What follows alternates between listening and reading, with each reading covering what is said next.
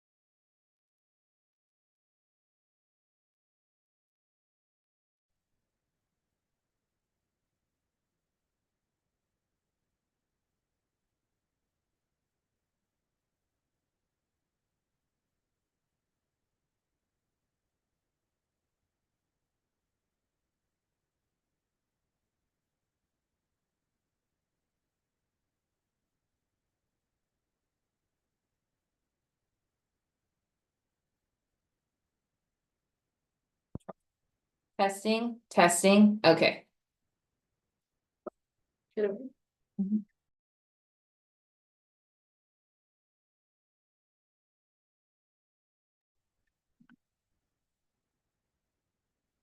I apologize for the delay. We have some technical difficulties, but we have a great panel coming to you right now. So Isa, if you want to kick us off, tell us what we're doing today, why people are tuning in, what is LEAD, and give us a little introduction of you guys. Well, hello everyone. Thank you guys so much for tuning in to our 2025 LEAD National Hispanic Institute North Texas fundraiser.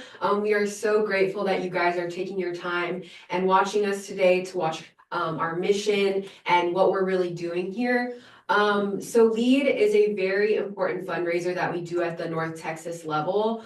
We do it every year as a form of fundraising for scholarships for our Great Debate participants.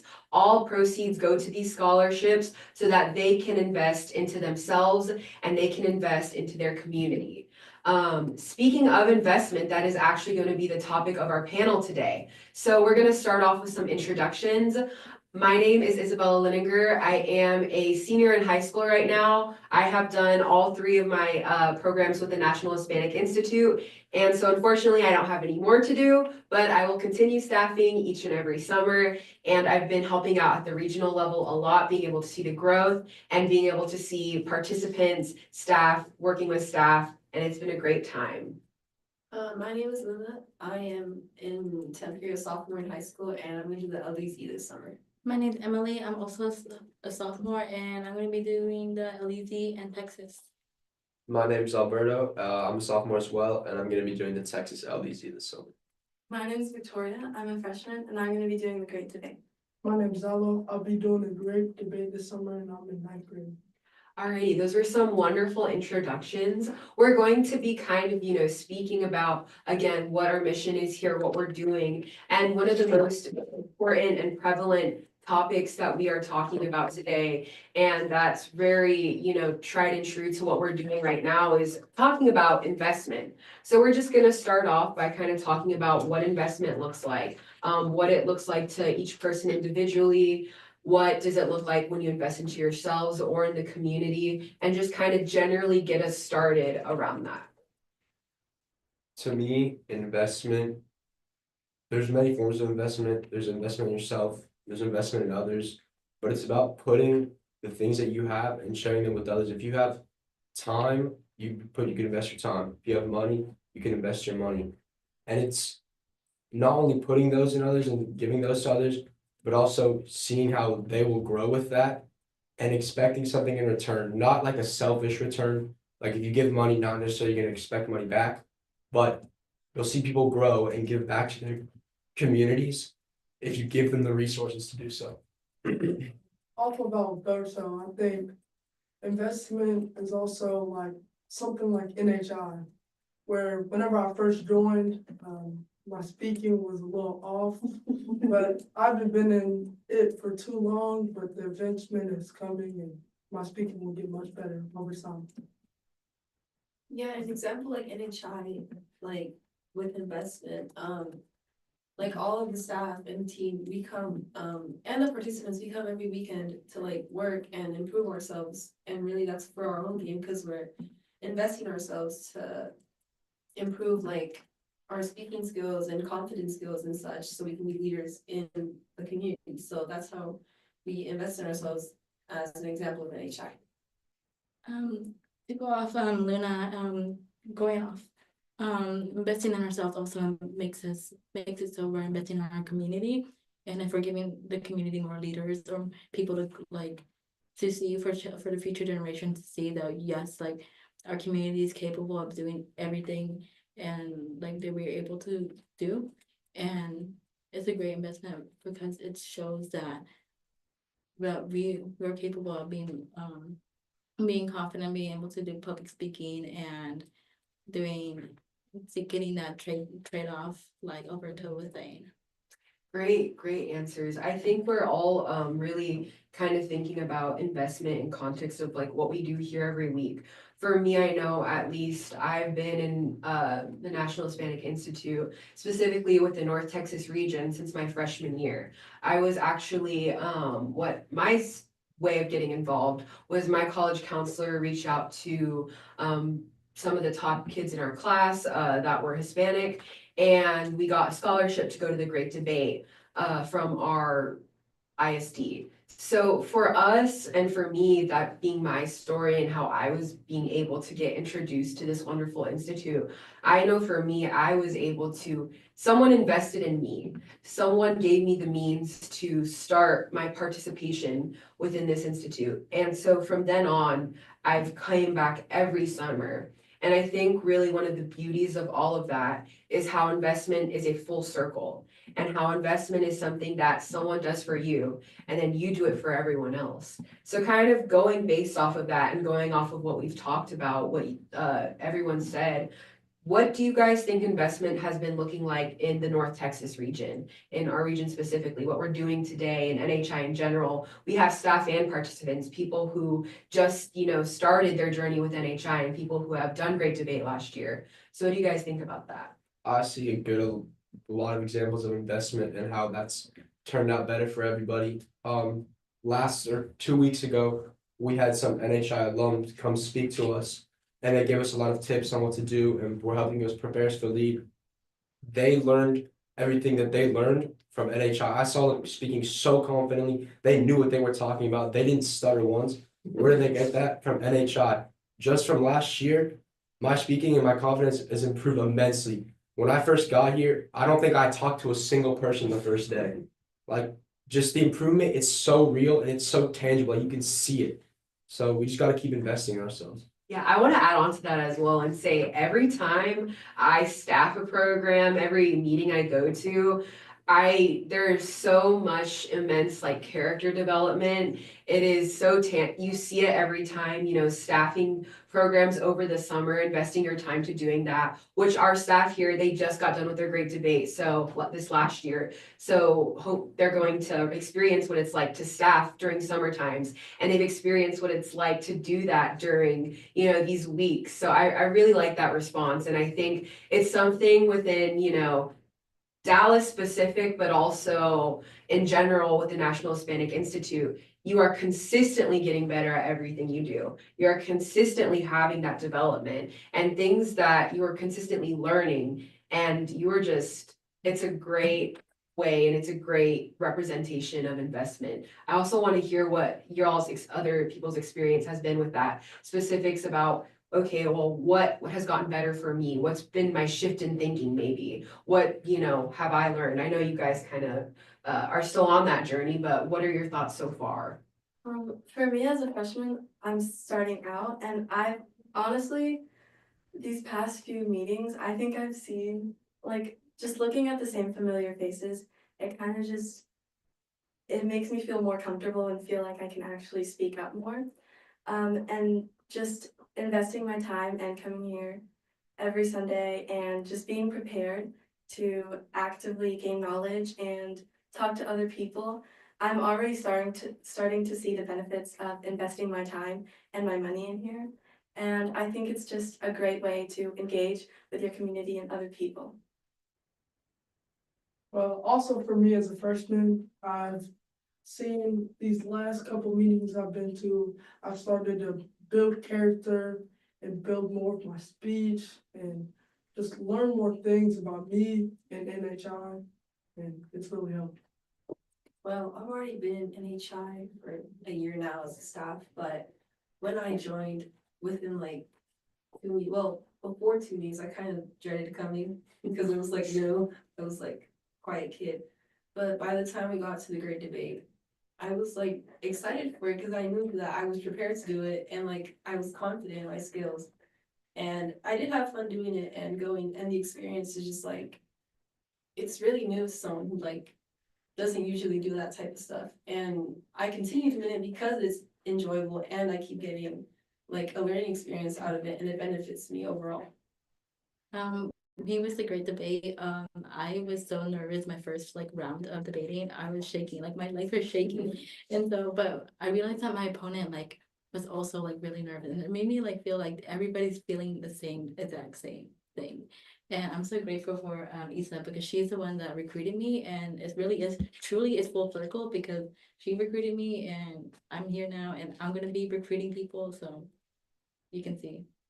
Yes, it's definitely a very great and full circle thing to observe with that, and to see, kids that, you've been working on in school, as you've been talking to at school, you went to school with for a while, and they become a freshman and you're like, you need to do this program. It's so great. I think for me, definitely the biggest, way that I've seen this investment work out for me, and my time investment, my monetary investment within these programs, is definitely my change in thinking about the community. And I kind of want to encourage you guys to explore that, and to think about maybe any changes in the way you've thought about the community, the Latino community in specific, and kind of that change from, because I know me, I definitely had a lot of deficit-based thinking, about the community and generally speaking, and kind of that change to asset-based thinking.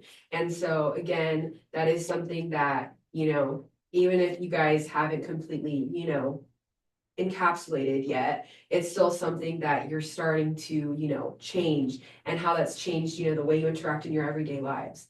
So what do you guys think about that? For me, before NHI, I'd say I was also thinking in a deficit-based way of thinking. So I was kind of just like, oh, like, I don't think I want to do NHI. It's just not for me. And then after actually going to the meetings and seeing the community, I see that it's more of a positive and uplifting thing to join. And I'm honestly, right now, I'm really thankful that I'm here in this moment and I'm just talking, because I think I probably wouldn't have been able to do this without everyone here. No, I completely agree with that. Like when I first joined NHI, whenever my friends would say something deficit based about the community, I just ignore it or even play along with it. Sometimes it's a funny joke or whatever. But since joining NHI, I've realized to think in an asset based mindset. And now when my friends will say something like that, I'll stop them and I'll correct them and I'll tell them the truth, instead of just sitting on the sidelines and just pretending like it's okay when it's really not. It's a great response. That empowerment, I love to see it. With my personal experience, a lot of like my deficit like mindset was like shifted, because I didn't realize that those like the thoughts like I was having were deficit, and like they were looking like self-sabotaging myself. And so after like the great debate, after those 4 days of like just debating, just talking to these people I don't really know that well, and getting to know them, and just like seeing like everybody there, it was so nice seeing like familiar faces, and like seeing faces that I've never known. Like I would never get to know people from Austin or like from tip of Texas or any other region in Texas if it wasn't for that. And my mindset has definitely changed. Also with me, my personal experience with NHI. First time I came, I really thought it was gonna be boring and I really didn't like to speak. But ever since I came, it started building my character development, and I started to make new friends, and I've started speaking more, because before I was really just a quiet person, or other than being around my friends. But ever since I've met these new people, new faces, it's been very comforting. Yeah, to circle back to the asset deficit mind, or like to transition from deficit to asset. My category in the great debate was extemporaneous speaking, right? So we make speeches for them. And I remember one time after I finished giving my speech, my coach, Helena, she was giving us feedback on it. And I remember one thing she told me that like stuck with me. She was like, I like your argument, but you really focused on like, she told me I have a deficit-based mindset, and I saw it in that moment. I was like, wait, that's low-key true. Because like I would build my argument on issues in the community instead of focusing on like what we already have. And I was just saying like we should fix it, we should work on this. And I was like in that moment I realized like I switched from deficit-based thinking to asset-based thinking. And I focused on that instead of like problems, and I focused on achievements in the Latino community instead for my future arguments in the debate.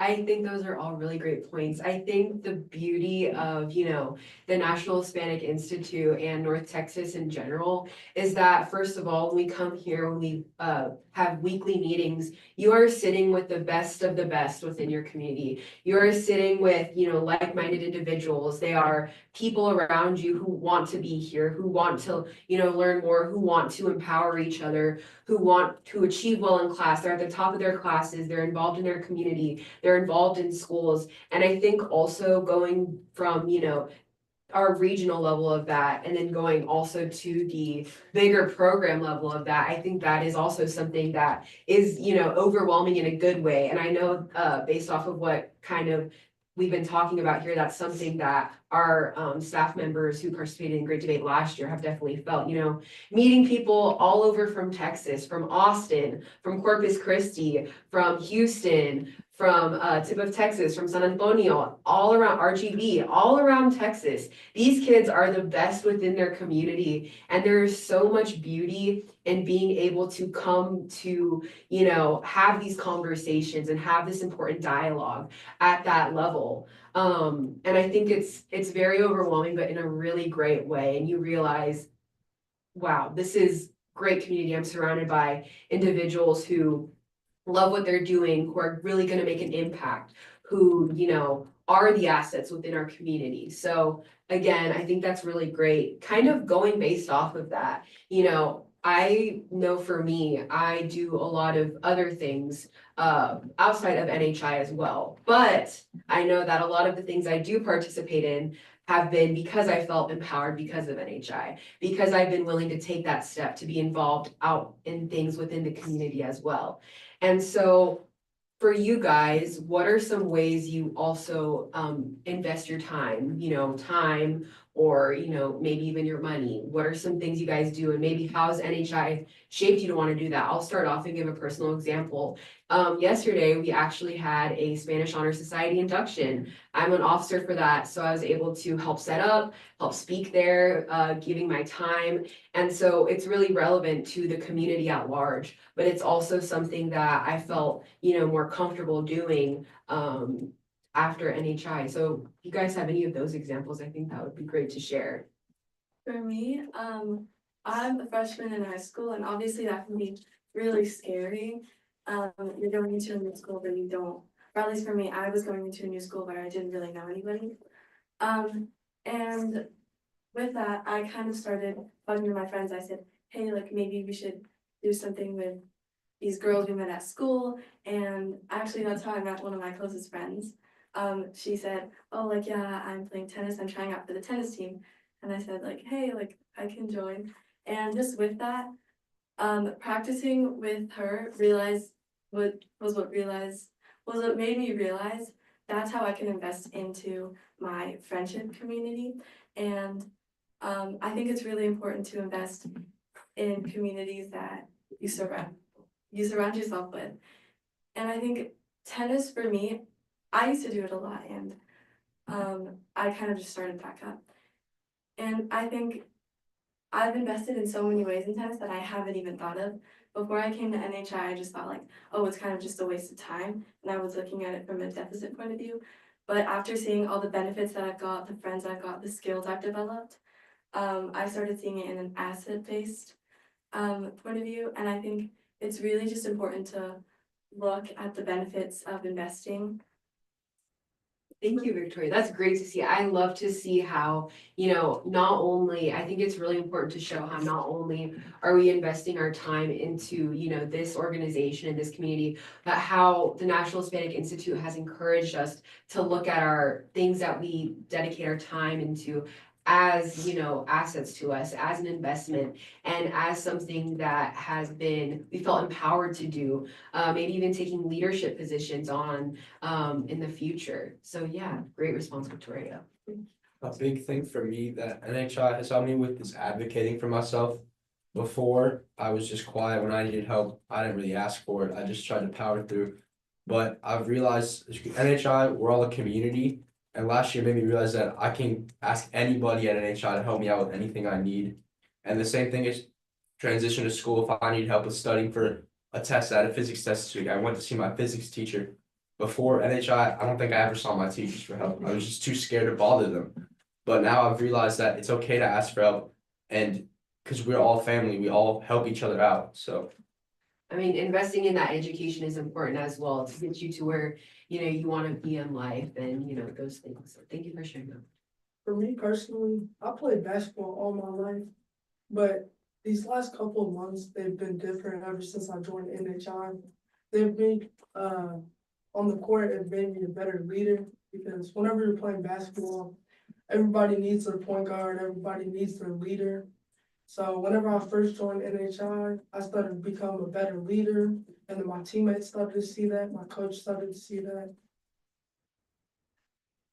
The way I've invested in my like school community or my social circle kind of, I pay attention, I pay attention to my studies a lot so that I can do well in my education. And some of my friends one day, I remember we took like a quiz and they needed help on it because they like failed it the last time we took it.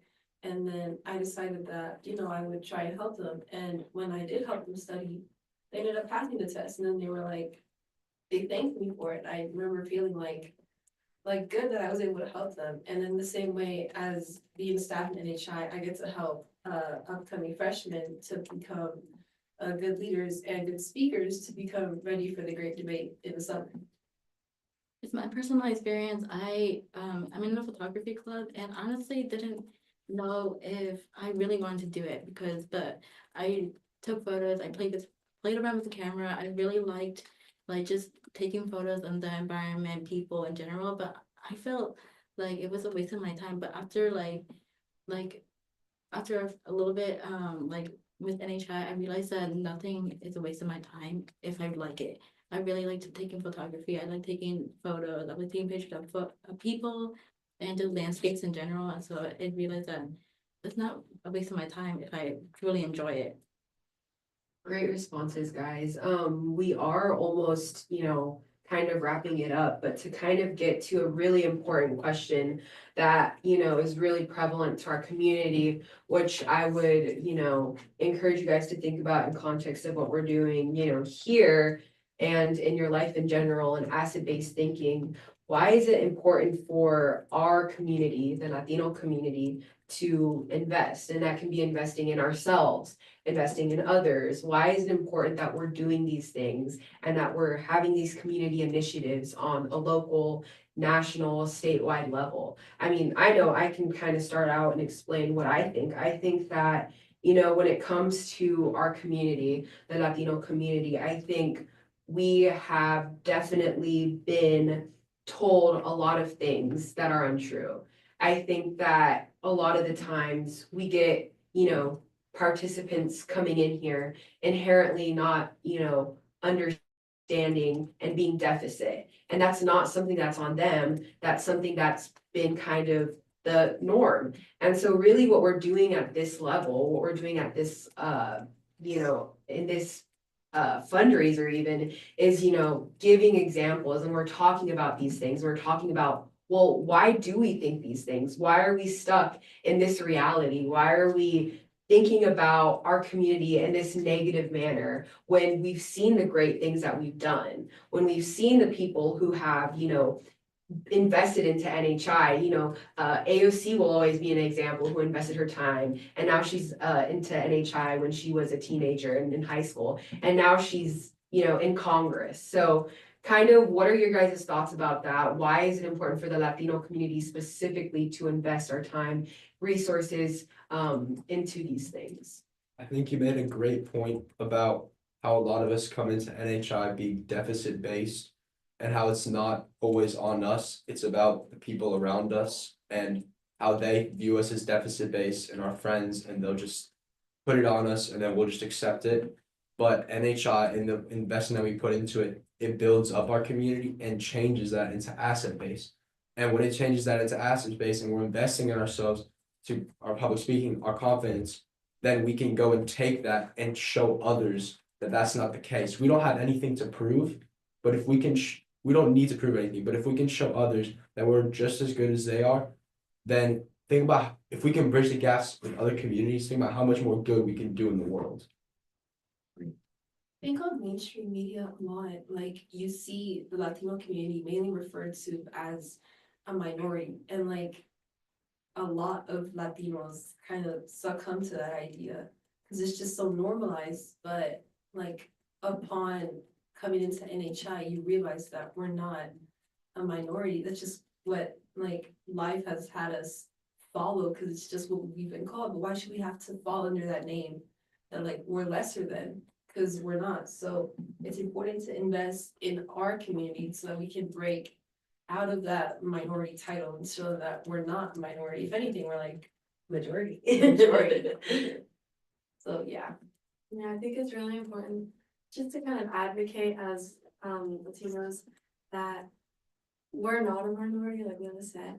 And I think off of that, just advocating for that, it'll help our well-being and just have more of a positive mindset and be able to reach more opportunities. Talking about opportunities, like understanding this mindset and reshaping how you see your reality is like not just getting able to get that opportunity, but creating your own opportunity and making sure that you get that opportunity. And it's a really good it displays like what the Latino community is able to do. Yeah, no, all great points, guys. I think to kind of give some final words as we begin wrapping up, to talk about how, you know, really for our community, the work that we do here is really great work. The work that we do here is, you know, encouraging people to break out of this kind of deficit-based mindset and encourage them to, you know, explore the beauty of their community. Do you guys have any final words off of that or any thank yous or anything for people tuning in? I just want to say thank you for everyone being here and watching. I think this is the way, even just watching the live stream is investing into our community and just taking the time out of all of our days just to sit here and talk about or even watch this live stream. Thank you guys so much. We encourage you guys to tune into more of our panels later. We have many more on, you know, social media, social narrative. So a lot of other great things coming along, personal experiences with NHI. So yeah, thank you guys so much. Hope to see you guys more later.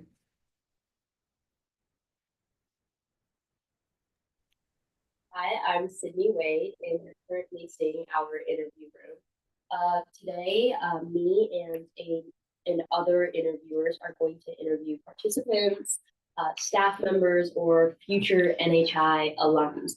And we're going to be interviewing on their experience with NHI, their journey, how it has contributed to them in the future. We're basically just going to get the grasp overall on the people that come out or are willing to join the NHI journey and investment in our community. Today, our first interview is going to be one of our new participants. Hi, welcome. This is our participant. I'm Zalo, and I'm in 9th grade, and I'm going to be doing the Great Debate in Texas this year.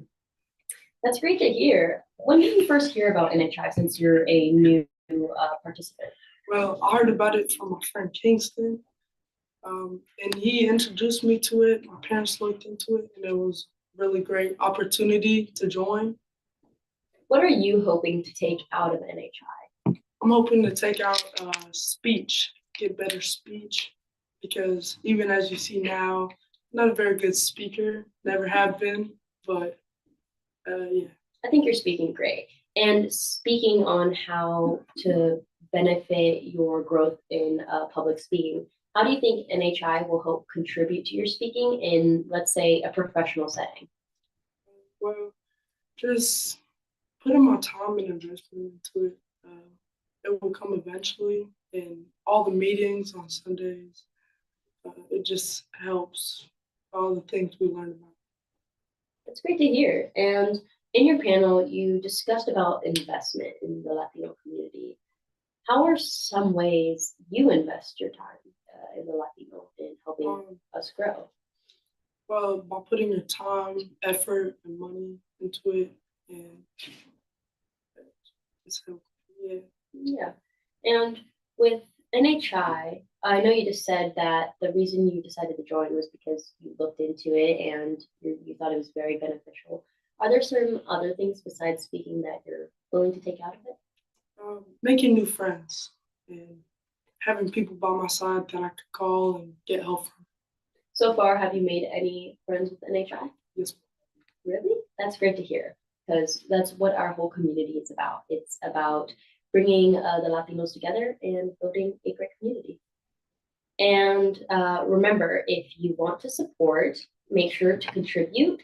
And in the link in our chat, donate. But to benefit on more questions from you, what else would are you excited for the great debate? Yes, I'm very excited. I've heard it's been a great experience for other sophomores and other people, but I'm excited. It's a great experience. What are you excited the most? Because there's so much to benefit from. I mean, the food's there, great. But besides the food, are you excited to meet other regions of NHI participants? Yes, I'm very excited. And after all these months and meetings of hard work, I'm hoping to see what's called improvement. Yes. Is there any specific debate category you're interested in for the great debate? No, not really. I'm just hoping to fit in anywhere I get put in. You'll do great in any category, I'm sure. Because with NHI, that's what we're here to help you do. We're We're here to help you become a leader and as well as benefit your speaking and learning abilities. And that's the overall of NHI. Is there anything you're excited for in the future with NHI besides the great debate and learning more new things? Yes, to see me improve and see others around me, like my peers, improve. And that's really it. So far in meetings, what has been your favorite thing? Probably meeting all the other people and learning and the food. Yeah. Which one's your favorite meeting we've had, especially with the food? Maybe the Thanksgiving meal. Yeah, the Thanksgiving one was great. We all brought and contributed food, and we had a great time talking with each other and learning more about each other. And that's one thing about NHI. We learn more about our community and we make friends along the way. Is there anything else you want to say about NHI? No. Not really? Okay, well, I have one last question for you. What do you think in your future that NHI is going to help you with the most overall? Well, I think it will help me just get out there, be a better person, and build my character. That's great, because our goal here is to help build your character, help make you grow. So, do you have any questions to ask me about NHI? Since I'm now a staff member and I used to be in your position. Well, how was your experience in the great debate? In the great debate?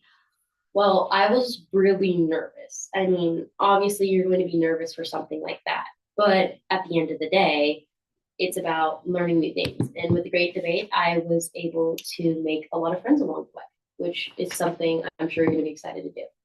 So that concludes our interview. And remember, if you want to donate, like I've said before, please help invest in our community and we'll invest in you. The link is in our chat.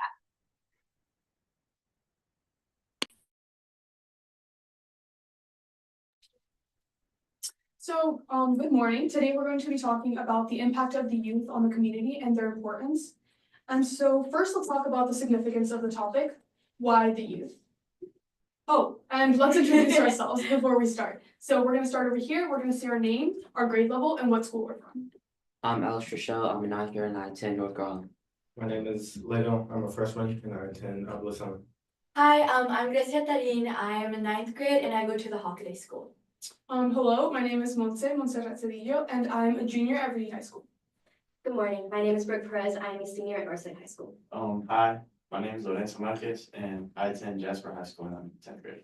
Hi, my name is Alberto Walker. I'm a 10th grader at Cistercian Preparatory School. Okay, so back on the topic, what is the importance of our topic? Like, why the youth? Why is this relevant to today's world? Yeah, so I think this is very relevant because obviously we are the youth. We are not only the future of this world and of this country, but we are the now, we are the present. So that is why I think it is so important to keep encouraging each other, to keep encouraging the youth, to keep going forward, to become the role models of the next generations. Does anyone want to add on to that? I think she made a great point about how we're the now, so instead of just waiting till we grow up to do something and make something of our lives, we join NHI now as high schoolers to make a difference. How many 15, 16-year-olds can say they're on a panel right now talking about what needs to be done in our community and the topics about our community? Exactly, very well said. And I think it's also so important that we're starting now at such an early and young age, because that way we're able to gain more experience, to gain more confidence in what we're doing and in what we're saying. So at one point in the future, we'll be experts in whatever field we're on. Okay, so building upon that, why do you think it's important to encourage the youth to be the voice that people see out there? And one day I'm going to be there. I'm going to be doing the same exact thing they are, and I'm going to build upon it. I would say that because they are the future, they are the next up. We need to set a tone and we need to set a bridge and be able to path their way so they have an easy way to it and they'll be able to successfully they'll be able to be successful and they would be able to carve an easier path for the next generation after. Okay, so you guys mentioned a lot about carving the path and how we build upon past generations. So what do we gain from the past generations? What is there to learn from them, to value from them? Yeah, so I would like to say a little bit about this. So I think as the youth and as this generation, we are the bridge not only between countries, but between cultures and traditions and families. We are able to connect both of these. We are the connectors. So I think that this way we have been able to kind of be proud of our cultures and of where we come from and just kind of share our experiences. Pride of our culture. Pride That of our is, culture. yeah, Yeah. that is really good. So how do we show that? What is pride of our culture? How do we display it? Well, one thing for me is, like, I'm sure we all have that abuela that tells a million stories, right? And has a million moral lessons that she all likes to tell us, but she can only tell that to us, right? We're her grandchildren. She doesn't have access to social media. She doesn't know how that works, but we do. We can tell the story of our ancestors and our grandparents and get that message out there, and the lessons that they teach to us, we can teach that to the world, and so that it's not just in our community but to everybody. Yeah, exactly. I think as the youth, we are building upon what our previous generations have laid the foundation for. We are able to expand on that, grow on that. And as you mentioned, like social media and technology, we're able to use this like amazing tool to be able to keep speaking up for our communities, for the experiences and the stories of our grandparents and of our parents. So we are not only the bridge, but we are just building upon what has already been built for us, growing on top of that. And I think another really great example of this that I was mentioning a little bit earlier was the Chicana movement, for example, in the like 60s, 70s, when Cesar Chavez was advocating for all of these farmers. They were going out, rallying, protesting, boycotting. And so because of their bold actions, we are now able to keep on protesting. I know very recently, for example, in Dallas, there were so many protests against all of these inhumane acts that, for example, ICE has been doing, or all these immigration things. I know so many young people went out to speak up, to be the voice. And I think that is another such important thing as the youth. We are being able to be the microphone for these past generations, for our parents, for people older than us that might be more scared to advocate and to speak for themselves. We are learning to be bold and to take action and to keep speaking up. All of us here today are here for NHI, and it is an NHI fundamental to cherish and celebrate our Latino culture. And being here today together is sustaining our legacy together as a community. Yeah, exactly. So I think there were multiple good points brought up. So the first one I want to touch on, you said be the voice, right? And that the lessons, you pass them on. So what are lessons or values that we've inherited from our family, from generations, that we still uphold in today? I think some of the lessons we've learned are to be yourself be confident, and stay humble. Because as you know, they grew up, a lot of our parents, like mine, my grandparents, Lorenzo's, they didn't grow up how we did. I mean, I live in a nice neighborhood. I go to a nice school. I have it easy. My parents didn't have the same way. Like, for example, my mom, she grew up in Peru. It was a rough time there. I mean, they didn't even have a car. She had to walk to school. And now I could just take the bus. And I think to stay humble, because you've learned a lot of things from your parents and you can grow on those. So when you become a better person, you can also teach your kids those things and be able to tell their stories. So as they know that life is just not easy, that they also have to work for it.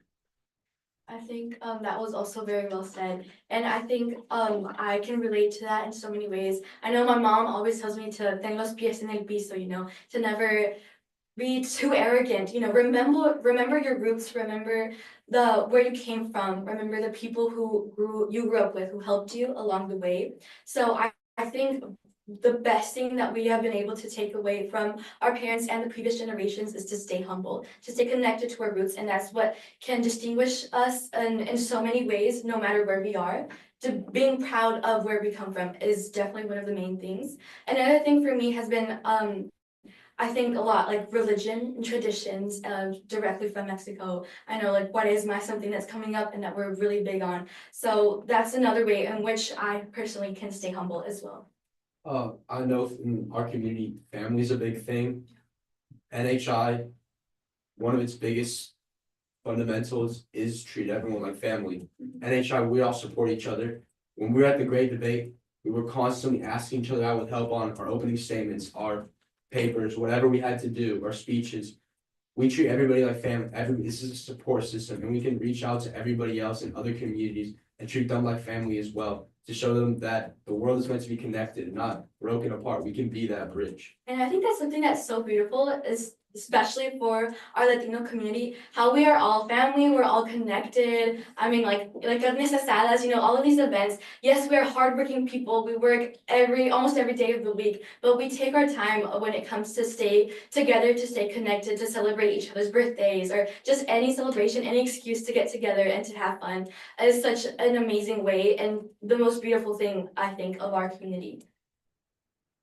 To add on that, my parents don't really tell a lot of stories, but on the rare account that they do, I can tell that they enjoy telling it. I can tell that they want to tell it to me, and how they want me to know how their life was like. Because my mom, she grew up very poor. She didn't like where she grew up. She didn't like how little opportunities that she had. But she still enjoys the time that she had with her and her family, and the time that she has with me and everyone else in my family. Yeah, and it's also, I feel like it's really important to take the opportunities that our parents and the world in general has given us, because we're really privileged, if you think about it, to have these opportunities like NHI, living in a good neighborhood, having a good house, a loving family. And I feel like we should be the bridge, learning from our parents, our role models, to become the role models for the future generation. Yeah, I think our culture, we are storytellers. We are sharing our experiences and all of that. And adding on to what you were saying about role models, so I was at a National Student Civic Summit a few weeks ago in Washington, D.C. And it was a lot about civic engagement and all of those things. And someone I remember asked, how could you be the impact in your community?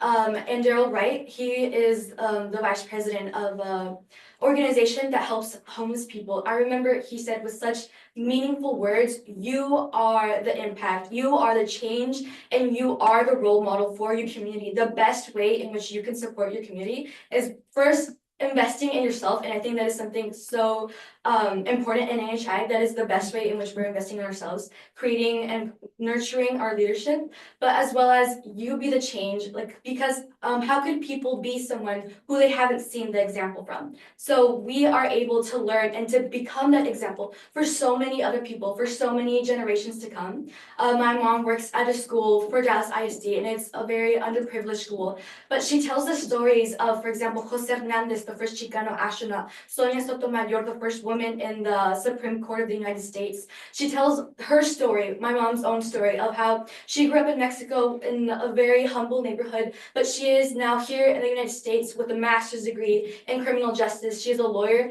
She's an example for me and for her students, and I think that is one of the best ways that we are able to impact our community. We are able to be a role model for so many people. We're able to be that person that so many people can look up to and wish to become. Going back on what she said, I think one of the big impacts is to, like as she said, that we should grow on it and be better, because it is hard to look at our parents and we just look at where we live. It's hard to look at how they have to grow up like that, and we are so privileged. And I know as myself, lately I've not been humble, I've been egoist, and I need to do better from that. Because it's hard to look at my parents as they tell me, we had no car. We had a school that was breaking down. It's hard to say that they grew up poor. So I think, as you know, a lot of our goals is, as we heard their stories, is to retire our parents. I think that's why, as a next step, we should be leading the youth and making them better people so they can also do the same thing, because that's like the biggest thing to me, to be able to retire my parents. Because seeing them grow up or hearing them like their stories was very hard for me, because coming for what I was doing, like I wasn't a great child, I'm not perfect, but that does have an effect on me still to this day. So I think that's an impact, as they should be our number one role models, like celebrities, yes, but our families are number one thing who we should look up to, and we should still be loving to this day. Also, what else? Yeah, that's it for now. Adding on to what you were saying about like celebrities being role models, I know this is something that we discussed in one of our previous NHI meetings, first and second realities. And I think that's something we should take the time to kind of talk about, because first reality is basically what we learn in our home, what we inherit from our parents, what we learn from our culture, our religion, firsthand experiences. Meanwhile, the second reality is kind of what we learn from society, from the media, from people, from celebrities. Not to say that celebrities can't be a good role model. I know that we were talking about Bad Bunny. Personally, I'm a huge fan of Bad Bunny, and I think he's also a really good example, because he's advocating for his community in Puerto Rico, for his island, that it's not just a little island, it is the home for so many people. And so what he has done, he's only reserving, he's only going to be having concerts in Puerto Rico, and I think that's an amazing way to help the small businesses there, to help the people, and these people that are being marginalized in their own communities. So I think that's a good example of a second reality. However, the most important thing is to maintain this first reality, the experience we get from our parents, from our grandparents, from the people in our own community. So yeah.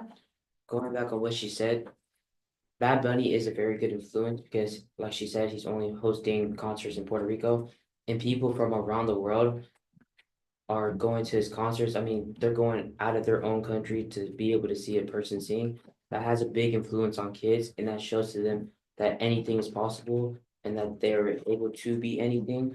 Because doing something like that is very big, because, as you know, most, I would say, artists, they go around the country, they go around the world. He's only doing Puerto Rico, and still it's most likely going to be sold out, because that's how big of an influence he is.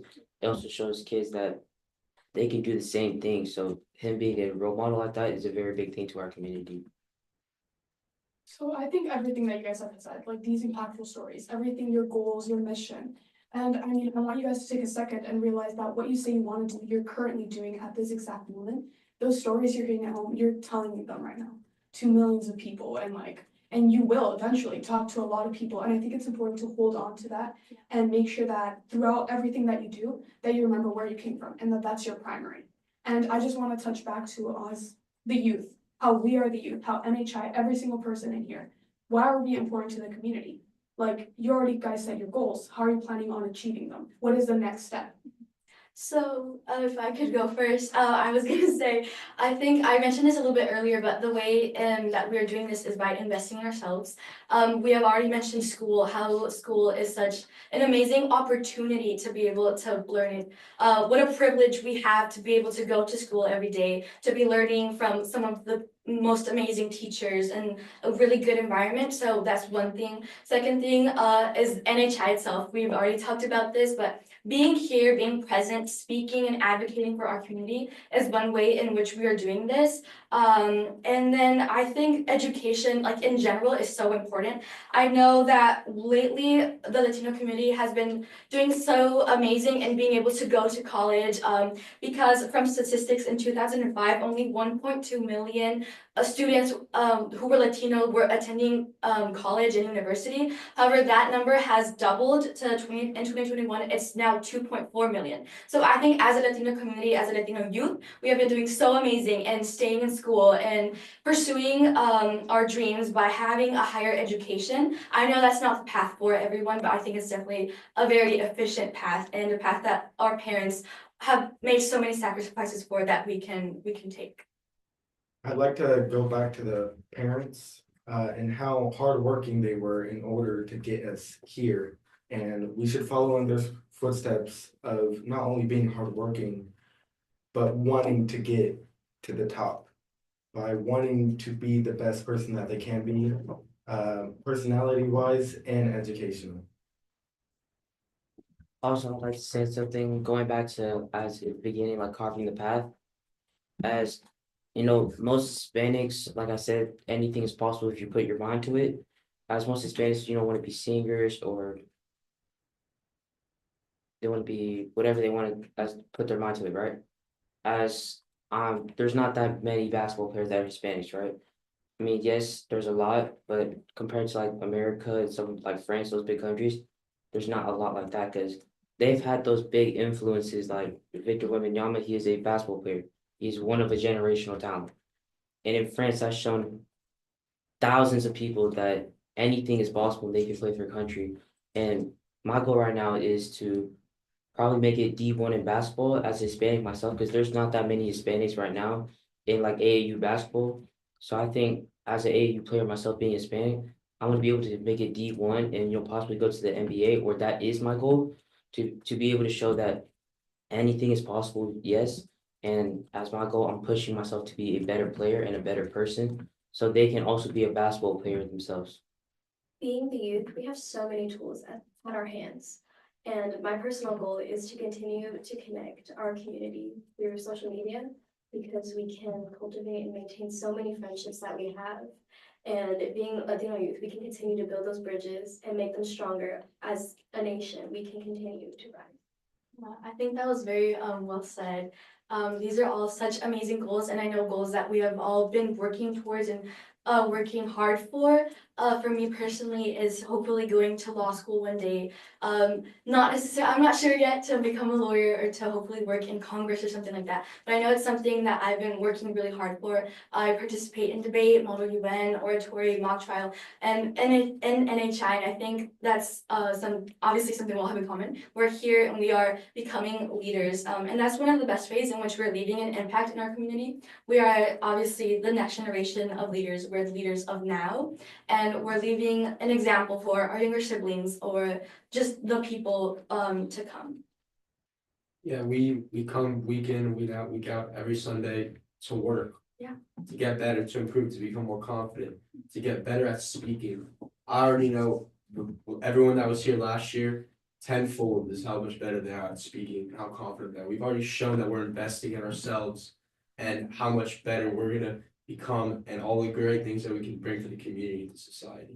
Yes. Yeah, we're investing our time, our hanging out with friends to be here at NHI, and I feel like it's a really good tool for Hispanic youth to use to become better leaders for the future. Doing it together made us grow far further. And you meet a lot of people too, like, for example, like at Great Debate, I met so much amazing people, and at LBZ, I'm gonna hopefully meet a lot more. And I just feel like a good role model too is Ernesto Nieto. When he made NHI in 1979 in Maxwell, Texas, he gave the youth of Maxwell at that time an opportunity to become the leaders of that time. So they passed it on to the future generation until eventually it got to us. So I feel like we, as members of NHI, should do the same thing for the future. Yeah, and what a beautiful result it has been of generations and generations of leaders, so many successful NHI alumni. And I think that's something that we're so proud and happy to be a part of and to hopefully continue for many more generations to come. I know, for example, for my younger sister, she's currently in an oratory competition. I'm very proud of her. And I hope when she is in high school, she'll be able to join and to be a part of NHI, just as I had hoped to be an NHI member.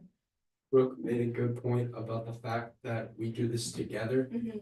I don't think if I had just, actually, I know that if I had just entered a debate competition into the summer, I would not have improved this much. The only reason I improved this much is because of the people around me and my coaches coaching me and my friends around me supporting me and helping me to write my speeches, to prepare for my competitions. Holding you accountable to be Holding better you every accountable. week. Yeah, I remember Yeah. the weekly practices we had at Luciano's house, everyone putting in work together.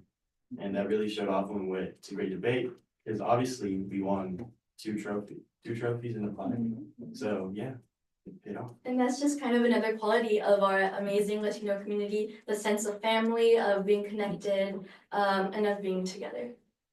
Okay, so if I just want to say one last thing before we wrap up here, is that at the beginning of this whole talk, right, we talked about the impact of the youth. And this is the impact of the youth. Every single person in here, you guys are making the impact, and you are the youth. And NHI and all your goals and what you're becoming in the future, this is the investment that we're placing. So I think it's really important to note that. So, any last words? Well, I'd just like to thank everyone for their time, for being here, for giving us this opportunity to speak for ourselves, for our community, for each other. I think this is such an amazing way in which we're all growing to become the leaders that we have the potential to be spending time together, advocating for our community, which right now could be going through so many difficult times. So I think it is especially important right now to be talking about all of this, all of these issues, and to just coming together to show how promising we are, how confident we are, and what great people we will become one day. Hopefully everyone can become a lawyer, you know? Yeah. I'll Do you hit want you up. us to do You're gonna hook me up, of course I did, right? I got Not just you, too. Everyone. Yes. But yeah, I would just like to thank everyone for their time who was on the live stream and watching. I just want to say that if you do put your kids in NHI, sorry about that, but if you do put your kids in NHI, this is the type of things you will see. They will make friends along the way. They will learn, they will get better, but at the end of the day, they will also have a good time while doing that. Yeah, and thank you for investing y'all's time into Yes, us, so we can. Thank you all so much, and we hope we get more members for NHI. Thank you. See y'all. Hi, today my name is Koi and I'm a sophomore at Upload Summit, and today I will be interviewing. My name is Javier. I'm a freshman at the Colony High School. And yeah. So Javier, see you're new to NHI, correct? You're a freshman. How did you hear about NHI? I heard about NHI from a family friend that did it a while ago, and they wanted me to join as well. Oh, so continue on the legacy. Yeah. Way. What is something you're hoping to get out of it? Like, what was your first impression when you first came to L.E.A.D? My first impression was like, I really didn't understand a lot, but then after I came to more and more meetings, I understood what like they're trying to do. Like they want your voice to be heard. So you got the message of it. What is something that you look forward to? I guess, my voice to be heard, so then like I have an opinion and I just don't like sit back and just like be something. So figuring out how to use your voice? Yeah. Is that what you hope to get out of it? Better speaking, better articulation? Yeah. Has any of that started to happen now that you've come to more meetings and have been in an open environment with it? It has. In school, my opinions have been heard and they've actually worked a lot. And yeah, it's just been really good and useful. So you mentioned school. Do you think NHI and the skills provided, it helps you with, do you think that could be transitioned into a professional environment? Yeah, it can. Like if you're doing a business interview or just any job, like you could show how much you have like also grown and show that your voice can be heard. So you think NHI has helped you as a grow as a personality? Yeah. Okay, that's great to hear. So you're doing, since you're a freshman, you'll be doing the Great Debate this summer. Do you have any prior experience with debate? Not really. It was my first time, but also I hope I get a lot out of it. Do you know what category you want to do or what you're interested in? No, not really. Just to see. Okay. What's your goal for today with Lee? My goal today is I guess to be heard. Heard? How do you think you can do that? Like, yes, give out a lot of good reasons why you should just like join. What panels are you actually on today? I'm on the bilingual panel and I'm on why. I forgot the other. So you mentioned meetings and that meetings have helped. What's been one of your favorite meetings that we've had this year? This year was probably I guess when 2 weeks ago when the past people that Alumni they shared their experience and they had helped me like learn from my experiences, even though I've been through some little bit, but yes. What is one of the main things that you got out of that experience? That they wanted to do it so they can have an opinion, but also to help them just more and more in life. Oh, that's great to hear. And thank you for everyone watching and investing in our community. Thank you.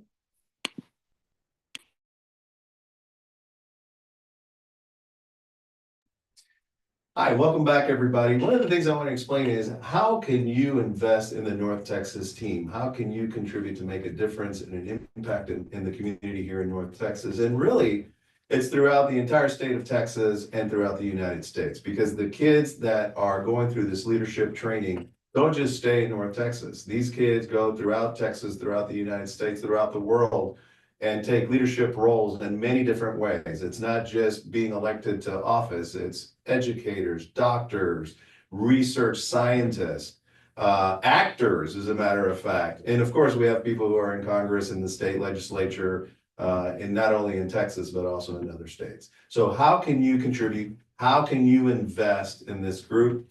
Go to the National Hispanic Institute's website, www.nationalhispanicinstitute.org. Go to the website, look for North Texas. That's our group. Make sure you donate to us. Don't donate to somebody else. It's our fundraiser today. So you go to the North Texas link. There you will find a button that says donate. Select that button, go through the steps. It'll ask you for the typical information like your name, your address, your credit card number, the amount that you would like to donate. I already donated this morning, $250. There's different types of categories that you can donate. And then it'll ask you once again for what region. So there's a small box. Make sure you select North Texas. When I went in, it was the third one down on the list. So again, we are the North Texas Alliance or the North Texas region, and we are doing our LEAD fundraiser today. And again, LEAD is about leadership, education, achievement, and development. And your contribution, not only is it a tuition assistance to help these kids be able to afford the program, but we also have to rent buses, and it's super expensive today. We're talking about $2,000 just to get us from Dallas to Sherman, Texas and back. We have other costs as well. And you see the kids today, if you've listened in, and I hope you have, you see the sophistication and their articulation and very complicated and topics that they have tackled.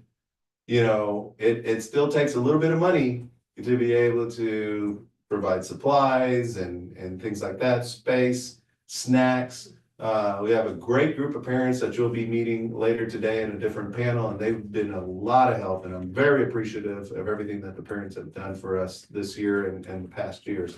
So again, we are North Texas. If you are going to contribute to our group, make sure you're contributing to the North Texas group. Make sure you go to the National Hispanic Institute website, look for our particular group, and donate on our page. And thank you all so much for tuning in today, and I hope to see the dollars coming in.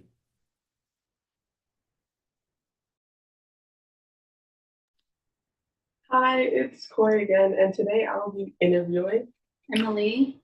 I'm in sophomore year and I'm going to be doing the Texas L.E.A.D this year. Okay, so Emily, what are you excited for today, Philly? This is my first time being in L.E.A.D, so I'm excited of figuring out like how it's like operated, and also just talking about how my experience in general, because my experience was like a lot of people's experience, but also it was very unique to me. And I just wanted to show like my growth between like last year when I wasn't in like NHI, but like throughout like the going to the meeting on the weekends and then like going through the great debate, just like showing like the differences and what happened to me, or like how the experience was important to me. What panels are you on today? I just finished on the panels that was talking about what investment looks like in our community, and I'll be kind of hopping around, and I'm going to be doing the next panel, which will be talking about the fundamentals. So, what's your favorite fundamental? My favorite fundamental is 25, which is approach people with humility and courage, because I want to try to like, if I go to somebody, if I talk to somebody, I always try to like see their point of view and like what type of person they truly are at heart. How do you implement that in your day-to-day life? That's just me with like anybody who's just talking to somebody, or just like it could be an adult or like anybody or a little kid. It could be just, it just makes conversation really easier, or just makes it flow better. What's your goal for today? My goal today is just to be on track, just to be a discipline, and just be able to moderate myself. Okay, so you're doing the ODZ this summer, correct? Yeah. Texas or Colorado? Texas. What are you excited for? I'm excited to figure out what's it all about, because I know that the LEC, like the Great Debate, is gonna be a really good program for me and just in general. So I'm excited just to figure out what it's all about, and also just to go to and spend like the night for like 8 days at a college. Are you excited to collaborate with other regions again? Yeah, because last year was really fun with Austin, Houston, Texas, especially Austin, because they were so nice. They're such sweethearts. Okay. Do you still talk to any of their friends you with? Yeah, some of them. I have their Instagram, I have their phone numbers. Yeah, I just like, and sometimes we catch it, or like because I see the story, it's like, oh, what are you doing now? But yeah. You talked about investment was your first panel, correct? That was the first one. Yes. Yeah. What do you think? What have you done to invest into your community? Well, me personally, I'm here, so it's already showing my investment. Like I'm here to lead. I go to meetings. I try to improve myself. I try to improve my mindset. Try to shift it. Try to see how my job reality is shift through my first and second, and just like seeing, like trying to like prevent any deficit mindset or like thoughts from occurring, because I know I had when I came here first. I already had like a deficit type of mindset, and kind of self-sabotage my way of speaking, or like my confidence and like that. How has your journey through NHI shaped your mindset? Well, my mindset has definitely shifted, because I already had like, when I came here, I didn't realize that the thoughts that I have about my community, like the Latino community, was deficit. And when I realized that, I knew, like, because the NHI was here, I knew how to approach those type of like thoughts, like try to prevent them, and like, or like try to shape them, like not to focus on the issues, but also to focus on the achievements that we have done. So do you think that those NHI values have impacted your day-to-day life now that your mindset has shifted? Yeah, definitely, because now that I like see, I realized that those thoughts were like deficit and they're causing me to like bring myself down or like it undermines like my achievements or it just makes me celebrate my achievements. Do you think that you could take that into the professional world? Oh, definitely, because it makes me more confident, makes me feel better about myself. And you know what? If you feel better about yourself, you feel better about how you see the world around you. That's great to hear. So thank you for watching and investing back in us.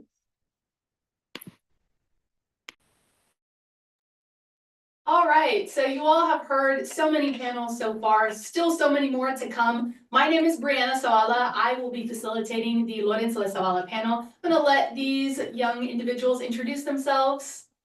Hi, I'm Alondra Navarro. I'm Alondra Rivera. Hello, my name is Monserrat Cedillo. I'm Rene Salazar. And my name is Benny Rubio. So if you're not familiar with the National Hispanic Institute's program, the first program is the Great Debate. The second program is the Lorenzo Zavala Youth Legislative Session, and the third being the Collegiate World Series. Each one of these individuals participated this past summer in the Lorenzo Zavala. I'm actually curious, you guys, which one did you all participate in? So I participated in the Texas LDC. I also did the Texas LDC. I actually went to Colorado. I went to the Texas LDC. And I went to the American LDC. So there are several people here, obviously from different LDZs, each one having their own unique experience. But at the end of the day, you all came out of it with almost the same experience, maybe? Or tell me a little bit about that. Okay, so for me, American LDZ was definitely the next step in NHI, and it was something that was very unknown to me. With it being again longer program from Great Debate, being for 7 days instead of a whole week, right? And I was going to it basically unknown. For me, it helped me, I guess, be better prepared for these programs with requiring a lot more preparing and actually I guess more networking once I got there because I was the only person from my region going. Yeah, just definitely, I guess it broke me out of the Great Debate show, out of that mindset. It helped me grow. I guess starting off at the very first thing was the airport. Definitely one of the scary things to deal with heading there. Yeah, what about you all? I know most of you are from Texas, and so going to the Texas LDZ was no problem as far as getting there. Well, for me, it was just a really long drive, a good stop at Buc-ee's, and to be honest, it wasn't that bad. And then on my way back, cheap carpool. Oh, there you Yeah. go. Well, I went to the Colorado one, and so I actually had to fly, and I flew solo because I was like, everyone in my region had chosen a plane time, but I didn't get my ticket until it was too late, and so, good lesson. But so I flew solo, and then huge airport when I landed there. And after that, I basically called NHI headquarters and was like, where are you guys? Like, I have no idea where I am, like, locate me. And eventually they were like very accommodating. They transported me everywhere, and I got to my group of people, and I think it was like a 40-minute drive from the airport to the college that we were staying at, and they took care of everything. So like honestly, it was just the initial shock of being thrown into like cold water, but then after that, everything was fine. So funny that you talk about initial shock, being thrown into cold water. So there is a possibility and there are opportunities for people to prepare for LDZ. I'm not sure you all are familiar with the LDZ briefing book. So for those of you out there listening who either are about to participate in the LDZ or know somebody who could possibly be participating with us this summer, there are resources to prepare you for the LDZ, but talk about your all's initial, either Alondra, what was your initial thought going into the LDZ, aside from the travel, aside from, getting there and you all being with your regions, but what was that initial feeling when you were first introduced to your LDZ group? Okay, I'll go for this one. So I've been with NHI for 3 years with the North Texas region, but LDZ was my first program because I couldn't attend my Great Debate. So being able to attend the LDZ, like at first, my first initial reaction was like, I was so excited so thrilled to be like part of something. And then just that experience of like the road trip getting there, of course it was a long road trip, and I was like, oh my God, like shaking in my boots because of fear, but like also like I was so excited to be there and just experience this NHI LDZ experience that they were gonna give me. Yeah, I kind of had like a similar experience, but my sister, she did LDC, so when I heard about it from her like 2 years before I was able to do it, obviously she couldn't really tell me much about it, but she kind of told me about her experience and how like great it was and like all of the friends she made. And so it kind of like got me really excited to even like join NHI. And then when I got to the LDZ, I was super nervous, but I was also really excited just to see all of the friends that I had made in the past great debate. And so it was like a really good experience for me. So for those of you, again, who are not familiar with the LDZ, it is a youth legislative session. So it's a mock government, which everyone has participated in. I myself participated in the LDZ many years ago, but same program, same experience. The mock government, you're tasked with doing what? What do you do at the LDZ? And so there's like a lot of different tasks that go into the LDZ, and like a huge thing that they always tell us, they always like say, this is your LDZ. For And sure. so, yeah, and so Sure. every single LDZ is a little different depending on what you want to do with it, where you want to bring it, what your goals are. And so what LDZ really prepares you for is just taking that plunge, you know, knowing that you're gonna maybe be awkward, maybe you're gonna be afraid, but still talking anyways, because you know that what you say can be impactful and meaningful, and because you want to say, and the people there are willing to listen and consider what you're saying. So I think that is the main purpose that I learned in LDZ. So how did that, and I'm sure you all maybe have something similar, that it helped you get out of your shell to voice your opinion, to convince other people of your opinion and of your stance, because you do run for positions, correct? Yes. So what did you all do at your LDCs? Well, for me, I was a Supreme Court justice, and to be able to run for our position, we essentially had to give a speech about why we should be a Supreme Court justice, right? And that speech should pertain to like anything about the Latino community and how you can uplift that community and stand up for that community and basically be a representative within the Supreme Court justice of the Latino community. And honestly, that was the hardest part of the LDZ, essentially for me, because it was standing in front of a big room. It was a courtroom. It was a courtroom. It was a big courtroom, and all you had to do was talk to all these essentially other participants, but also staff and other people that were at the LDZ. You had to like present your speech, and it was like a big courtroom. And even parents were there in the back, and it was like everyone was watching you, and like there were like lights on you, and like that was the hardest part. It just giving that really speech. is intimidating. Each one of them gave a speech to run for something. Manny, I would like to ask you about your experience, because yours is a very unique one and actually a very common one. Yeah, so mine wasn't so grand at the Capitol. Our, I guess, running for positions happened outside of like a chapel at St. Mary's, University of Maryland. But yeah, initially I wanted to go for the big Supreme Court justice role. You know, it's one of the very few roles that like, wow, Supreme Court justice, because they get to wear these nice robes and like you see them walk by and like, oh my God, you know, wish we could be part of them. So that didn't go to plan. You know, I gave my little speech, I didn't get selected. I was like, all right, we're moving on to better things. I ran for, I think, to be a lawyer for the party I was a part of, and that also didn't go plan. I didn't run for senator. I forget why, but I didn't run for senator. I think it was too many people in my party that were interested in it already, which landed me in the House of Reps or the House of Representatives. That was a moment. A lot of the people in the house had given up. They were just like me. They didn't get the roles they wanted, and they were like, this is their last hope. And at this point, they just shut down. I was not like that. I kept running for stuff, and that led me to the proposal coordinator of the House of Reps. And even though it was just in the House of Reps, I gave it my all. Every single day, I kept telling my counselor, this is the day I'm gonna make something different. I'm gonna make an impact in the House, and I'm gonna make an impact with my peers. So I think definitely getting those initial rejections were definitely helpful in really motivating me to do better towards the last couple of days of the program.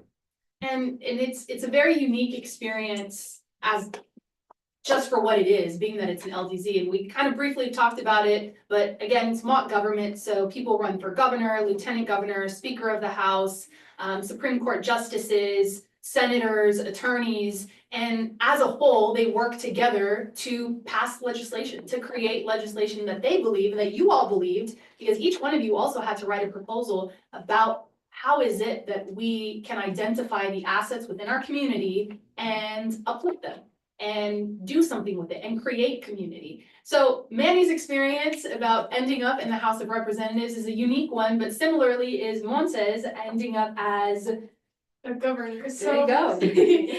So I ran for governor, and the process, it kind of just built upon itself. It snowballed, and it started off with just, talking to people and getting to hear what they wanted.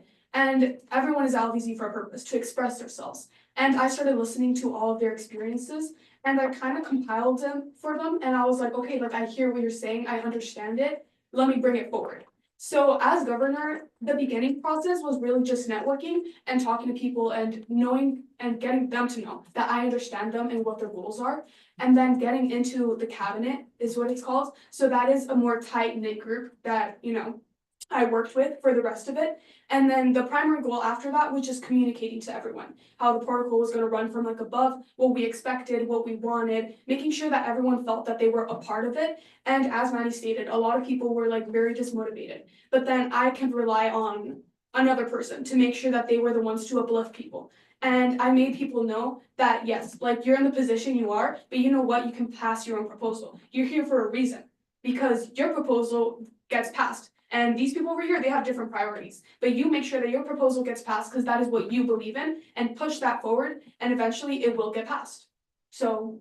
And that's the way it works. Every LDZ, as they mentioned, they make it their own. It's their LDZ. They're very unique in that way. But similarly to what Monse was talking about, having to rely on your partner or the person next to you, whether you got to the LDZ with them or not, whether they're somebody that you've known for years or you just met them, advocating for yourself and getting others to join your cause and be a part of what you want to be a part of is super important. So you talked about also being the governor and having a cabinet. We are also very fortunate to have 2 cabinet members from the Texas LDZ, part of the North Texas region. So why don't you guys talk about a little bit of your experience? I'll go first. So I initially ran for a Supreme Court justice along with Renee, but I unfortunately did not get the part. But like Maddie said, it didn't like unmotivate me. So I kept going, kept pushing. And I knew that there was something called the cabinet. I just didn't necessarily know what they did. But I was like, oh shoot, maybe I should try going for that. But differently than other positions, you don't get elected by everybody at the LDC to be part of that. You get selected by the Senate governor themselves. And that was a process that I had to go through. I had to network myself to our Senate governor, to our governor. And that's how I got selected, and so did Alumni here. Yeah, so it was kind of similar for me. I decided to run for senator and I unfortunately did not get it. And I landed in the House of Reps and I was like with a couple of friends too. We were all kind of like, okay, like we didn't get what we wanted, but like let's just keep pushing forward to see if we can get like the next best thing. Like, I don't know. We were just trying to like strive, like put ourselves out there. And so I was talking to the governor because I had like talked to her earlier because I was like helping her like while she was running and everything. And so I was talking to her about like the cabinet and like my interest. And so she told me like, just tell me like why you want to be on it. And so when she ended up making the decision, I was so happy to be on it. And you've heard a little bit about everyone's experience. You face rejection. You are around people who are just as excellent, who strive for success just as you do. So what's really unique about the LDZ is everyone who attends an LDZ, whether you go to American, whether you go to Colorado, to Texas, you are surrounded by like-minded individuals who strive for success. So the first time they might, and correct me if I'm wrong, guys might have never experienced rejection in the way that you did at the LDZ. Because in your respective communities back home, you are the best of the best. So when you go to an LDZ, you are surrounded by the best of the best. Facing rejection for the first time hurts. So the fact that you continue and you persevere, it's a skill that I would say is almost drilled into you by the end of your LDZ. What is another takeaway that you all had at attending your LDZ this past summer? I'll go. So one takeaway from LEAD was that there's a really change in your mindset, especially being Supreme Court Justice. You gotta change your mindset from the Great Debate. If you did the Great Debate, is a change in how you perceive things at the LEZ. So for the Great Debate, I did cross-examination, and for that, you have to bring down your opponent. You have to look at the flaws within their argument, within either affirmative or opposition. You have to see in what ways you can disvalue their argument. And at the LDZ, it's different. As Supreme Court Justice, you look at proposals because you check if they're constitutional or unconstitutional. And you have to look at what's good about this proposal, what's good about it, just build up on that. And then when the trials were happening, you have to you can't focus on the negatives of the proposal, you have to focus on what's positive about the proposal and what can be built upon that proposal. And that's a really change in mindset that I experienced at the LDZ. What else? I would say personally part of the cabinet, there was only 6 cabinet members if I'm not mistaken. We had gotten separated into a room right after being elected as cabinet members, and they IBL'd us so hard when it came to deciding what proposals to pass, what to look for in proposals, and how to perceive those proposals. So if there's a certain way proposals get passed through this mock legislative government that we had going on. And I'm pretty sure we were one of the 3rd stage to be proposals get passed up to us. And just that process of getting IBLs, it just opened our perspective, our minds to be more inclusive, be more accepting of what the kids were putting into the proposal and just seeing what they want to do in our community and how that's going to shape it. So quick question for those who are watching who don't know what IBL is. Does anyone want to tell our viewers what IBL stands for? Okay, so IBL stands for inquiry-based learning. Basically, it's giving a participant, especially at the LDZ, it's giving them a little nudge, little assistance in guiding them in their way of thinking and really helping them identify those assets that they that are later used in their proposals or use in any really solutions that they provide during the LDZ. I think this is something that I think I try to improve on a lot because I had experienced it at American LDZ unknowingly. For me, that I kept asking questions and they just kept asking questions back. But then I had to do it 2 weeks later at LDZ to some of them actually. So yeah, it's just really giving them that assistance they need to say the solution because they know the solution. And really at the end of the day, inquiry-based learning is inquiries, asking questions in order to learn, in order to get somewhere. It's never to, and I'm sure you all experience this, it's never to get an answer out of someone that you have as the answer, but rather just to question somebody's thoughts and opinions and why is it that they believe this. It's not because there's a right or wrong answer, but there's always something more. There's always a deeper meaning. And again, you all just experienced LDZ this past year. Have you all used any of the skills that you were shown, for example, IBL in the LDZ in your everyday life since then? So the LDZ taught me a lot of self-autonomy because they were not on you. It was your choice if you wanted to show up, if you wanted to be there. And obviously there are people taking care of you, but up to date, it was you who had to go to breakfast. It was you who had to go to lunch. It was you who had to say what you wanted to say. And the IBL, so they didn't just tell you the answer ever. You had to come up with your own solution, your own answer. And so that just kind of motivated me a lot in real world and coming back to know that I can handle things on my own because it gives you that courage and not having anyone to kind of rely on, that you can rely on yourself. And if you fall, well, then you get back up because of all the failure and And you have a whole community who has a similar experience. Exactly. And you all work together to build each other up. And at the end of the day, it's all of us who are experiencing the same thing individually, but together at the same time. Right. So I think that was a really good experience. That you said it very well. And aside from there being a lot of takeaways that help you in a professional setting with your own development, what about the fun part of LTC? What is your takeaway that's, wow, I, for lack of better words, love the LDZ? What created that LDZ magic, as we like to call it? So for me, it was the people. It was just there was people from, especially at Texas, there's so many for people from everywhere. There was people from Panama, people from Mexico, people from everywhere around Texas. And it was in the cabinet where I met somebody personally from Panama, and that's how we got close. And he was really funny, and I think me and Alumni made fun of him a lot.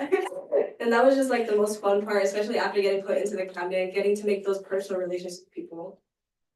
Anyone else? I want to talk about really quickly a group of people that I met. They were from Mexico, from like different parts of the regions and stuff. And I had talked to them.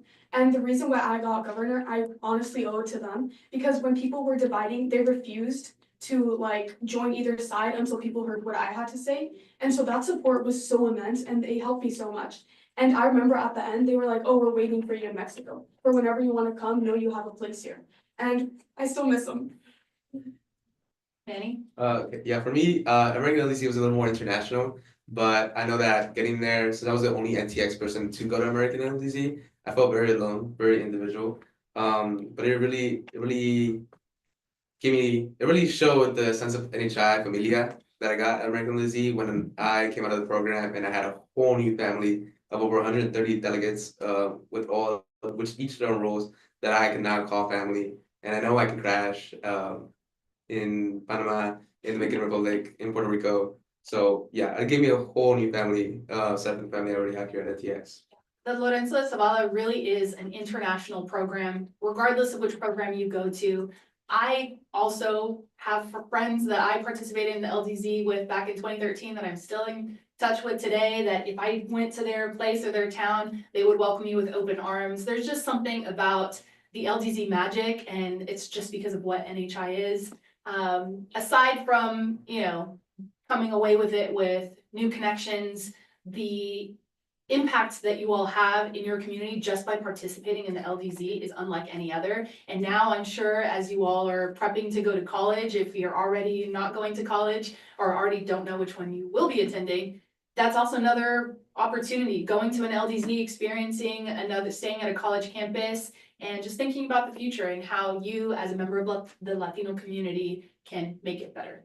So I want to thank you all for participating in the Lorenzo Zavala panel. Thank you all for watching. Please stay tuned for the ones that we have coming up next. A lot of information, a lot of good topics, and we can't wait for you to continue watching.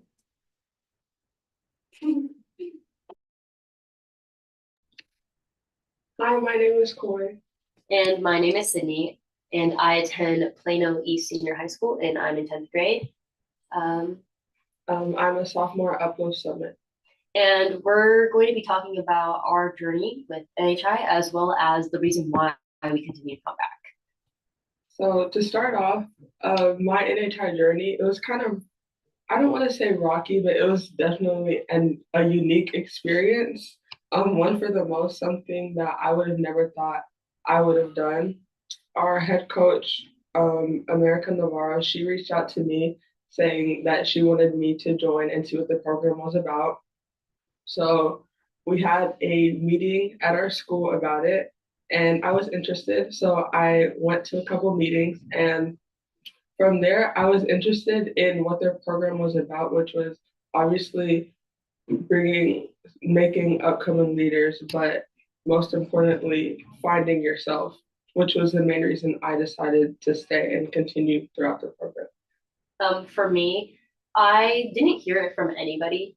What actually happened was my mom was like, hey, you're gonna do this program. And as I was before I started NHI, I was very socially awkward. I didn't really like talking to people. I didn't really like going out of my bubble.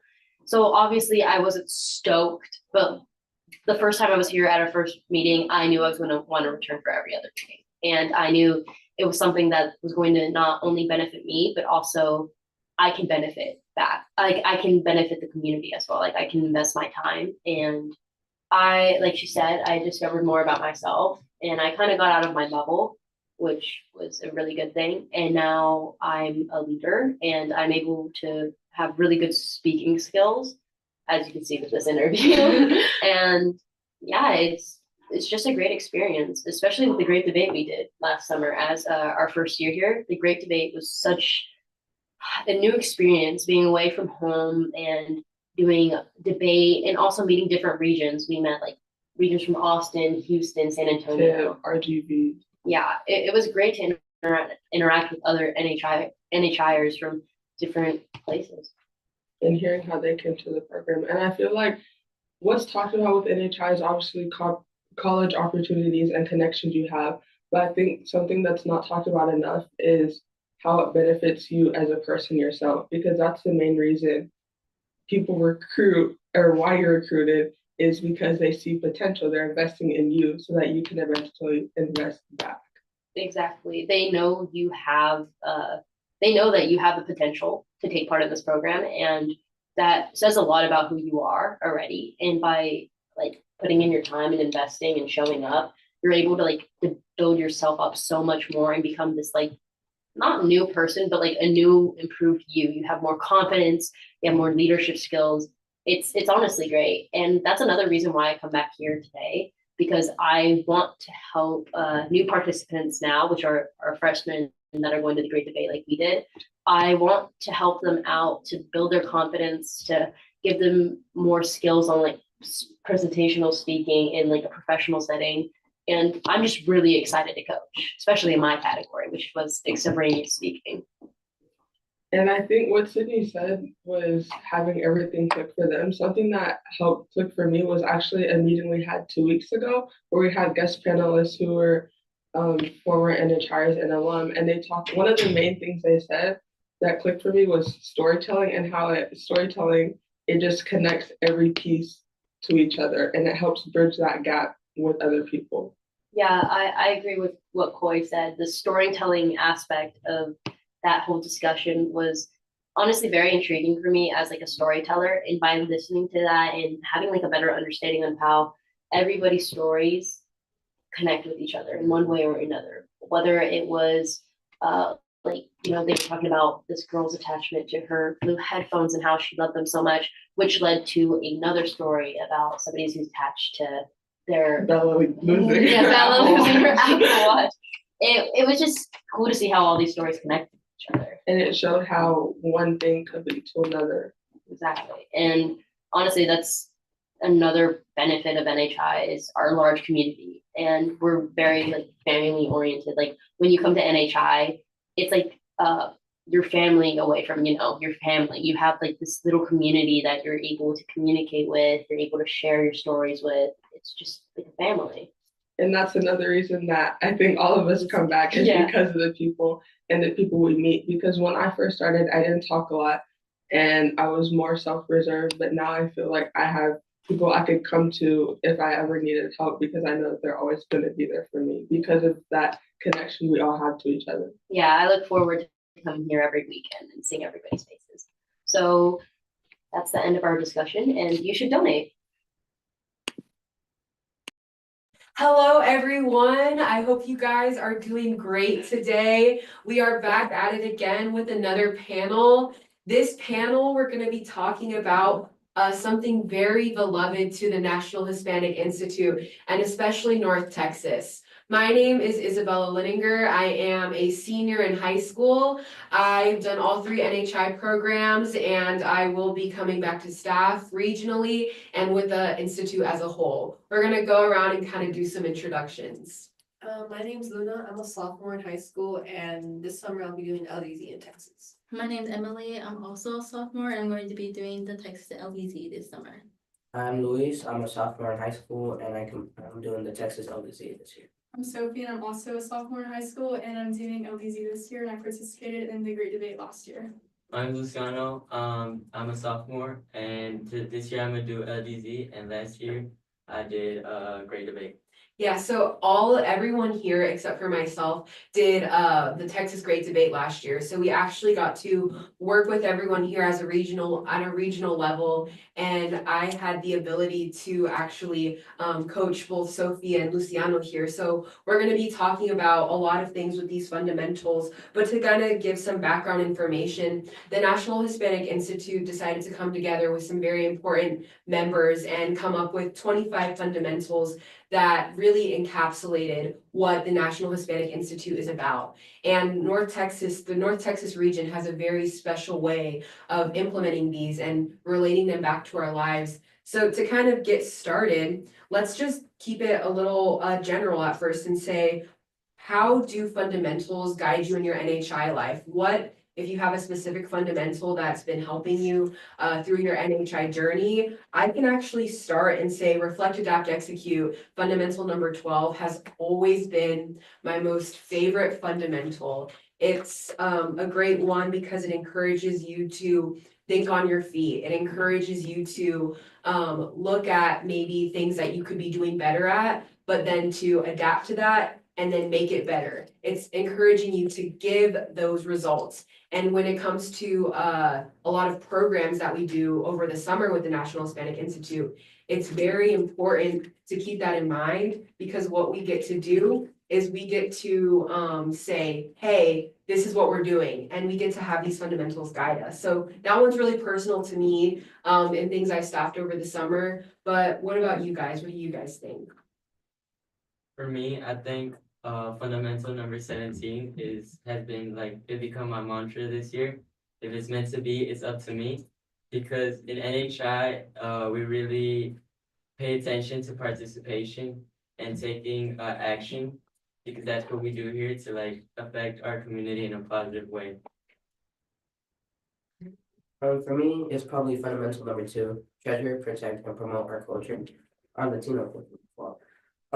It's just been something I've been working on ever since competing in the great debate, just like pursuing who I am and finding my identity, whether that is somebody who likes sports, somebody who likes music, and being Latino and being a part of NHI has really helped me build upon who I am as a person. For me, I don't really have a specific fundamental because all of them really contribute like in their own ways to my NHI life, but they just help me become a good participant like last year in the great debate and to become a good staff member to future participants. For myself, it's fundamental 18, which is practice blameless problem solving, and it's really important for me because not only for my NHI self, but also because of my personal life, because I blamed others or I blamed myself for problems that, and instead of focusing on solving the problem, I'm focusing on the thing that caused the problem, and that causes me to have a deficit type mindset. Yeah, and expanding on Luciano's fundamental, I liked fundamental 17 a lot. I used it in my debate cases a lot actually because it just stuck out to me. Because if you want something to happen, it's really up to you to create an opportunity for yourself for it to be meant to be for you. Thank you, guys. Those are all very great answers. I really agree that fundamentals, when you're staffing, when you're a participant, are really important to guide you to where you want to be. And kind of, moving along with that, how have fundamentals been prevalent and how have they guided you in your personal life? For me, I will definitely say one that I do go back to a lot is if it's meant to be, it's up to me. I think that, whenever you're in places outside of NHI, outside of weekly meetings, it's really important to say, okay, well, what do I want to be done differently? What do I want to stay the same? And making that happen. If it's meant to be, it's up to me. And I'm the person who can make that change. I'm the person who can be that leader. And the National Hispanic Institute has definitely been something that has allowed me to kind of harness that and hold on to that and be that person. So going for officer positions within my school, even, encouraging me to do those things. It's always been something very close to me, and I go back to that fundamental a lot. So I don't know if you guys have any relating stories like that. Oh, for me, I like fundamental 10, create and set clear expectations. Because like, for example, if I'm having a hard time in class, trying to study something or learn a topic, I should set steps along the way and like know my limits before I actually try to reach the goal and not take in too much or more than I can handle. So if I set a clear, like a realistic expectation, I can actually see it through and accomplish what I want to do. For me, it's similar to what Issa was saying. If it's up to me, if it's meant to be, it's up to me. With that fundamental, it's really been seeing what can I improve in myself, both academically and as a person as well, like I was saying before. So whenever I joined NHI, seeing how my public speaking skills were as developed, I really took that, and this fundamental really helped me. As of now, I'm participating in my Model UN class, and which has really been helping me with public speaking, along with statistic managing and data analysis as well, which has always been like a very useful skill to have. Really cool.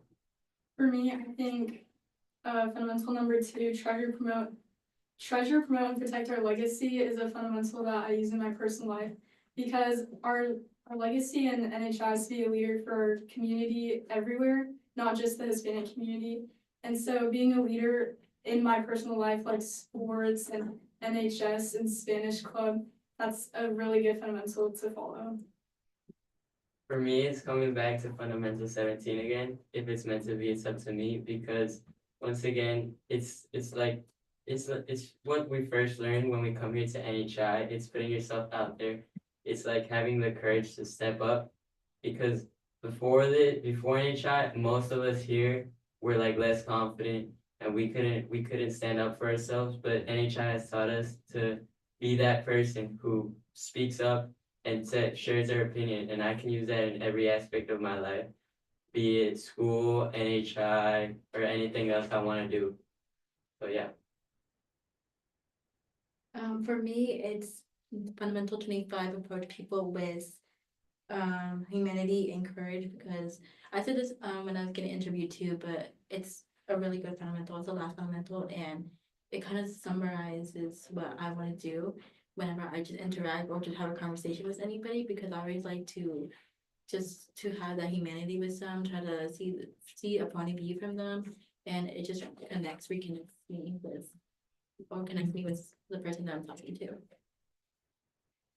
Great points, guys. I think that, again, fundamentals are just very important. I think it's important to think about how not only they're applicable in our NHI lives, but also our personal lives. So thank you guys for sharing that.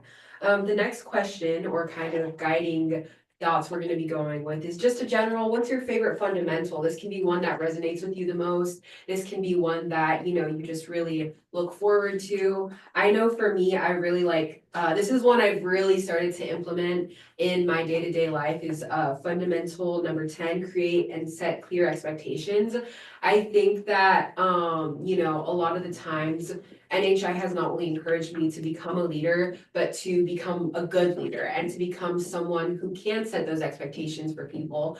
And, even if it's in a little, in a harsh way that's going to push them to the point where they need to be, I think that's very important. I think Sophia and Luciano can attest to how I was when I coached them last year, creating and setting those clear expectations, those hard deadlines for when they need to have things done, pushing them, but not to the point to where it burnt them out, but really, being a good leader, making sure everyone's on the same page. That's probably my favorite fundamental that most resonates with me in everything I do, NHI life, personal life, and just what is me.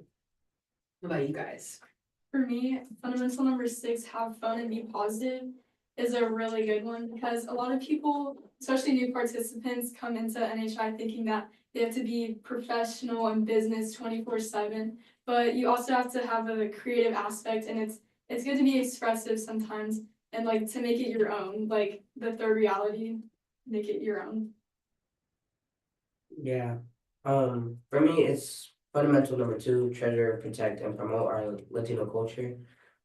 Sort of what Sophie was saying, like many of the participants come in shy and think that they have to be fully professional 24/7. That's not true. You are who you are, and as a member of this Latino community, you are you are a representation of us, and so there's nothing wrong with who you are. Nobody can change who you are. So like it's something to promote and be expressive, like you said, and really shows like what we're about and what NHI is teaching you to be about as well. I think adding on to that, just to say, for also Sophie's point of like being professional 24/7. Professionalism, it is a big part of what we do here. You know, we teach those skills, but I think it's like that whole balance part of it, that whole balance aspect that you have. You know, I'm gonna keep going back to my personal experience this past year with, you know, especially Luciano. He was someone who is very, you know, silly, outgoing, but he definitely has learned a lot of balance over this past year. And I've really been able to like see his growth and see how he's become a staff member and he's become someone who has been able to set the example. And I'm very proud of all the staff members and their beginnings and their growth. My favorite fundamental that I think we practice this like unknowingly is fundamental 12, reflect, adapt, and execute. And this one really like sticks out to me because my category in the debate was extemporaneous speaking. And in that category, you're kind of forced to think on your feet and like make quick decisions about what you're going to talk about or how you want to build your case and what reasons you want to use. And that's kind of what fundamental 12 is all about. You reflect on the situation and you adapt to it quickly so you can execute your solution. Just kind of play on the wording of fundamental.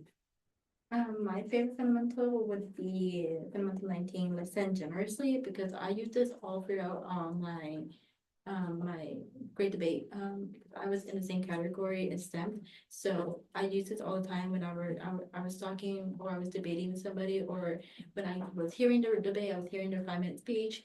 I was listening generously, but also want to listen to their points, what they represent and what they want to truly display, like what's their case, like what do they really want to tell me. For me, my favorite fundamental is fundamental 14, treat people like family. Here's I came into NHI with my friend Lorenzo, and to me we've been friends like for a very long time. To me he's like a cousin. So then just coming in with that confidence, and then meeting people here like Isa, who was my mentor last year. We started building connections, and it's really paid off because now we have a very close-knit kind of like group of people, and I know everybody here, and I've had conversations with them, and we've talked about what we want to do and where we want to take NHI, and I just think that's a very important part of our region specifically. I love that. I think another really big important part of the National Hispanic Institute and its mission in general, but also really the culture we promote in prepping our students for great debate is asset-based thinking, is, you know, how you view your community, not being deficit, not viewing your community as something that it's not. So I think fundamentals do an amazing job at, you know, uplifting this. And so again, you don't need to say specific fundamental, but more so in general, how do fundamentals help asset-based thinking? I know for me, even practice blameless problem solving, that's a great fundamental that goes along with not making sure that you're promoting that asset-based thinking. And for me, that's one that I really like, you know, because when things happen in these programs, little, you know, hiccups, you know, little things like this happen. And so it's important that whenever we're, you know, participating in these things, if something happens, instead of completely being on someone for that, we're saying, hey, it's okay, let's figure out how to fix it and let's move along, not blaming someone for those issues. And I think that's a really asset-based way of thinking. I think that's a very great way that people think within the National Hispanic Institute and also North Texas, of hey, we're going along with everything, and you know, fundamentals are helping us be asset-based. What else do you guys think about how fundamentals help upkeep asset-based thinking? Well, I personally think that fundamentals really set like a foundation for the way you think at NHI, like to keep that NHI asset mindset where the fundamentals like can support your thinking and like you can turn back to them when trying to make, you know, rational decisions. And then they just kind of revolve like not just NHI morals, but you can apply them elsewhere too, like in your life or any situation you might have. For me personally, fundamentals really helped me because I always undermine my achievements and I didn't really celebrate them as much as I should. And honestly, the Luna was saying, like the fundamentals build a really good foundation for what you're going to be, how you're going to be thinking, and how you approach problems and situations in your life in general. It's a really nice example. Yeah.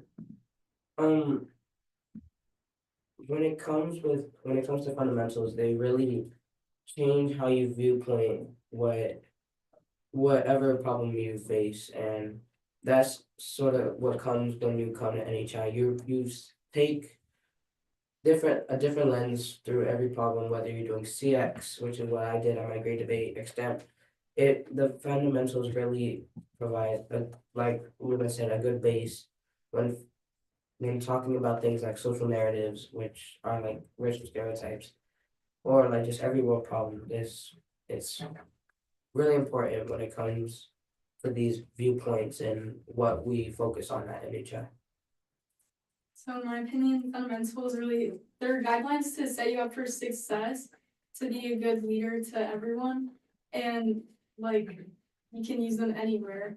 And when you become a good leader, you become an asset in your community, in any community you're a part of, whether that be NHI, the Hispanic community, other like activities that you do in your personal life. So a huge thing in NHI is changing our social narrative for the better. And how we do that, we create and set expectations. NHI is like, we're coming here to show people that we're a group of intelligent young leaders in our community that can create a roadmap for us to have a better future. So that's why I really like Fundamental 10. And that's why I try to incorporate it as much as I can in everything we do. Thank you. Kind of going on, we've really been talking about the experience you guys have had. I think we're in a really good perspective of like, you guys just did great debate last year. So there's a lot of experiences that you guys had this past year. And there's a lot of experiences that are, something that you're passing down to participants. So kind of going based off of that, what fundamentals do you guys want to, kind of as a staff member now, you're crafting the way these participants are thinking. You're teaching them in an environment that's different than the mainstream. So what fundamental do you want to use to, influence them, to guide them, to teach them, to help them, and not just to be there as like a mentor, but also a friend, a force of positivity? I just would really like to hear what you guys are thinking about that. So as a first year staff, I really like fundamental number 25 and fundamental number 20. 25 is approach people with humility and courage. And so that's basically like saying that you see like other participants and you were in their shoes one time too. Like I remember last year, my first year, I was very, very shy and very nervous to talk out loud. And so when I see a participant that I'm coaching or staffing, it's really easy to like relate to them and to help bring them up.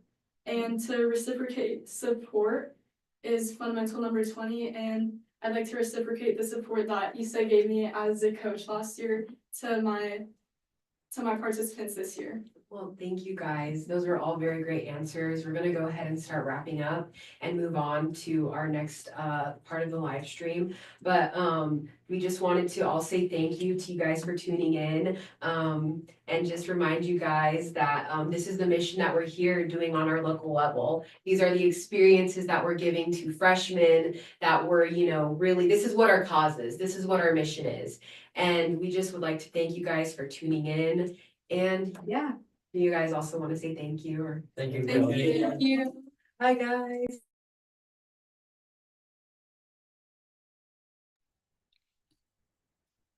Hey, everybody, here we are, and we got a very special panel. We traditionally do this around the lunch hours where we bring leadership from NHI to talk about a little bit about what's going on in NHI. So today we're very fortunate. We got the executive vice president joining us, Nicole Nieto. Hello, Nicole. Hi, Nicole. Hi, how are you? Doing great. Thanks for coming. Absolutely. I wouldn't miss it. Thank you for inviting me. We've also got our board chair with us today, Michelle Saenz Rodriguez, who's also my wife, my law partner.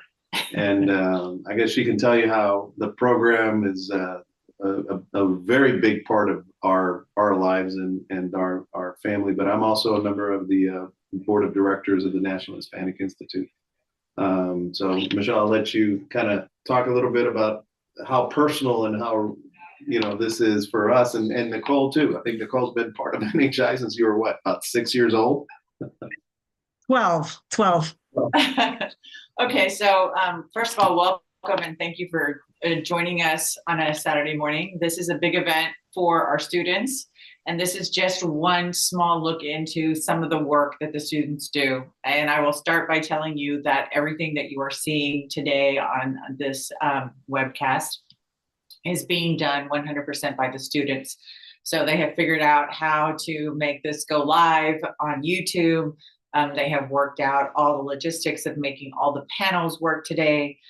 They have figured out all the topics for discussion today, and they have asked all the guests to come participate from near and far. Obviously, you can see that Nicole is with us from NHI headquarters in Maxwell, Texas. And I think we're going to hear from the founders later today. Are they going to be able to join us? We're actually going to have them in a different format. So in place of the founders, we've got Nicole. Oh, perfect. And Nicole is the daughter of one of the co-founders, Ernesto Nieto, and I'll let her introduce herself and talk a little bit about the mission of NHI and why we do what it is that we do. Well, thank you so much for having me. And you guys are my personal friends for many years. I think we met back in, I want to say 19, I think 19, we shouldn't date ourselves too much now that I'm thinking about it, but it was in the 80s. It was in the 80s when we met. And not only did we meet as participants, but as everyone knows, NHI is an organization built by volunteers.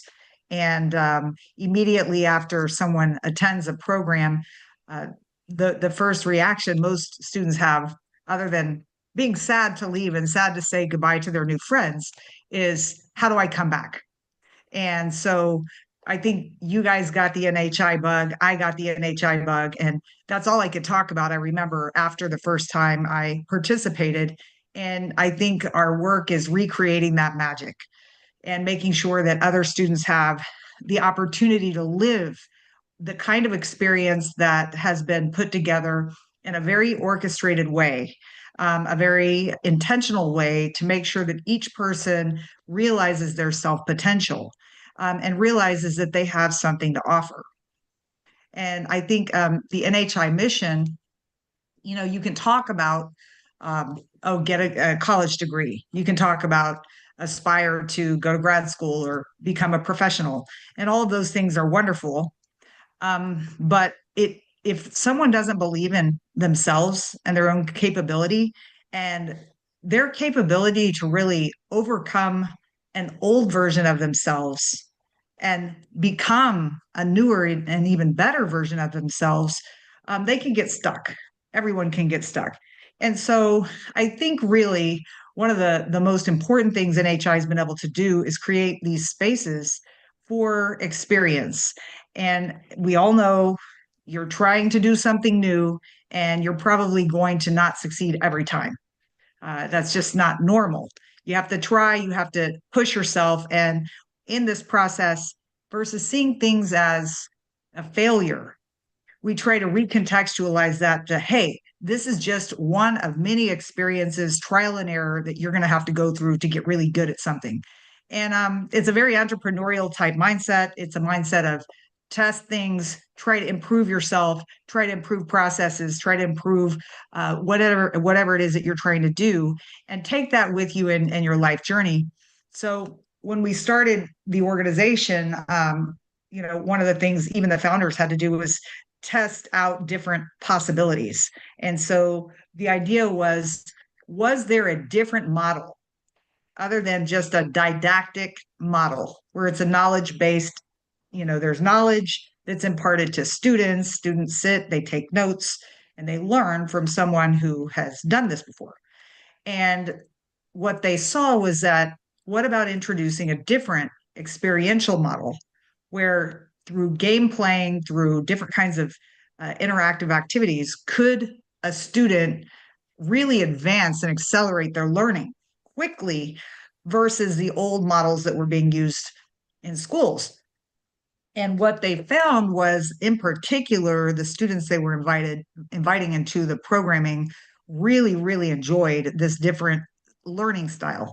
And they seemed to not only be motivated by it and gain something from it, but also begin to immediately accelerate themselves and advance very quickly through things that might have taken a semester, a year, or something like that. They just thought this is a new way to organize and introduce education to students. And over time, the acceleration of these processes made students basically rise to leadership roles in their communities, families, schools, think of themselves as competing at a different level, applying to maybe tougher colleges to get accepted to, applying to top grad schools, trying to become leaders in their local companies, starting their own businesses. And a lot of it was just an attitude, a behavior they had adopted about themselves and about their community that really helped accelerate them. So what we've seen is a tremendous amount of outpouring of support and individuals coming back. About 50% of all the students immediately want to come back and serve as a staffer in a volunteer role. We have about a 57% referral rate of our programming, which is awesome. So we're getting the word out, and our own members are really promoting it. So that's how I saw it kind of evolve over time, that I just wanted to share. Yeah, and I think, there's so many things that make NHI different from everything else that's out there. And I think that's critical. That's one of the things that we do. It's all about experiential learning. That when the kids show up, this isn't like sticking them back in a classroom. And Michelle alluded to that a little bit when we opened up about even what we're doing today. But one of the things I would like to address is the fact that when parents come in and they hear, how we value familia and the environment that we create for the kids, and how familia is very much part of the institute. And so that's what I was alluding to earlier as well. When Michelle and I met through the program. We met in 1988. Our kids have gone through the program. Right. Michelle probably met Nicole in 1983 when she participated. I probably met Nicole in 1984 when I participated. And we've been close friends since that time. And there's a lot of good friends that we have who tune in, watch this, and invest in the kids here in North Texas, even though maybe they may be in Houston or in Austin or in the Valley. And so we do the same. Absolutely. We are Theos and Theas of so many NHI kids all over the globe.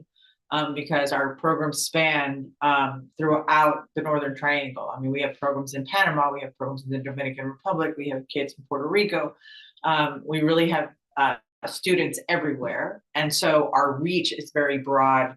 And I think we looked at the numbers. We had a board retreat last weekend in Maxwell, and we looked at some of our numbers, and we have reached now. Our population of alumni is over 100,000 students over the years that we have served in our communities. And I went to the program almost 43 years ago, and I was sitting there as a student, and the person I am today, and I think all of us at the board retreat agreed, is this was something that changed the way we approached our personal journeys moving forward in our high school experience. And we see it all the time. We see every one of these students. And I think in the last panel, one of the students said how shy she was just last year. And we commented as she was speaking, yes, we noticed now. She's amazing. And she's a legacy kid. Her dad was a NHIer. Her brother was was an NHIer. So, and we see this pattern constantly of these students. I hate to call them kids because they're not. They're children. They're young, but they are really amazing students that are working their way through these programs, and every program builds upon itself. And I think we'll talk about the different levels that you go through at NHI, but I think Nicole also said you want to come back and serve. And so this level that we're working, this level of student is the initial ground level, which is the grade to 8. And then there's a secondary level, which is called Lorenzo de Zavala Youth Legislative Session. And then we'll go to what's called the Collegiate World Series. And so we will work with the students all the way from their freshman year, all the way through graduating high school. And the student that comes into an NHI program as a freshman will definitely see a different student and the transition in their lives by the time they graduate high school and they're ready to move on into their college journey. And it really is an amazing transition, and each student moves kind of at a different speed, and they take their own journey, and they kind of have to decide, how much or how little they're going to move forward, but everybody has a journey. And I think for us, this was so impactful in our lives that we continued our journey with NHI through volunteer service, all the way through our college experience and then our professional schooling. We're both lawyers, so through law school, and then coming back to serve the community after that as board members and educational directors, because it meant a lot to us. And the philosophy of NHI and the way that we provide spaces for students to have those learning experiences, we actually implement them in our own lives, the way we run our business, the way we serve our own communities. And so it has become just part of who we are as people. Even in our office, I was just thinking about this the other day. And Michelle and I are both NHIers. We have another attorney who's an NHIer. We've got another young man who's going through paralegal school, who's an NHIer that works for us. We've got Michelle's legal assistant, who's an NHIer. And we're a small office, so about 50% of the staff are NHIers in my office. But we know that based on the experience that these kids have gone through when they were kids, that they know how to get things done. They understand how to overcome challenges and obstacles, because that's what NHI is about. And even today, when you see this program is 100% produced and put on by the kids, by the students who are part of the North Texas program. I have nothing to do with it. I just show up and they tell me when to get on camera and what I'm supposed to talk about. And it's funny because that's the way we operate. Nicole had no idea what we were going to talk about. Michelle had no idea. I just said, we'll get on air and we'll talk about NHI. But Nicole, if you could talk a little bit about not just the experiential learning, but the approach that NHI has, because we are not about advocacy. We're not about the creating social change through what is traditionally part of mainstream America. It's really a different approach, and it's really something that the founders developed, and it's the core of what we do at NHI. Yes, throughout the years, NHI has gone through, I think, periods of evolution. And so much is always, with any organization, impacted by what's happening in the social environment. And so, I think at first, when NHI first started, it was on the tail of the civil rights movement. And one of the things that Ernesto, who had worked in state and federal government for many years, had noted was that under the LBJ administration, a lot of nonprofits were funded. And so the federal government increased funding to funnel down to churches, nonprofits, as part of the Great Society program. So many wonderful nonprofits were created, started, and there was a strong component of civic engagement throughout the nation. People were involved in their local communities, and a lot of the funding was coming from the federal government, which then gets dismantled, and so you can see what's echoing even right now in our current environment, that there's a certain degree of people that were ordinarily funded by a federal grant of some kind that no longer have access to that. And so when he saw that, and I think most everybody would say that any organization is doing good. They're trying to do good, and then how they fund it may look different based on however their business model is. But for what he saw was that there were a lot of business models that were not diversified. They were kind of like one source funding, and a lot of those went away because they didn't have diverse funding in their plan. And so he decided that, if you build models like that, where they're 100% based on one single source funding, and then for any reason that funding cannot continue, the good that the business could have done might no longer keep going. So he decided that he needed to figure out how to create a different model. And basically, he said, we have to create something so dynamic, so fun, so engaging that people want to invest their time, their energy, their effort. They don't mind going and pounding the pavement and pulling the resources together to make something like this happen, because it's going to be so attractive to the community.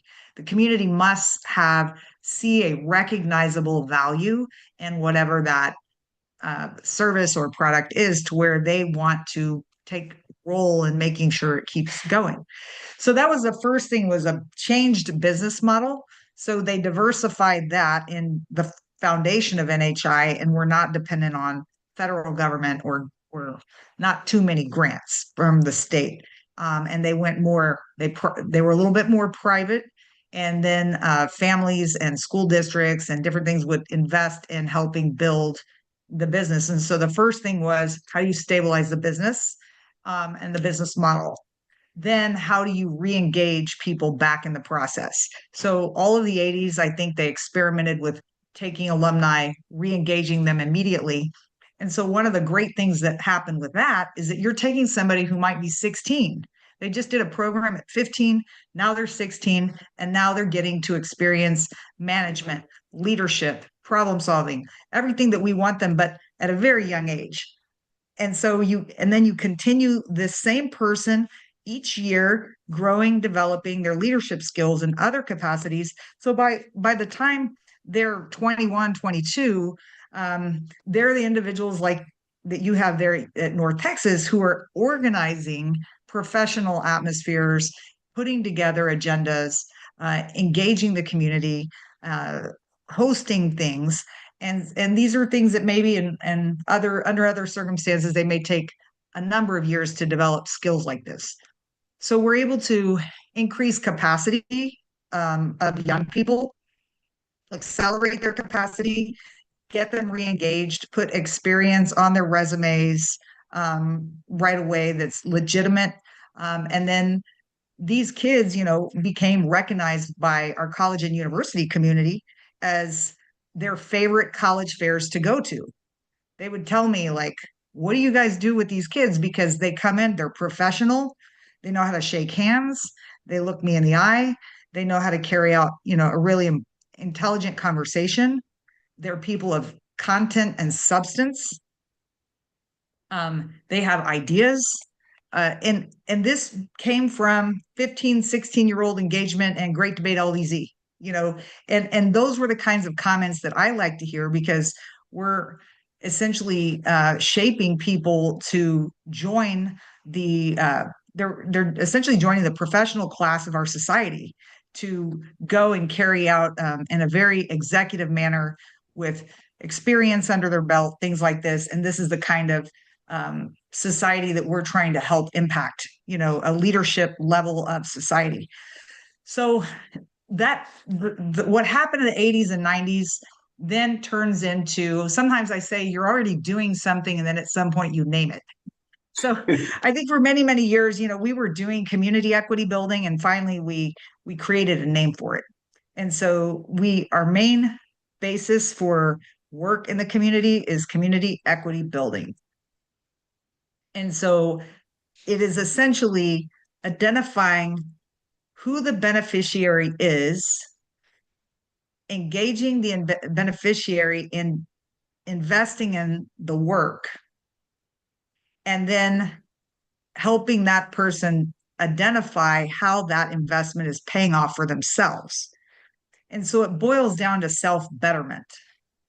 And once you have people who are willing to better themselves in whatever area of life, whether it be research, education, calling people, gaining life experiences, reading, trying to find out, using the core curiosity of just, I wonder what would happen if, going out there and making things happen, not minding being wrong sometimes, and just shedding that and saying, I've got to move forward.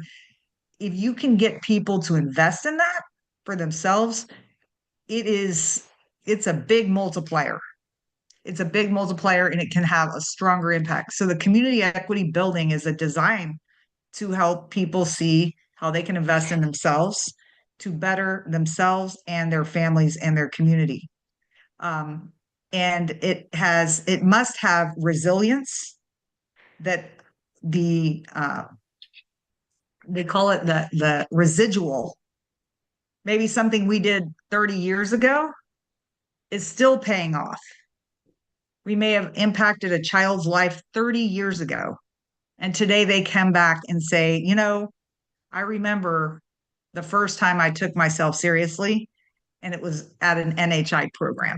And so I want other kids to take themselves seriously. And they may come back and say, hey, I want to volunteer. I want to participate. I want to donate.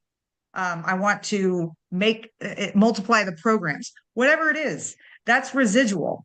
And so whatever CEB does has to have a long impact, benefit the person who's investing, and use collaboration, not division.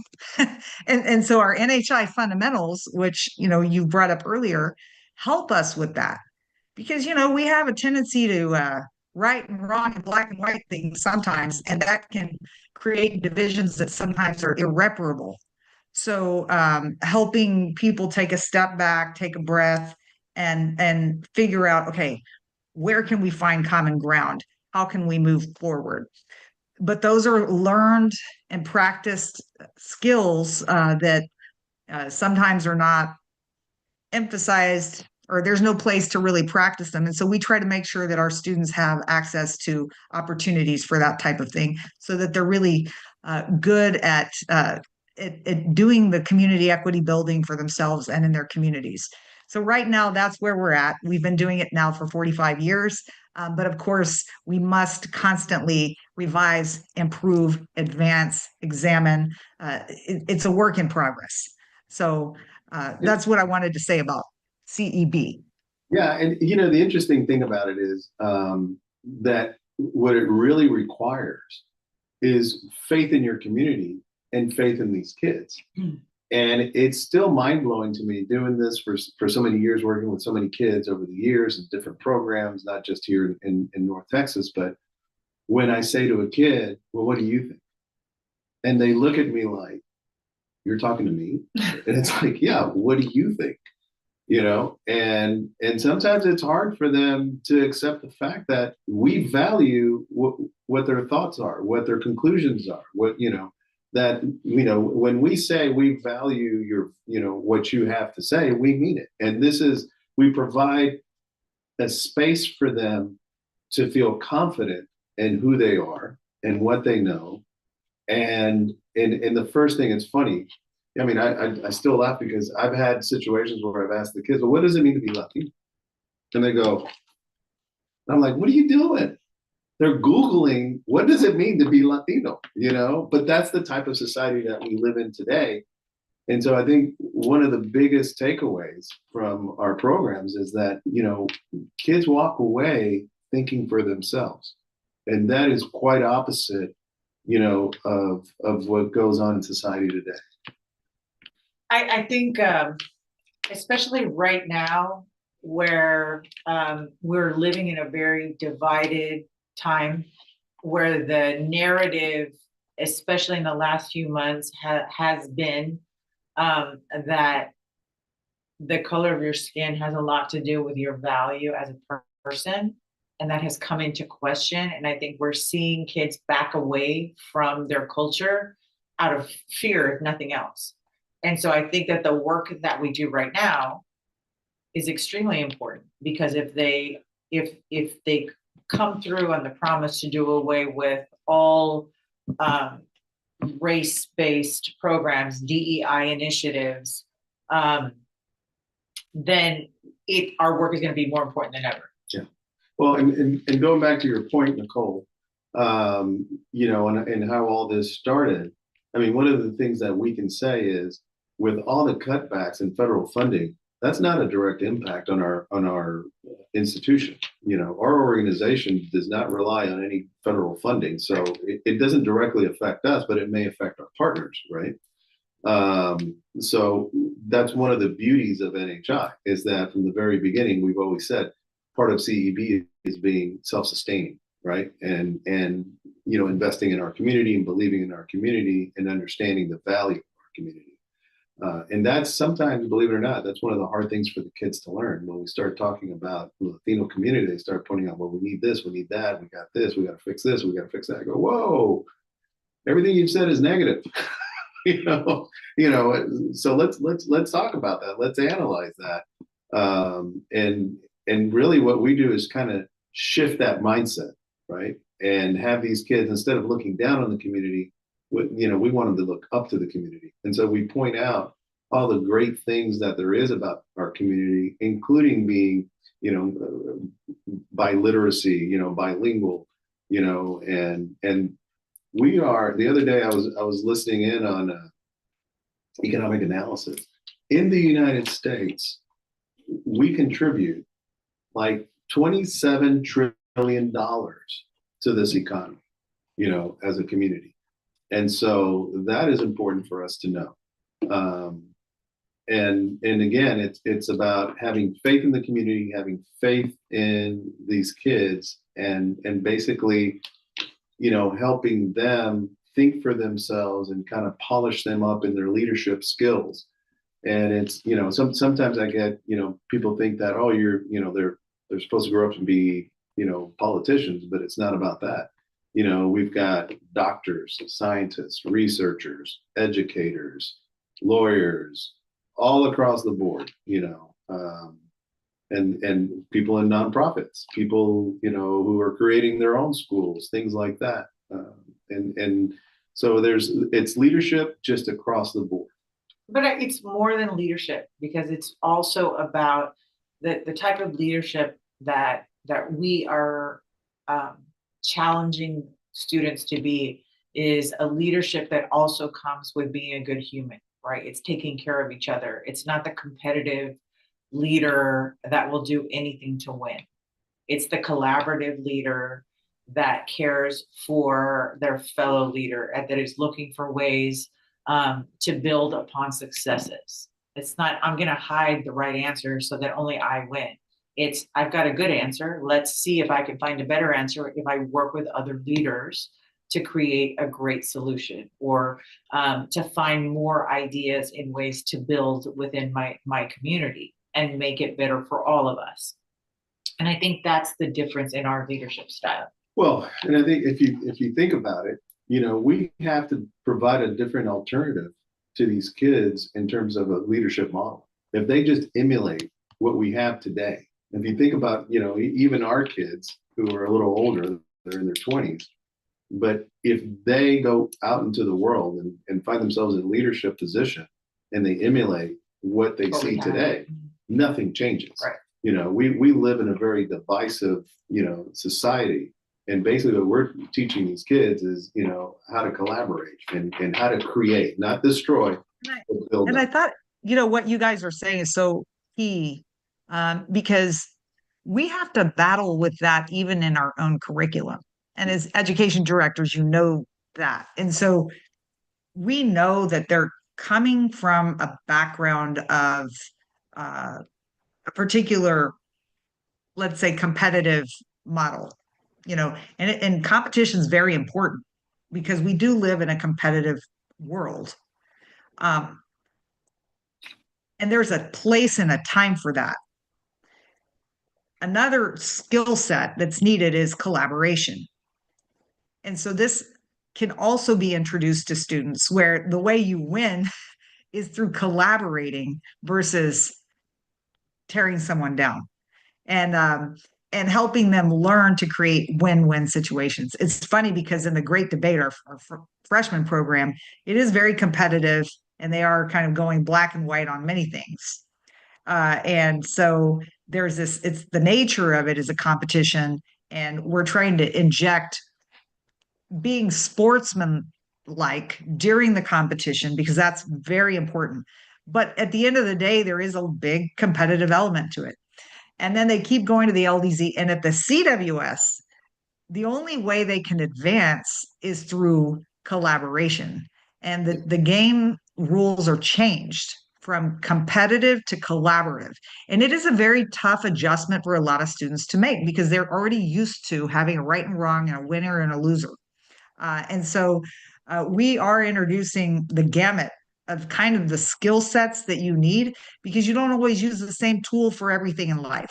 You have to have a toolkit that is, has a variety of tools in it. And the last one, though, is the one that we want them to lead with in the world. And one that includes other people's opinions, points of view. But I think the other thing that how to respond to that competitive nature that I credit certain people who really have to work on our themes, our curriculum, is that it's about the future. It's about the unknown. And we're asking them, what would you do in the future if you had to create a better future for everyone? So they're not arguing the current politics of the day. They're not arguing what happened 100 years ago, even. They're only talking about what they want to be in the future. What do they want their future identity to be like? When people think of them, what do they want to say about themselves or other people to recognize them as? What is their value and the asset they're moving forward with? And the cool thing is many of these ideas they come up with have never been discussed or seen in our present environment. And so we do have to, as adults, and turn over the future to the people who will have to live it, and give them a lot of say in how they want that future created, and then give them the tools to the best of our knowledge on how to construct the tools that it's going to take to get them there, and give them that liberty and that freedom to imagine what that would look like. And if they don't like fighting and bickering, and if they don't like what they see today, it's their right, well, in my view, to define a different type of future and to create the tools that are going to help them build that. So the programming we're doing is very much the imagination of the kids. And I think that's one of the reasons they love it, because they're not drawn into current, issues and things going on that, could have potentially been developed for us in the past, and now we're having to live them now. And so, do we want to repeat that? Do we want to copy that and push this on them? I, for one, think you have to allow those individuals to be at the table to help make those determinations, because they will only inherit the things that are happening right now. So, and I think that's another thing that's very unique about us. It's that, and sometimes it freaks these kids out because we go, hey, you get to sit at the table. You get to make decisions, and one of the things that we always do, forever I've called your dad Ernie, and, here the kids call me George and Michelle is Michelle, because we're all on equal footing, and we all have something to learn from each other.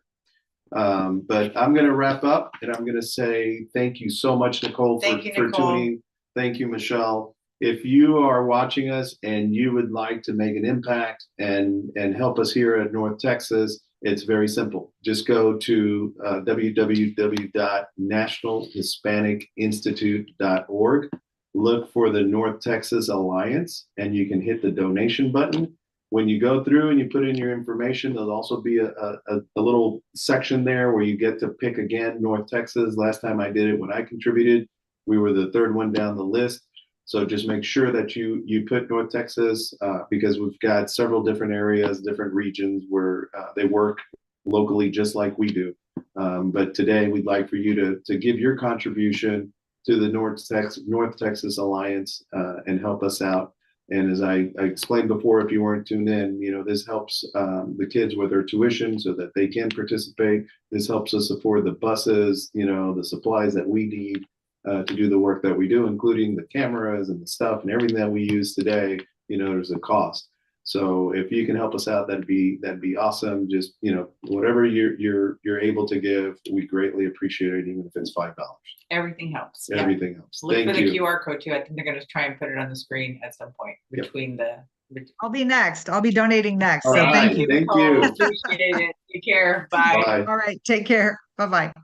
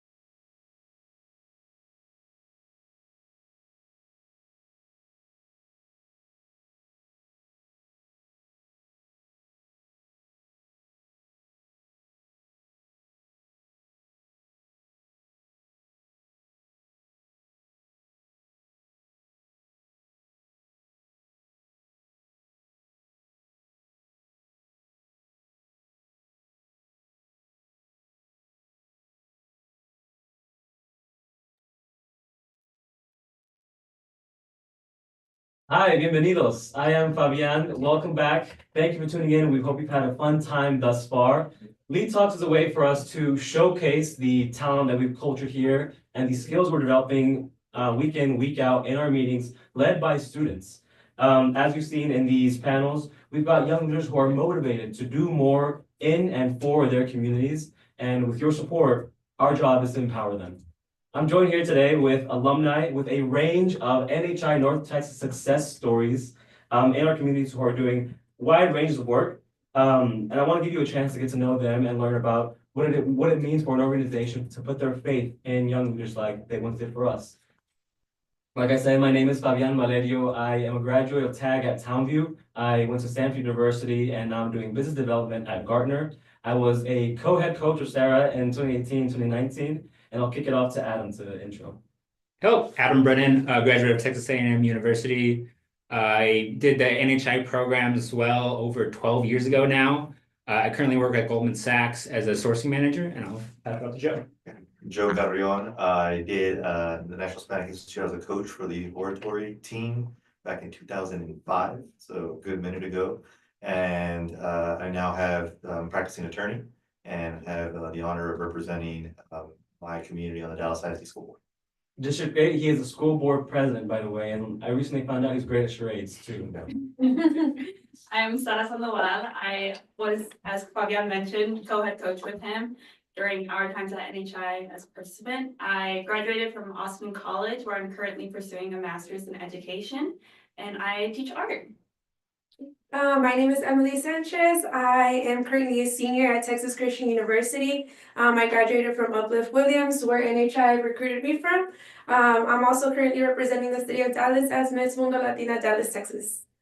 Awesome, awesome. So we've got royalty, we've got education, we've got representation in business represented here. So of course, different walks of life, everyone. It's been years since our last NHI program, but I want to take us back a little bit. Please tell me about it's been years since our last program. It's been years since you've been in these meetings day in, day out. Please tell me what brought you back here today to contribute back to our students. Yeah, I'll kick it off. So right now I'm still involved and engaged with the NHI programs. I currently serve as an educational director for the CWS in Houston. And just seeing all how the students continue to grow, as I once did when I was in high school, and continuing to give them those skills, those communication skills, those college readiness skills that continue to help me and my classmates out each and every year. And the more I look back, the more I can see how much those lessons were valuable to me. Yeah, no, I mean, absolutely. I mean, there's no better program in the country to build the voice of young people, of young Latino people, than the National Hispanic Institute. I've seen it through the decades and having been involved for years here at the National Hispanic Institute. And it has very real implications in our lives. I want to give you just a quick one example. On the Dallas School Board, the Dallas ISD School Board, we're looking at a student population at about 75% Latino. There are 9 members of the Dallas School Board. There's only 1 Latino on the Dallas School Board, and that's me. And so the need to know how to communicate the needs of our community and to run for office and to be in positions of power is still desperately and vitally needed. And so organizations like this start our young people early to build those leadership skills for the future. And piggybacking off of that, I was doing school in California, so now I'm back in Dallas and here for good. I want to contribute back, I want to get re-engaged.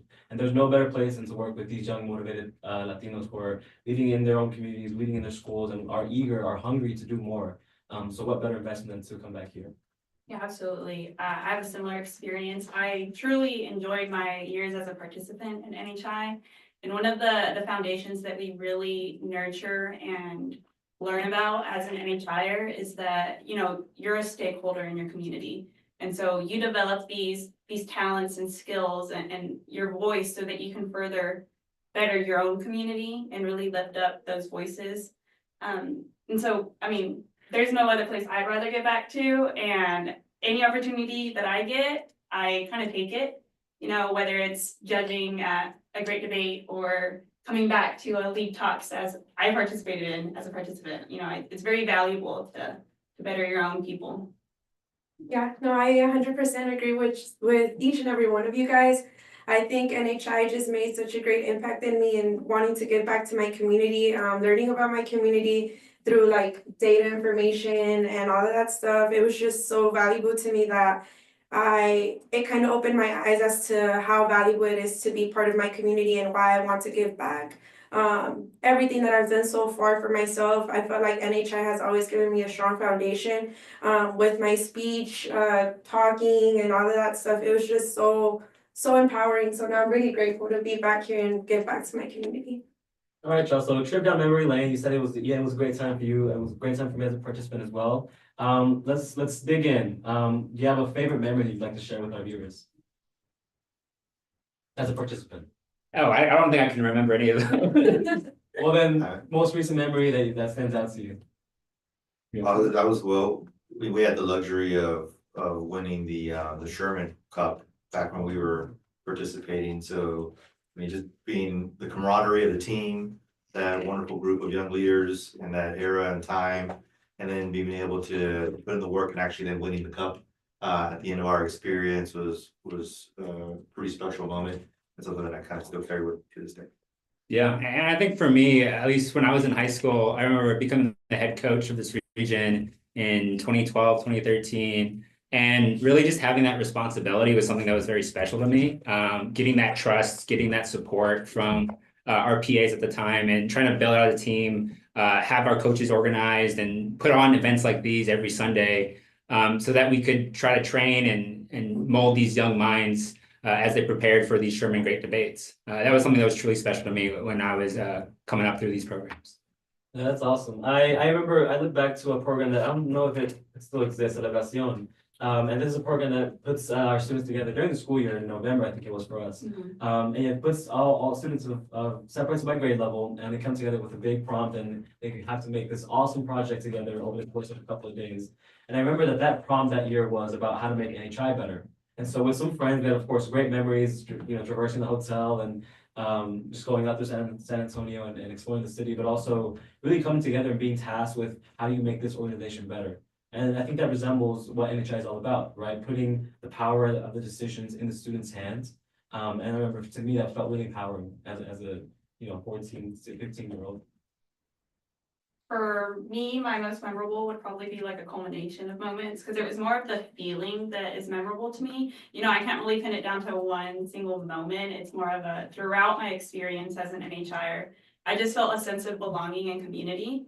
I went to Townview and transferred into TAG my junior year, and it was kind of a rough patch for me, adjusting to the environment and making friends. And I mean, if you know anything about magnet schools, you don't have the athletics in the picture. And so this is kind of where I let that competitiveness, that team spirit really show out. And I learned how to be a part of a group of people, like-minded group of people. And so I think I have a similar experience. My first program in NHI being the Great Debate, I actually won the oratory award for our region. And I guess that was kind of like my first, oh my gosh, I did something. And it wasn't even the fact that I won that really made it for me. It was the fact that when I walked out from kind of just reflecting and prepping for that big on-stage moment, I was greeted by my teammates in my region, and everyone had signs and everyone was hugging me and cheering me on. And so I just felt so supported. And that's one of the things that I really value about this organization, is that we give an opportunity for young students to really feel like they belong and comfortably develop their voice. Yeah, I think for me, my biggest memory and the one that will always hit for me is my Great Debate. I think it's so vividly in my head just because I never wanted to join NHI, just because I never knew what it was, I was like, I don't know what this is, like, why should I even go? And I came here forcibly because of my mom. And also come and find out that it was just so many moments and great memories that I had. And the prep and the training that they gave me, I was like, wow, okay, like, how you were saying, this is what I'm actually doing. Like, it's so cool to see what you're capable of and how NHI pushed me so far. And actually, that brings me back to, I remember when we went to Williams to go recruit, and it was an after-school session, and it was literally just students. It was myself and a couple other students. We brought George to be like the closer at the end, but really, it was students who came in, who talked to the staff there, talked to the administrators, and set up that after-school recruitment session where we convinced the parents to be involved. And so it goes to show how it's all student-run completely, and how empowering it is for us. And one note on that too, like parent support is so critical for these students' lives. That's one thing that I just want to emphasize. Like being able to show up and, help out however you can. We know it's Sundays and it's busy times on the weekends and everyone's running around doing errands or living their life. But if you're able to get your kid or help out or carpool or do anything to help support the region, like that goes so much and helps the staff just focus on the things they want to focus on in terms of educational content and just running the program that they want to run. So parents, really appreciate everything that you do for these students, and we really appreciate your support as well. Absolutely. Yes, cannot do it without you. Well, next question now, I want to shift a little bit over from memories to more about the lessons that we take away. I'll just kick us off. So for me, one of the biggest lessons was I always came from a background of being supported by my family, and that was really important to me then as it is now. But when I came to NHI, I realized that could be transformed into love of community, and seeing the community as your family as well. And so being here in NHI, it kind of forced me to be someone that not only considers those around me, but also wants to give back. And so in everything that I've done up until that point, it's been about how does this affect people around me, and how do I keep working to be intentional about where I'm living, the space I'm taking up, and being sure that I'm taking younger generations with me as well. So any other takeaways for you all? I mean, I think back to kind of what I referenced earlier, just I think I became conscious of the need for Latino voices and the need for Latino leadership through the National Hispanic Institute. And that need still very real. Kind of referenced the school board in Dallas having 1 out of the 9 members of the school board being Latino. But again, this is still a city that's never elected a Latino mayor. This is a region of the country, North Texas, that's never elected a Latino congressperson, right? And we know the demographics of the area, and we know the hardworking nature and the value that our community brings to the area. And so that is still very important work that's happening here. And I became first aware of that work and the value that we as a Latino community bring to the policymaking table here. And that is something that still fuels me to this day. So very, very important stuff.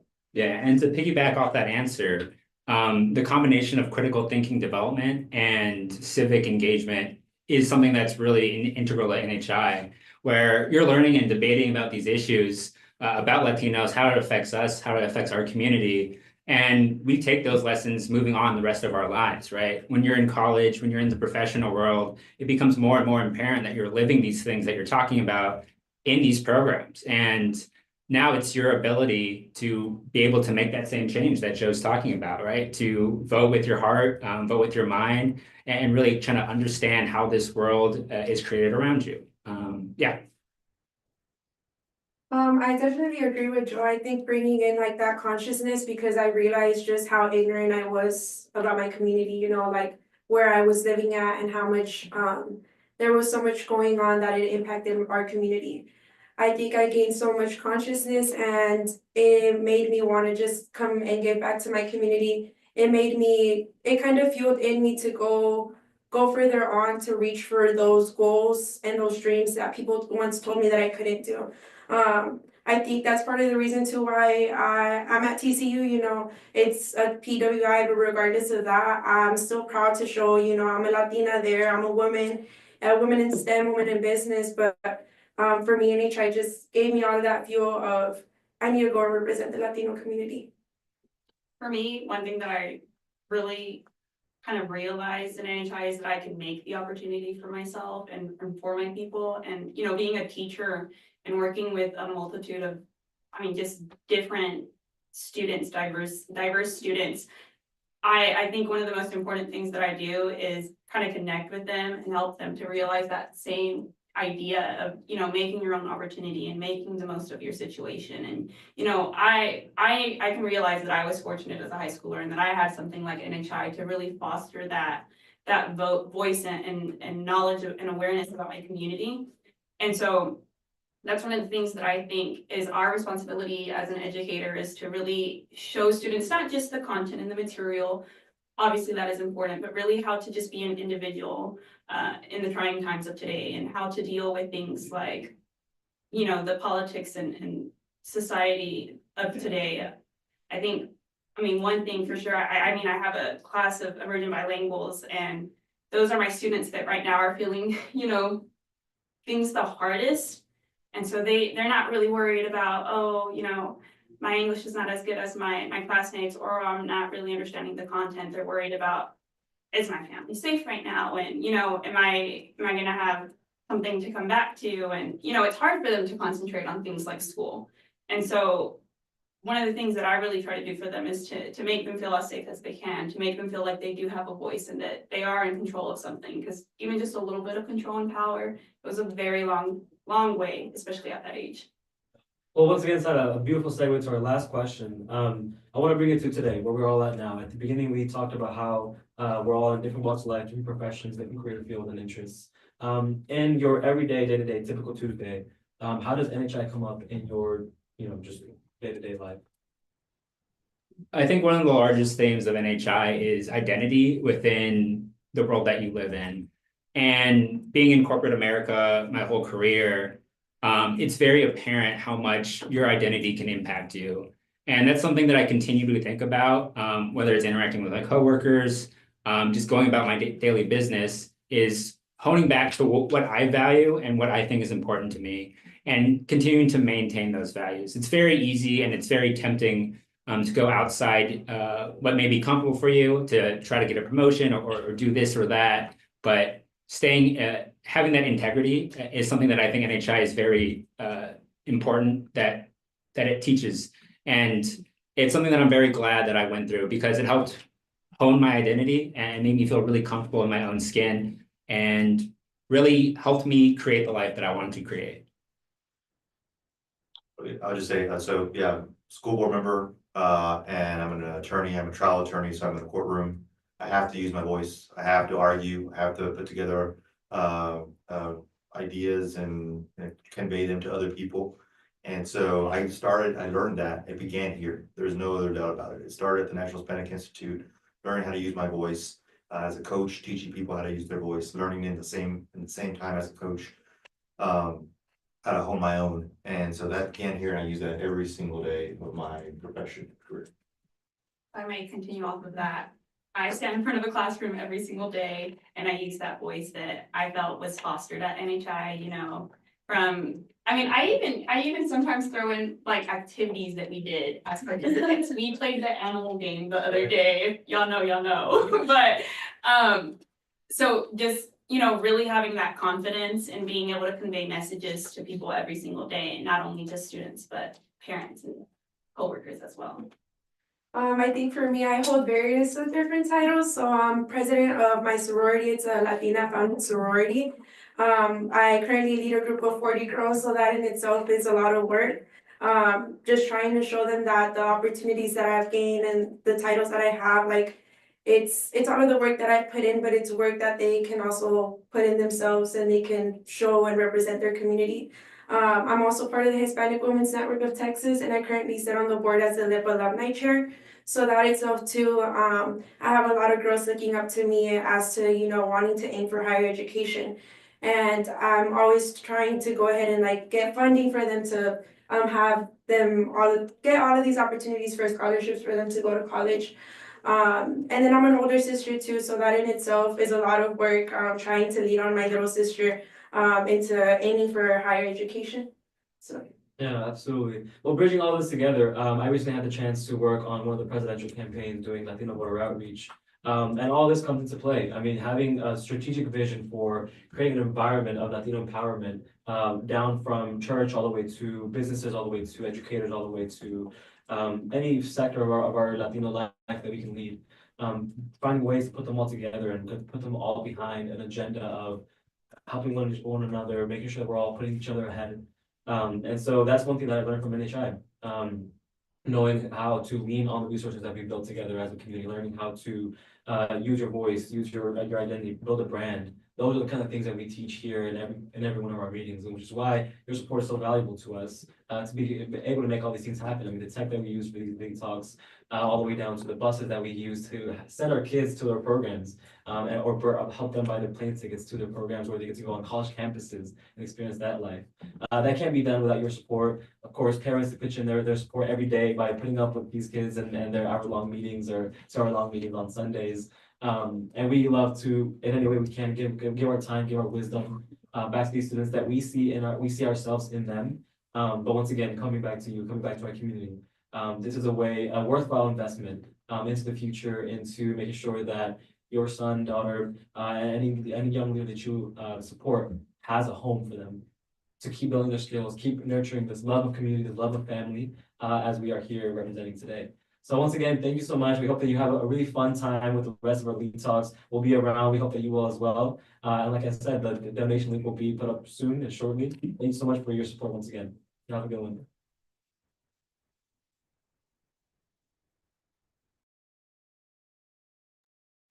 Hello, my name is America Navarro. I'm currently a senior at Uplift Summit, and here I'm interviewing. My name is Alex Rochelle. I'm a ninth grader. I'm from North Garland. Hey, so how has your day gone so far? It's been all right. Not too bad. You've been on some panels already? Yeah, I did one. I have my next one like in an hour. Are you excited? Yeah. Is it what you expected? Is it what you expected? A little bit. I was told about the circumstances, what's going to happen. So I was kind of prepared for it. Were you nervous at all? Yes, I was a little nervous, but it's going to be better the second time. Okay, yeah, that's good. That's good. What were your goals for today? I think to be able to speak with confidence and look into the camera. Look into the camera. Have you met any of those goals already? Speaking with confidence, and then the second panel, I plan on looking at improving on past panels. Yeah, that's so good. So I heard that you had an injury recently. How did it affect your NHI experience? I mean, that is one of the reasons how I got into NHI, because I was a very big sports athlete. And once I got injured, there wasn't really anything I could do for a long time. Sports was my life. So the Lorenzo told me about NHI. I said, I might as well just give it a shot, and that's the only thing I could do. I ended up liking it, and I stayed with it. And I've met new people, new friends, more confidence. I just gained a lot from it. Yeah, so you'd say it was a happy accident? I guess. So what is your message to any viewers that are out there right now? Any maybe lingering people that might want to join the region? That anything is possible. I mean, even if it's a bad event, it can still lead to a good cause. What about like what the work we're doing here today, like at L.E.A.D? Would you tell them to, join the region because we do a lot of like fun stuff? I mean, yeah, if you improve your morale overall, improve as a better person, you get to have a fun time. I know you haven't gone through any programs yet. Like this summer, you're going to be participating in the Great Debate. But based on what you've done so far in the meetings, how have you seen yourself grow? Definitely talking to other people in front of the camera. Because when I first joined NHI, for like the first 2-3 meetings, I didn't really say a word. And now I'm actually speaking in front of the camera with others.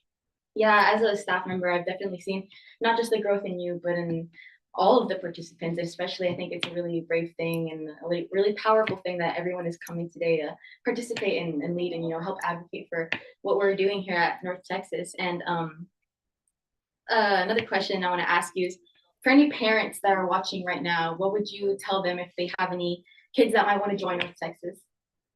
Well, what I would tell them is that so you can only really gain good from NHI. It's really up to your kids if they want to grow and all that, but they most likely would want to. You have a good time. You do fun events. I mean, you get to go to a college to participate in Great Debate, or depending on what you're doing. Yeah. I think it's just a good thing overall. There's no bad thing to it, no bad penalty or whatever about it. What are you looking forward to personally for the Great Debate? I'm most definitely looking to have a high placement, which would mean a lot of confidence. The judges believe in me. And definitely the food. Well, yeah, when you're in a college campus, you're going out on your own, and it's a really new experience, especially as a freshman. Isn't that such an amazing opportunity? Honestly, yeah, it's a very exciting opportunity that's gonna come. Yeah. Have you invited any other friends to come join you? I think I did a couple. Yeah, that's so exciting. How about like friendship wise? How do you know that you're gonna meet like new people from other regions, right? That's gonna be a little scary at first, but I think probably in 2 days I'll be cool with them. What skills do you think you're gonna like improve on besides like speaking skills? I think confidence and probably humbleness. Humbleness? How so? Because overall I'm more of an egoist, but I know there's like a lot of kids out there that like have a higher ego, and sometimes they get humbled, and then it just shows that I also need to stay humble. I think it's a very important aspect. Would you be interested in coming back to staff next year? I mean, you've seen like me and like all your other friends, like you were recruited by your friend. So would you be interested in doing that in the future as well? Honestly, yeah, probably being a staff, and then the next year's event that's gonna happen, I'm most likely proud of that. How do you see like the skills that you're gaining now helping you in the future? Definitely when I go back to school next year and we have presentations, I'm gonna have a lot of confidence, be able to speak in front of others and not be scared, because that's a very big thing about it. Okay. What about like for college? How do you think that's gonna be impacting you? It's gonna definitely impact my skills to like think in the moment, or I think just overall. Just overall it's gonna help me when I get to college. Okay, well, thank you, Alex. So today we've had a very, very interesting lineup so far, and what we're doing is to invest in our community in the future. With kids like Alex and all of the other participants that we're going to be having today. Any donation that you guys make today is going to be investing in the future of these kids and their programs, and investing in the Latino community. So we previously put up a QR code. We'll probably be putting it back up later today. There's an NHI link that will also be provided that you can also donate at. So thank you guys so much for listening on this interview, and we're going to be going back to the main room shortly. Hi, so today we'll be discussing stereotypes, social narratives, and the media and how they affect the Latino community. My name is Koi and I'm a sophomore at Uplift Summit. My name is Sydney and I am a sophomore at Plano East Senior High School. My name is Marita Kibis and I'm a sophomore at Lovejoy High School. My name is Sophie and I participated in the Great Debate last year and I'm doing LDZ this year. My name is Alyssa and I'm a freshman at Ursuline. My name is Victoria. I'm a freshman at Ursuline as well. Hi, I'm Gesia Tadin and I'm a freshman at Hockaday. So the first question I have is, what is the difference between a social narrative and a stereotype for those who are unaware of it? Yeah, so we were talking about how a stereotype is normally like a negative view on a certain community. Normally this comes from people outside of the community who may not be so familiar with them. So it's like a prejudgment. And then we said that social narratives is also an idea of a community. Most often it comes from people inside of the community itself. A very solid answer. Does anyone want to add into that, or do you think she got it? So going off of what you said, the social narrative is like inside of the community, but they can also be positive and negative view on each other. And yeah. Yeah. So we had also discussed a lot about like first, second, and third perspectives, and I think this has a lot to do with all of this. The first reality, sorry. The first reality is basically what you know or learn about your culture, community, something that you've inherent from your parents, from your traditions, from your religion, like firsthand experiences, stories from your abuelas or parents. Second reality is kind of what you learn in society itself, in the media, which we will be discussing about as well later, in the media, from other people, celebrities. And lastly, the third reality, I think the most important reality and the reality that NHI helps us develop is your own perspective, your own view and standpoint on certain things, on your community, etc. Now, stereotypes are often coming from second realities, and oftentimes these are very negative. One thing that I know is very common that people say is like, oh, I don't know, Mexicans are lazy, they never work, they don't want to learn English, etc. And these are obviously not helpful. So what we are trying to do in NHI and as young leaders, we're trying to change these stereotypes and change the way that people talk about community, because we all want to support each other, we're all here for each other, and that's something that we are trying to advocate and change for. Yeah, I think here at NHI, like Gracia said, it's really important for us at NHI to advocate. And a lot of the times stereotypes, they can hurt us and hurt our community. But NHI is more about focusing about what we can do to help our community. And I think sometimes some social narratives that are positive, like for example, Hispanics are hardworking. I think we need to agree with those, and that's basically what we're doing at NHI. Yeah, and adding on to that, I think what we also discussed a lot about was how you believe what you hear a lot. So if you're constantly hearing, oh, you aren't good for anything, you're uneducated, you can't do this, you're gonna start to believe that, and that's the main way in which stereotypes and negative social narratives are spread. So that's why we want to spread positive things, positive social narratives, how we're hardworking, how we achieve anything we've put our mind to, etc. Going off of what Gracia said, at NHI we focus more on an asset-based mindset, and we focus on our strengths and like the potential that we have as the Latino community. So I would say that our community is very hardworking, like they both mentioned, and that we also have an increased self-worth and like we know how to value ourselves in our community.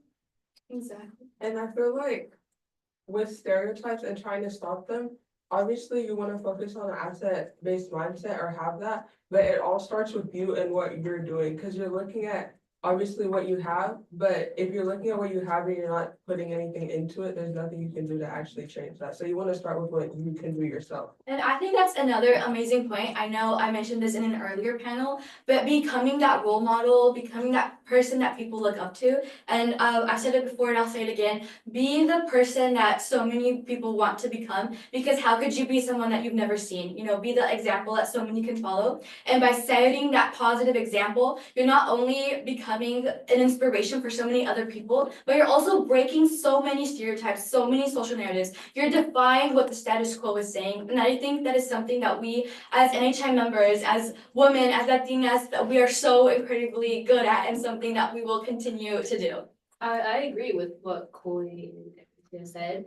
And to add on to that, one of the NHI's fundamentals is Fundamental 17. If it's meant to be, it's up to me. It is up to us to create a community that has these positive social narratives. It's up to us to uplift each other. It is up to us to be role models to each other, to be role models to the future generations of Latinos. And with that, we have to create positive social narratives in our community. And kind of moving along with this conversation, I think one of the best ways that we have been able to accomplish that is through social media. It is through the media. I think that's something that we should touch on next. So not only, I know that the world today, our generation, we revolve a lot around technology, social media, and I think that's something that can be viewed as very negatively in so many aspects and so often. However, what we fail to realize is that it is such a powerful tool that we can use to create advocacy, because advocacy is a prerequisite to action. So it is a way in which we are bringing awareness to follow through with our proposals and our ideas.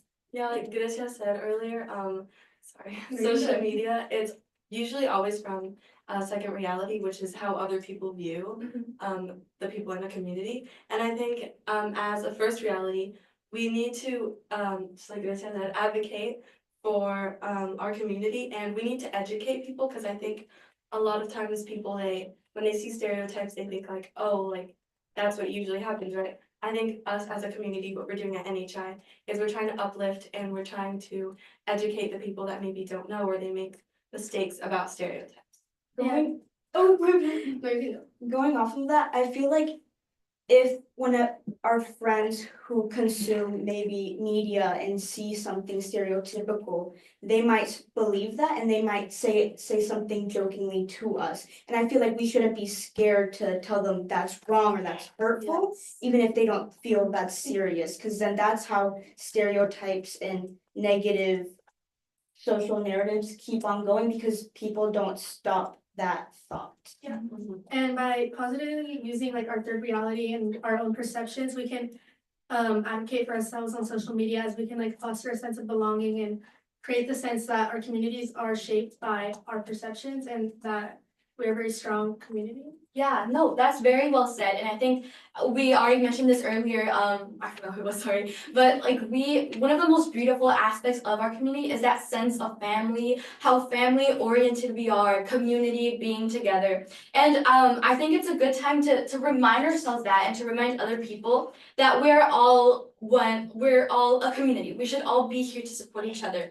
And I think not only can social narratives and stereotypes affect that sense of community, but a lot of these times some narratives come from within our own community. So I think it is such an important reminder that we're all here, we all have the same roots, we all have mostly the same traditions. Not to say that we're all the same, no, we're each our own individual, but we are still united. And I think it is so important that to keep supporting each other, and in that way we can create a better example for the generations to come, so they won't have to be separated or they won't have to fight against each other. It is not a competition. We're here to support and bring each other up. I agree with that, and to add on, we're a community and we need to be unified. We need to be there for one another, and we should not be taking each other down with negative social narratives about each other. We shouldn't be judging one another or trying to break each other down with these narratives and stuff. It's like the stereotypes that are implemented on us. Yeah. If we make our own negative social narratives and use these on each other, we're not going to be unified. We're going to break apart our community, and our community is a very important aspect of our culture and our identities, and that's how we grow. We grow from one another. Yeah. And I think, as you said, it is such an important part of our community. So not only is maintaining this like connection important, to carry on our traditions, I feel like it makes us grow in so much more confidence. And once more, that's something that NHI can help with so much. I don't know about y'all, but like I feel like after coming here and creating the sense of community that we all have built, I have grown to be so much more confident, and also not only in confidence, but I think it's so beautiful that we can also hold each other accountable. I was also hearing from other people who have already done like the Great Debate or other programs, how they would help each other create their opening speeches, you know, be supportive, be accountable for each other. Yeah. I feel like NHI does a really good job of promoting education and learning about each of our cultures and celebrating our cultural diversity and encouraging conversations about our cultural identities as they serve like really important for everyone to understand like each other, and we uplift each other and stuff. Yeah. Also touching on culture, I think as a Hispanic community here at NHI and also in your other communities, I think it's one of the most important things has to be culture. And a way you can connect with other people is that culture. Like sometimes there's certain things that you see on social media that can be negative, but some of them are positive, and some of them, one of the examples of a positive thing on social media could be culture. And a lot of times I see something on TikTok on my For You page that says something about my culture, and I feel like at home. And I just think it's we can use social media to uplift ourselves. And to ask another question that falls underneath social media, what do you think the role models we see on the media today, whether they are artists or actors, you know, etc., how do you think their perception of our community, or like how people perceive them, is a major impact on the media perspective? Yeah, I think that's a really good question. And as you were saying, I think it's a lot about perspective. It really varies who you want to represent you. And even then, you can be the person that represents your community. You can be the person that represents yourself. I know so many great people that I am proud that represent our community. Some of them being, for example, Jose Hernandez, the first Chicano astronaut, Sonia Sotomayor, Bad Bunny is someone else that we bring up a lot. And I think a really good person to talk about, because at times I feel like some people can view him as someone controversial and maybe someone that people don't want to be represented by. However, I feel like that's where some people miss and don't see the fact of what he's doing for his community, for the Puerto Ricans, how he's advocating for his people globally. So I think as long as you have a positive impact, as long as you're putting an effort and using your platform to advocate for your community, I think that is what makes a great role model or representative. Yeah, and I feel like it's on us to promote the right people, because by promoting the wrong people, we're just creating that image that people don't want to look up to, and we choose who we follow. We choose like what we want to see and stuff like that. So I feel like by following people that you really want to be represented by is really important and crucial. Exactly. Very well said. Which leads to, you know, how they advocate for the community. Like, how do you advocate for the community against these stereotypes and social narratives that you're faced with? Like, what challenges have you faced, and like, how do you advocate for that? Yeah, so for me personally, I think the biggest thing to keep in mind is to be proud of yourself. Be proud of your culture, of your roots, of the sacrifices that your parents and grandparents made. There's no better way to advocate for your community than to be proud of it. And I think there's so many ways to do that. I know we talked that social media is one. Like posting on your story about maybe recent things that happened within a community to raise awareness, or maybe something you experienced is a great way to kind of, once more, advocate. Advocacy is so important, and being proud of who you are. Personally, I don't think I have too many like experiences, but all I know is that I am so proud when it comes to celebrate everything. Like, I'll be celebrating Dia de los Muertos, the Day of Independence of Mexico, which is September 16th, not Cinco de Mayo.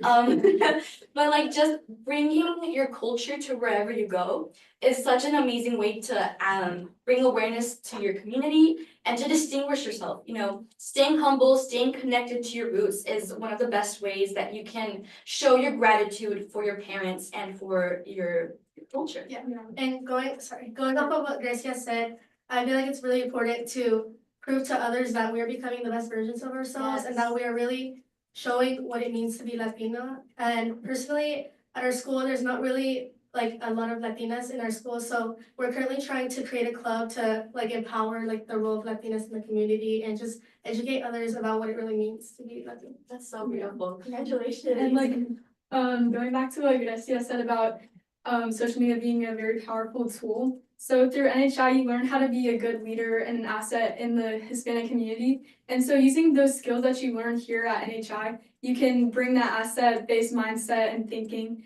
to social media, and you can like post, like you can be the advocate in our community. Yeah, that's very well said. And I think y'all brought up another really great point, creating this environment, creating the community, or a space where the community can unite. I think what y'all are doing is so beautiful.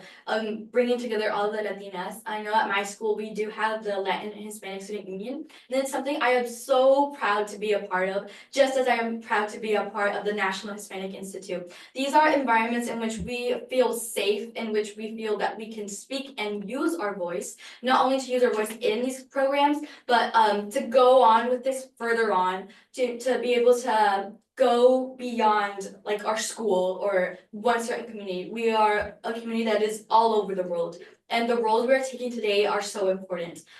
We also talked about, I think, a little bit about education. I think that's another way in which we are able to bring our community up, and in which we're defying so many social narratives and so many stereotypes.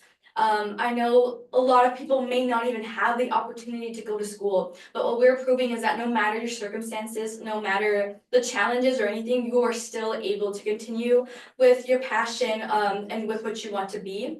I know a great thing that helps me do that is my mother's example, my own mom's example. She's from Mexico, and she grew up in a really humble home, but here she is. She's a lawyer with a master's degree. She raised 2 daughters on her own, and I'm so incredibly proud of her. And she is one of my main inspirations to continue forward. If she was able to do it, why can't I? You know? And I would like to be that person for someone one day. If I was able to do it, why can't everybody else? Why can't other people? Why can't we, the generation that has so many better opportunities? We have the privilege to learn, to go to school, to be a part of these programs, to create our own clubs and organizations. Why can't we be the person we want to become? Yeah, I agree with that a lot. I think it's a very important statement to make. Also, I remember at my old school, I thought I couldn't really talk about my experiences, but then I remembered, like, for all the people out there that might think, oh, what can I do right now? You can simply just talk about your experiences and just advocate. I think advocate is really important. And just talking about your experiences and even asking people, how can I make a better situation with this? And going back to what Marina said about making a club at our school to promote our Hispanic heritage and culture, I think that really ties in with 2 fundamentals: treasure, promote, and protect our legacy and create the opportunity. So I think it's really good that new participants and members of NHI can pick up on that and tie into fundamentals. And to go off of what Sophie and Garcia said, I think it's more of what you said, like continuing your legacy, and that's what makes it so important and how we can make that change ourselves. Because like you said, it's up to you. Like, you're the only one that can make yourself be that person that people want to look up to. Exactly. And thank you for bringing that up again. And I remember at one of our NHI meetings, I was talking about creating having equal opportunity, and how, I guess, almost unfortunate it is that so many people that have a dream, that have a passion, aren't able to go to school. Like, if you want to be a doctor but you can't afford medical school, you're deprived. You're not able to achieve the dream that you want, but you're also depriving the world of having one more doctor. However, someone had mentioned, and once again, this is something that NHI does that I am so in awe of, changing that mindset. I had such a deficit mindset. Oh, there's one less doctor. Oh, there's one less lawyer. There's one less engineer. But someone said, no, you create your own opportunities. You go out and seek them. And I think that's something that as the Latino community, we're so great at. We're not sitting there waiting. No, we're going out. We're finding, we're seeking, and we're working towards that. And I think we should all just be proud of that, because I know each and every one of us here has been able to do that and has been able to advocate for themselves. NHI has done a really good job of changing my mindset as well, from a deficit to an asset base, because I really have the dream of becoming a doctor one day. And before I joined this, I wasn't really sure if I could do it because only 2% of doctors are female Latinas. So I wasn't sure that I could be the difference, but thankfully NHI has taught me that I have the power to do whatever I believe in and that I can represent myself in the community. And honestly, with that, using that motivation to continue and seek out your own opportunities is important, which leads to the positive social narrative of how we're hardworking. Yes. And that's highly important because it shows that we are willing to go out there, we are willing to put in the work, we are willing to seek our opportunities to create a better future for not only yourselves, but for the community and for the future of Latino youth. And I think NHI is just another great example of how we all build off of each other. Yes. Because when one person is down, we're all encouraging each other and uplifting each other. In that. Yes, and I think, I'm pretty sure I've said this before, but I'll say it again. Be the example, be the leader, the motivation for your community. I think we fail to realize how much different we are from so many people. How many 15-year-old or 16-year-olds can say, I've been a part of the panel, I have advocated for my community, I am striving and working hard for this and that. Not many. So I think the simple fact that we're even here and talking and having this discussion just means so much. It's exactly what she said. We're having this discussion and that's very important. And it's not every day you discuss social narratives and stereotypes. Or at least, you try to, but you're not able to. Yeah. But here, you're able to do that. Here, you're able to advocate for that, and you're able to discuss it on a deeper level than, just briefly mentioning it in a conversation, which is very important. Yeah. These are conversations that have to happen. I like to call them productive conversations. We're getting to something, we're talking about something. It's not just brain rot or whatever. No, these are real things, these are real events. And I think that stems a lot from maybe our previous generations or parents, grandparents, maybe they were too afraid to speak up for themselves. But as the youth, we have the opportunity to talk, we have the voice and we are using it, and I think that is just so beautiful. And I think what Gracia said, like not many 15 or 16-year-olds can say, I've been on a panel or I've been doing this, but that's what NHI saw in us, and it saw each individual person that has been on a panel today and will be on a panel later. It's shown that they're investing in us so that we can invest back, so that we can help each other. Yeah, that's another really great point. We are starting to create a change and to make an impact by first investing in ourselves. And I think that is so primordial. Going to school, being a part of all of these things is how we invest in ourselves, but that's not only for ourselves, but for our community, for the future of so many people. And so, yeah. Yeah, and earlier I was talking about investment in another panel, and I just think it's so important the fact that we're all here. And I just want to say I'm really proud of everyone in NHI and just everyone who's come this far. And I think it's really important to just kind of take a step back and realize like, well, I'm doing all this, and it's just a really cool opportunity we get to have. And isn't it so beautiful that we're able to make like our parents' sacrifice worth something, everything they sacrificed, they gave up, all the challenges and obstacles they went through, we're able to recompensate them for that. This is a way of showing our gratitude. Which is very important, and this whole discussion has shown the importance of addressing social narratives, addressing stereotypes, using the media for a positive impact and not using it to negatively spread awareness of our community, but spread positive awareness. By having this discussion with the youth, it shows that we can make a change. Yes. And we do understand what is going on, and it's very important to have discussions like this. Yes, we should not wait until we're older, until tomorrow, until the future. We're doing this now. And what a greater time to do that than right now. Because if you continue to wait, when is it gonna ever happen? Exactly. Tomorrow, today is tomorrow. Exactly. So, but yeah. Thank you all for watching. I hope you really enjoyed something and learned something, because as this conversation has shown, you can only do it yourself. You can't wait for other people to do it themselves, because that's what you have to do. You're your own person. Like Garcia said, be the role model that people want to look up to. Be the person that is gonna make a change. Be the person that inspires others to make that change. We have the capability, we are powerful enough to do it, and we have each other, so why not go forth and do this? Thank you. Thank you. Thank you so much. Bye.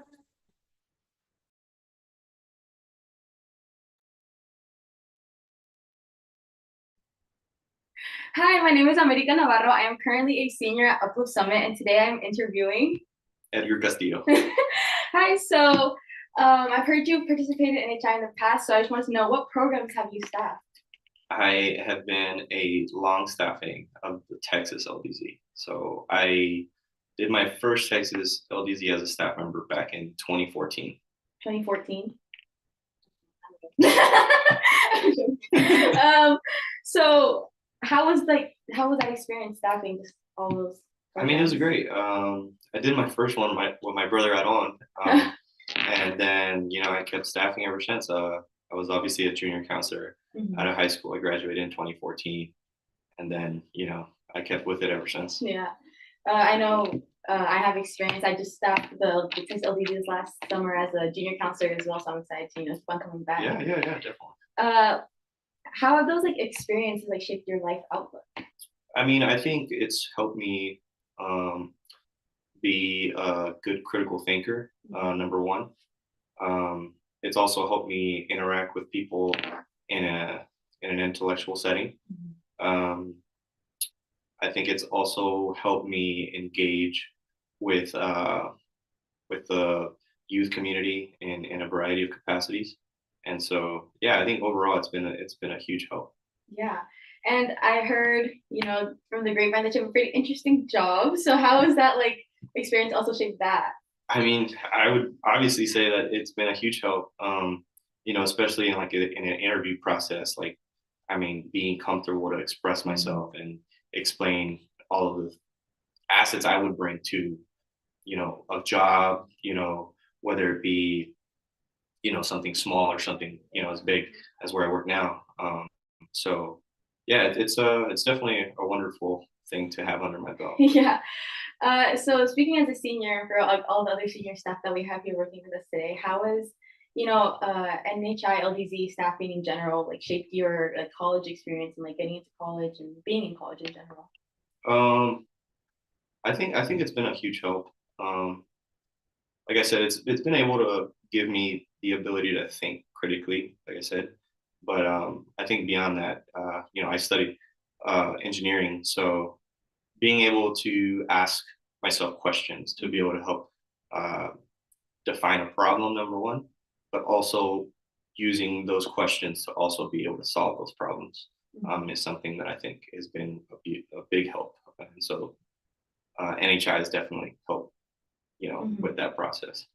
Do you have any words of advice to any people that are interested in staffing in the future? Interested in staffing in the future? I mean, reach out. I mean, there's a bunch of people that are interested in engaging with you and having you help shape the next mind. So yeah, that's what I would say. How about any words of advice for people going into college, might seem a little scary for them? I would say stay true to yourself. College is obviously another time of getting to know yourself because it's kind of I guess you're transitioning into adulthood, even though technically you would be an adult. It's I think it's a learning experience that people really shouldn't be too hard on themselves. So take it a day at a time. Kind of changing topics. Do you have any memories from participating or staffing there that stand out and that really valuable to you? Participating, I would say for participating, I think back in 2012, that was whenever I participated in the Texas LDZ. I think the thing that stuck out to me the most was the serenade because it felt very.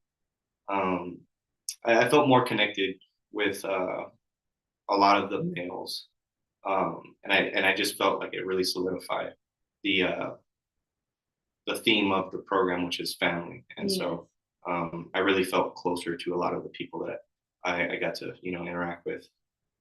Yeah. But I mean, as for staffing though, I definitely staff more.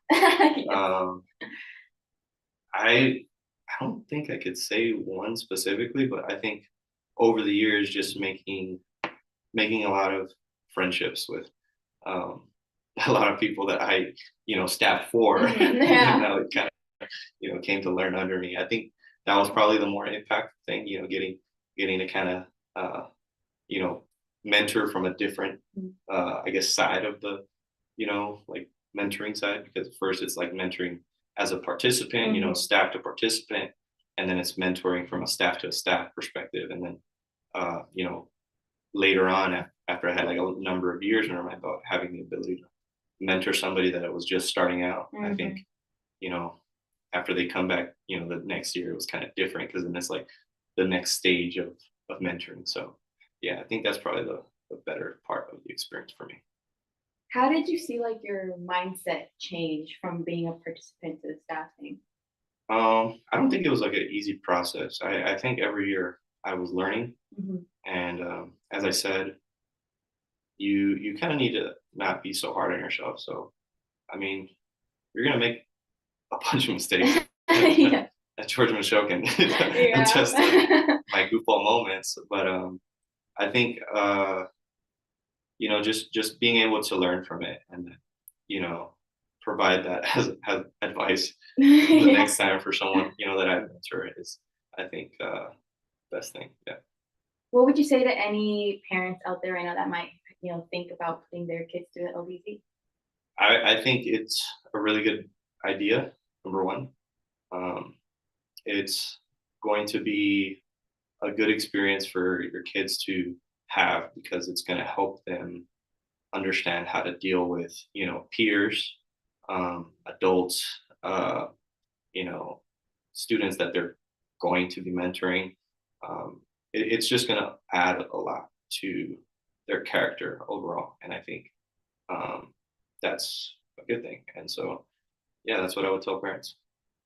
Do you have any like events and like maybe like recently that happened that you realized that the skills that you've learned through NHI have like come to be important? I mean, yeah, every day at work, whenever people ask like, "Oh, is there any thoughts?" I mean, yeah, I have a lot of thoughts, and I begin to ask them questions to kind of clarify what it is that we're trying to achieve, and on a day to day, I think that's really important. Yeah, thank you so much for being my interviewee today. Again, if you are interested in investing in our community and all that we're doing today, we ask you that you please donate to the cause and continue to invest in the future of all the participants that we are having here today. So now we're going back to the main room. Hi everyone, my name is Bella Rodriguez. I have been behind the camera. I'm one of the assistant project administrators for the North Texas Alliance. And I am so excited to be having this panel right now because you may see some familiar faces, some new faces, and some different generations on the screen. But that's what we're talking about today. So everybody that is sitting here has a parent that has gone through one of the programs in the National Hispanic Institute when they were in high school and then passed on the torch to us students. I went through NHI. I did my first program in 2019 as a great debater here with North Texas. And I'll let them share a little bit more about who they are. You've seen them. It's your first time seeing Adeseli today, but you've definitely seen Sophie behind the camera, and just talk a little bit more.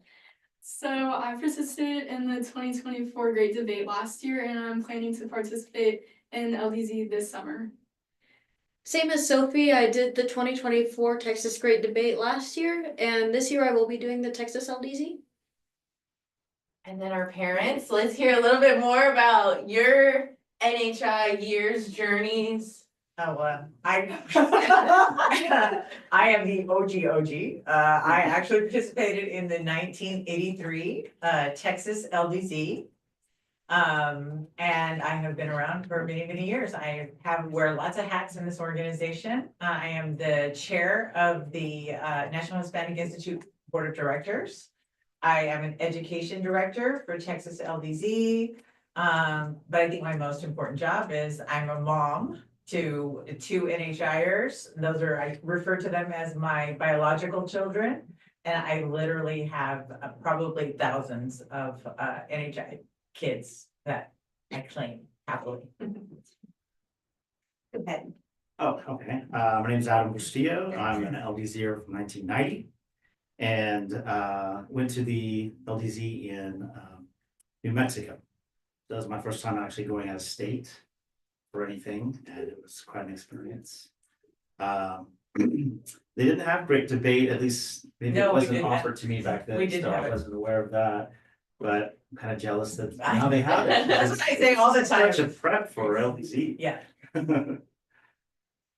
Hi, I'm Mindy Magana, and I actually was fortunate enough to get to participate in the Great Debate in '92, LDZ in '93, that was in Chicago, and then actually the CWS in Mexico following year. So once I started, I couldn't get enough. Coached and all the fun things, and yes.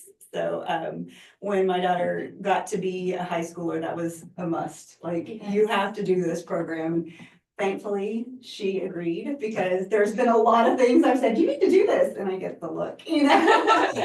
But this was one that she absolutely was excited to try, and then even more excited once she actually got to experience the Great Debate last year. It was not a question of, are we returning, are we doing LDZ? It was like, sign me up like now. So out of curiosity, I know for our situation, I didn't have a choice. You know, joining NHI, and it's something that I had the privilege to grow up around. But for you guys, did you seek out NHI for Araceli and Sophie, or was it something like, oh, we heard at school this is happening, and hey, I did NHI. Well, I can speak for me. I absolutely knew I wanted her to do this, and was just trying to figure out if there was still a contingency, because I grew up in Fort Worth and was very excited to connect with the Uplift Summit group, and realized that not only did we have a good group, we had all the leaders, we had all the coaches. Yeah. So it was just seamless in that regard. So that was great. But yeah, I had no idea that they had been attending. So it was really kind of a great surprise. I was recruited. So a classmate of mine approached me one day outside of class, and she said, have you ever heard of LDZ? And I said, no, I don't even know what that is. And she's like, you got to go. And so she handed me a pamphlet, and I kind of looked it up from there. Little to my knowledge, and I know that some of my classmates were Chris and Mark. So we went to the same high school. Oh, and, wow. It was kind of interesting that I didn't even know who they were or what they were involved with, and it wasn't until I came back from LDZ that I realized these are the connections. These are the connections, yes.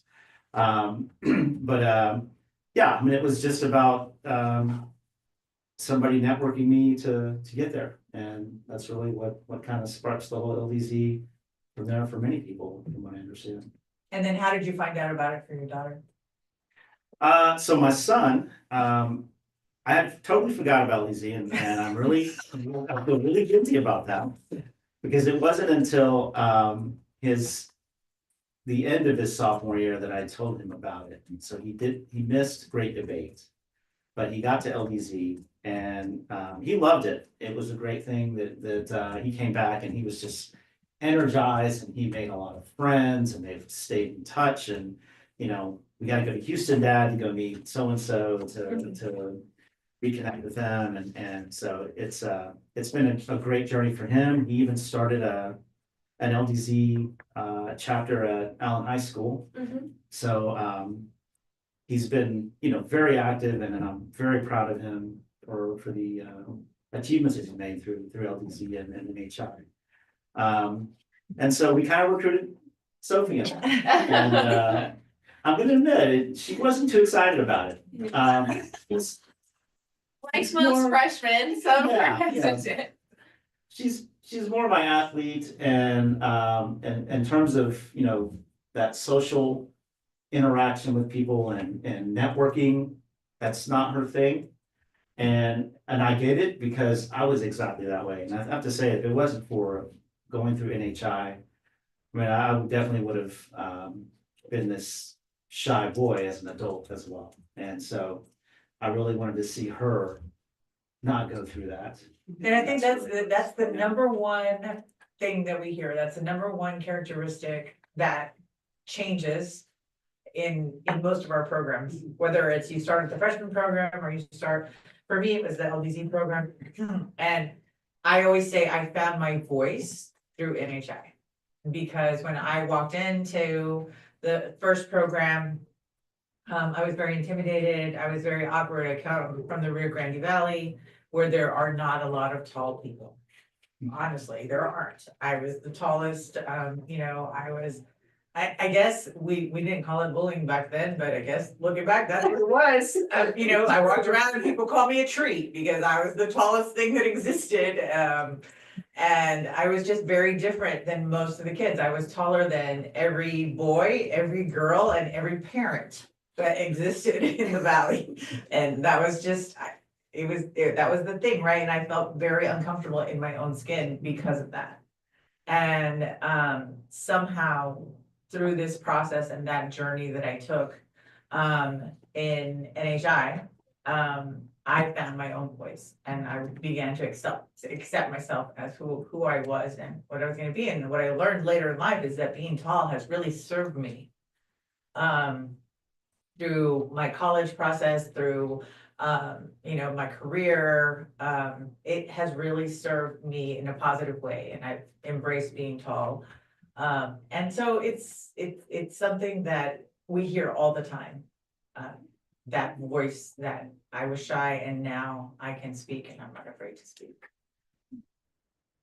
Absolutely. I wanna hear a little bit more about you guys. Maybe you feel some added pressure because I do.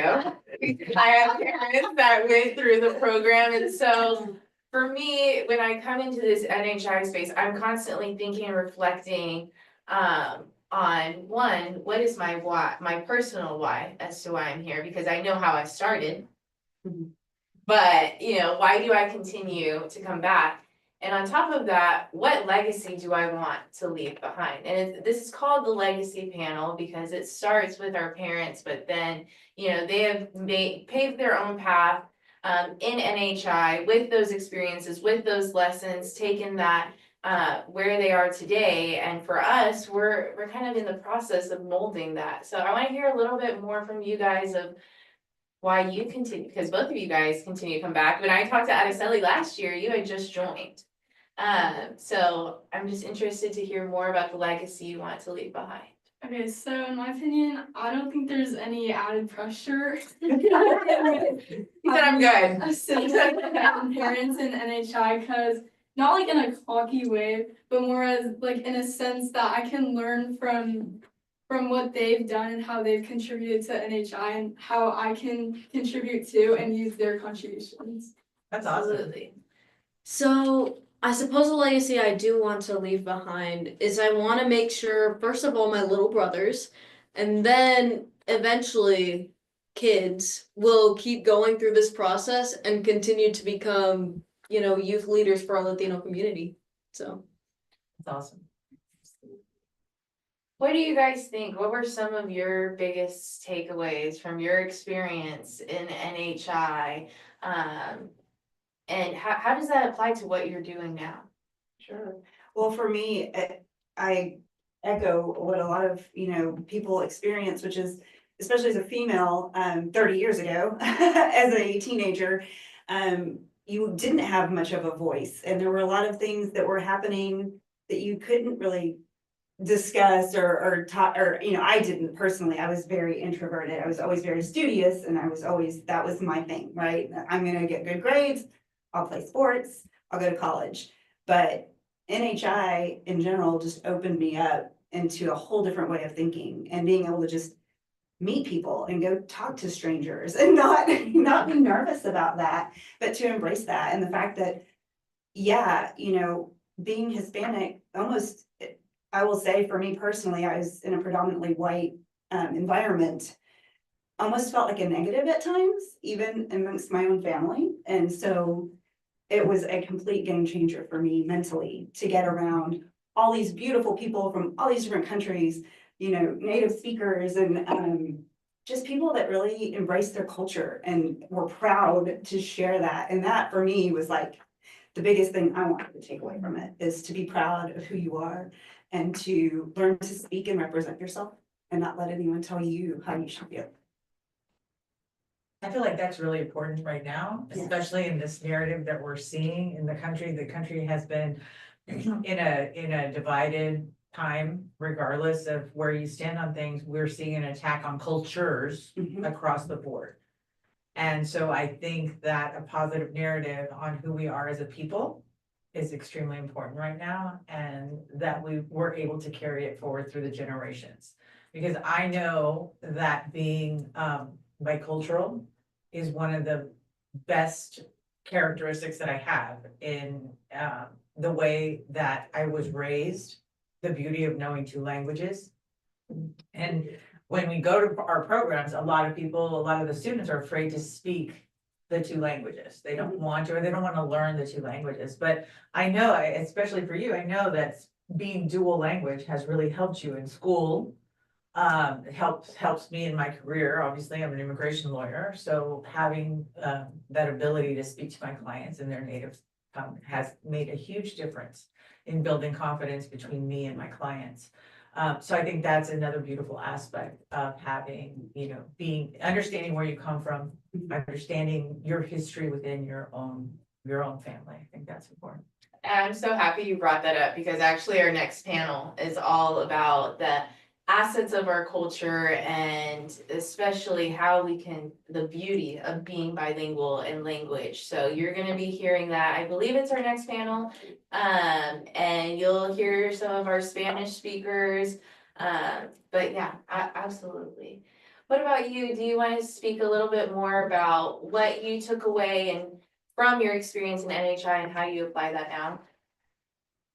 Yeah, so within LDZ, I think, as you say, right, it really does give you your voice, but it's the ability to feel like it's okay to fail in there, because you don't know how to succeed without knowing what's a failure, and that really did help, because I was really nervous and scared to speak up. And as a kid, my parents, their friends would always come by, or whenever I was tagging along with them, they always mentioned that your son's so well behaved and quiet, and it really wasn't that I was well behaved, it's just that I was too shy to say anything.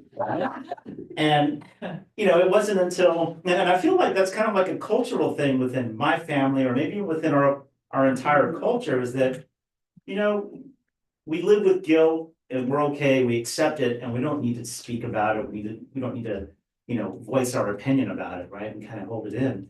And to be able to express yourself and to be able to communicate with people, and then you can expand that to other people, and going, building on what you're talking about with you being able to talk to people from different languages, not even just being, a Spanish speaker to a Spanish speaker, but you have tolerance now to be able to understand, well, somebody from Africa, or somebody from Europe, or somebody from Asia. And I've learned that over time, that I do have a more tolerant attribute to being able to sit and understand someone, even when I don't really know their language. Right. And that's really what helps. And, practicing that through LDZ, through NHI is really what gives me that ability. I guess to kind of piggyback off of that, I didn't really go into how it's shaped my life, but for me personally, I had always known I thought I knew that I was going to become the world's best veterinarian. And that was my goal all the way through. Well, I finished with my 4-year degree, and I was like, no, I don't think that's what I want to do. Like, I want to talk to people, and I want to be out and about and doing things. And I actually ended up going into sales, medical device sales, which, if you had told 12-year-old me that was even an option, I didn't even know that was an option, but it's been an amazing career choice that I don't think I would have made had I not been part of the NHI, to be totally honest, Right. because it would have been way too intimidating. To think of talking to a doctor, you know, and Right. try and explain something to them and sell them something. Oh gosh, no, I could never do that, you know? And so, and it's, when we talk about representation, that was, you know, part of the alumni panel discussion. It's so true that as far as we've come, there's still so much further to go. Because when I walk into most rooms, you know, in my company, there are very few Hispanics that are at that, you know, and male or female, which I think, again, embracing the differences, it's a big part of why I feel like I've been successful. I relate to people on a different level and a different way, but we need more. So these programs go a long way to try to even the playing field. Right. Absolutely. And, you know, if you guys can speak a little bit more about how you see, I know you just have done the Great Debate. I am so excited to see you take your next step. As staff members, you both have been doing an incredible job and just kind of, you hit the ground running as soon as we got off the bus from Sherman. And I'm excited to see this next chapter as you go through the LDZ, but from your experiences so far, how are you applying it in your day-to-day and your extracurriculars? So when I did the Great Debate, I participated in mock trial, which is exactly what it sounds like. And I was an attorney, so I had to like either argue for or against our Latino community. So that it not only gave me like a physical voice that I could use a bit more often whenever talking about things I'm passionate about, but it allowed me to connect with other like mock trial kids like in Austin. I've been communicating with them quite a bit now. But also just other NHIers in our region, whether they be NHI alum or NHIers as of now or future NHIers.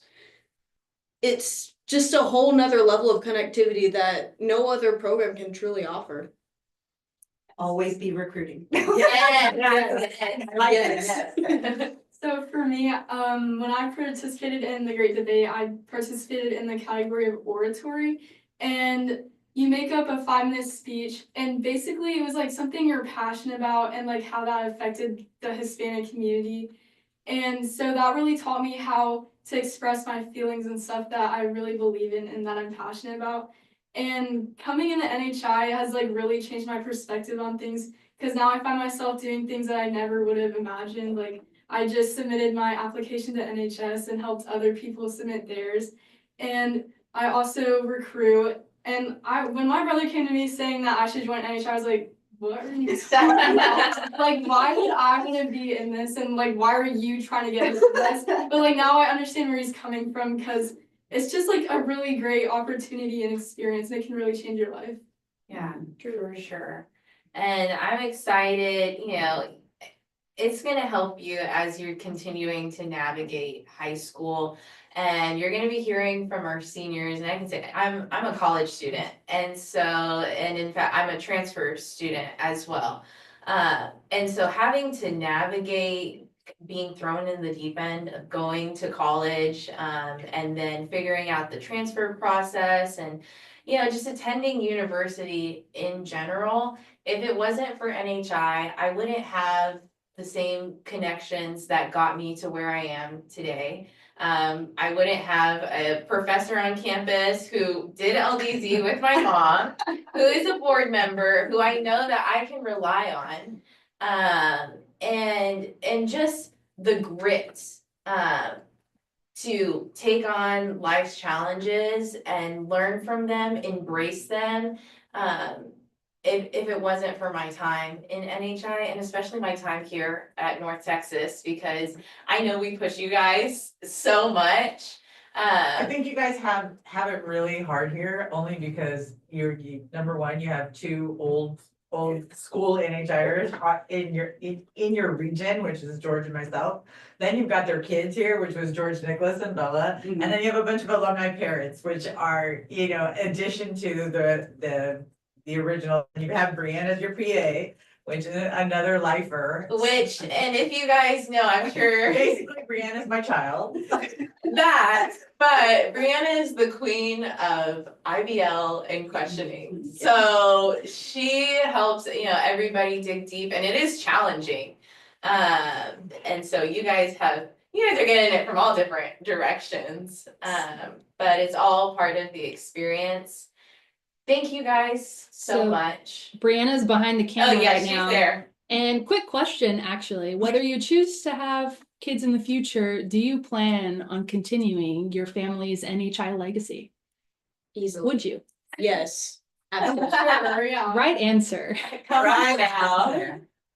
Yes. And I do think that is the key to NHI, and that's what makes us a different learning institution here. And it's not just about leadership, it's about being a family. Yeah. And that never goes away. Absolutely. And Brianna, we were talking a little bit off camera before we went live, and she said, especially for legacies, it's having a family within a family. And so it is such a special experience. And you hear from our alumni about, how they are out in the world, but this panel goes to show the generational impact that NHI and what it is all about. The fact that you were the very first class, and that was the vision for this to be the reality, and it's here.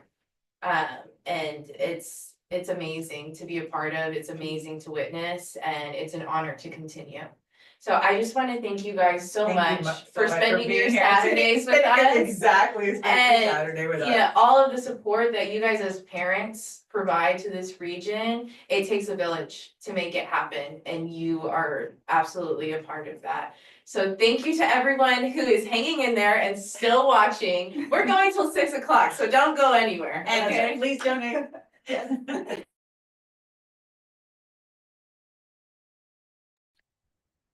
Hi, my name is Koi. I'm a sophomore at the Summit, and today I will be interviewing. Hi, my name is Isabella Lininger. I go by Isa. I also go to Uplift Summit, and I have done all 3 NHI programs. So yeah. So Isa, you said you've done all 3 programs. Do you want to talk about your journey with NHI? So who introduced you, how you started, your experience with the program? Yeah, so I actually did kind of talk about it on a panel earlier as well, but in my freshman year, I got reached out to by a counselor, and some of our other staff members did as well. Our school counselor gave us a scholarship to participate in the Great Debate program. So from then on, we started coming to weekly meetings in Dallas, and from then on, it's been great. I, competed in the category of cross-examination during the Great Debate. And then that next year came back, helped staff. Then I did Texas LDZ. Then this past year, I was oratory coach for the North Texas region, and I got to do that. And it was a really great experience. And then I did my last program, which was the Texas CWS. And then I've been helping staff as, just getting hands-on, helping with a lot of the curriculum stuff within the North Texas region. And it's been a great experience. It's been something I love doing, but that's kind of like a little kind of vague summary of my journey with the National Hispanic Institute. Why did you decide to stay with NHI throughout these years? There's a lot that factored into me staying. I think most prevalently this past year of coaching oratory was something that really had an immense impact on me.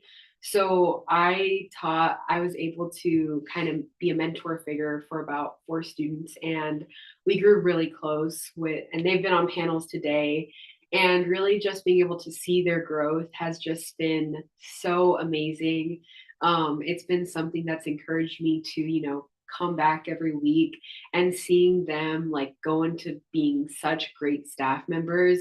I just want to stay and be their support. And I think really the full circle moments that we get when it comes to, the National Hispanic Institute, but specifically the Dallas region in North Texas, we get a lot of, these moments where, well, for some of us as well, we're seniors. So we're kind of in a unique position as to what we're doing, because we did a lot more of the staffing last year. So we're trying to go ahead and pass the torch on and give them that sense of, leadership. So I think seeing that growth, passing that torch, but still being here to, more so help in a different manner, help overall with curriculum, and also help oratory with curriculum has been something that I'm really looking forward to doing. And I'm really excited to keep on going and just help where is needed.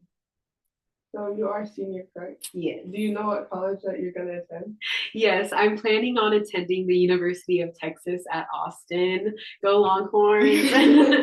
I'm very excited, super duper excited, like very, very excited. I can't really express it, but it's been great. I'm very excited to go to college. It's gonna be a fun time, and I feel like North Texas and I've been blessed with like the people around me, and NHI has really connected me to other people who go to UT as well. And so I already feel like going in, I'll have some people at such a big school, and I feel like it'll be easier for me to not feel as lost, but I'm very excited. How do you think that some of the skills NHI has provided you with, how do you think that'll help you transition into college?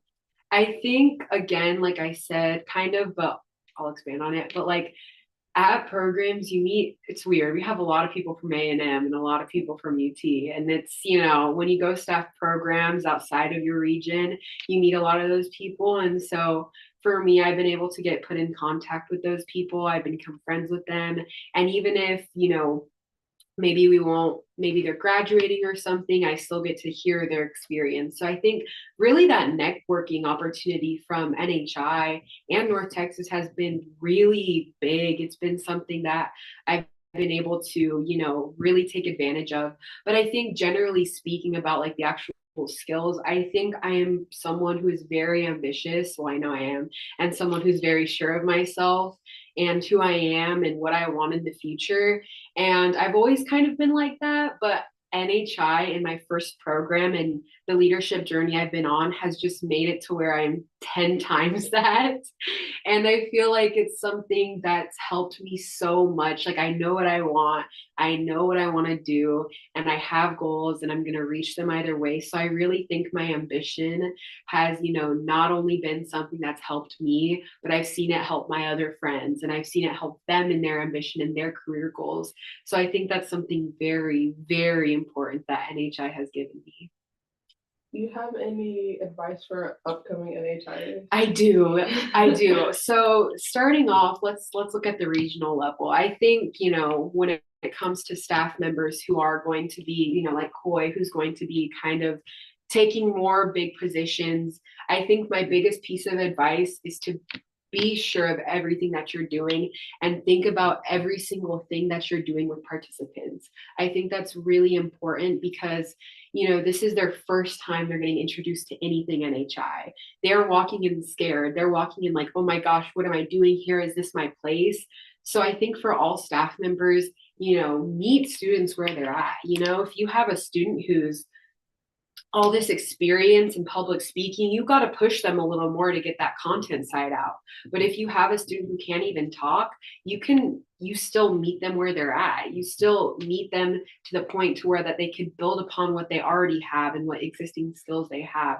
So I think meeting students where they're at is really important, and adapting to those kids. Like I'm going to bring up my oratory kids once again. Last year, they were very silly, and that was a bit frustrating to deal with at times. So I definitely had to meet them where they were at and kind of, redirect them at times, or, and it ultimately worked out for the best. And I just hope that, people like Coy here can really get that experience and really get that ultimate fulfillment in teaching a category and making that bond with your students.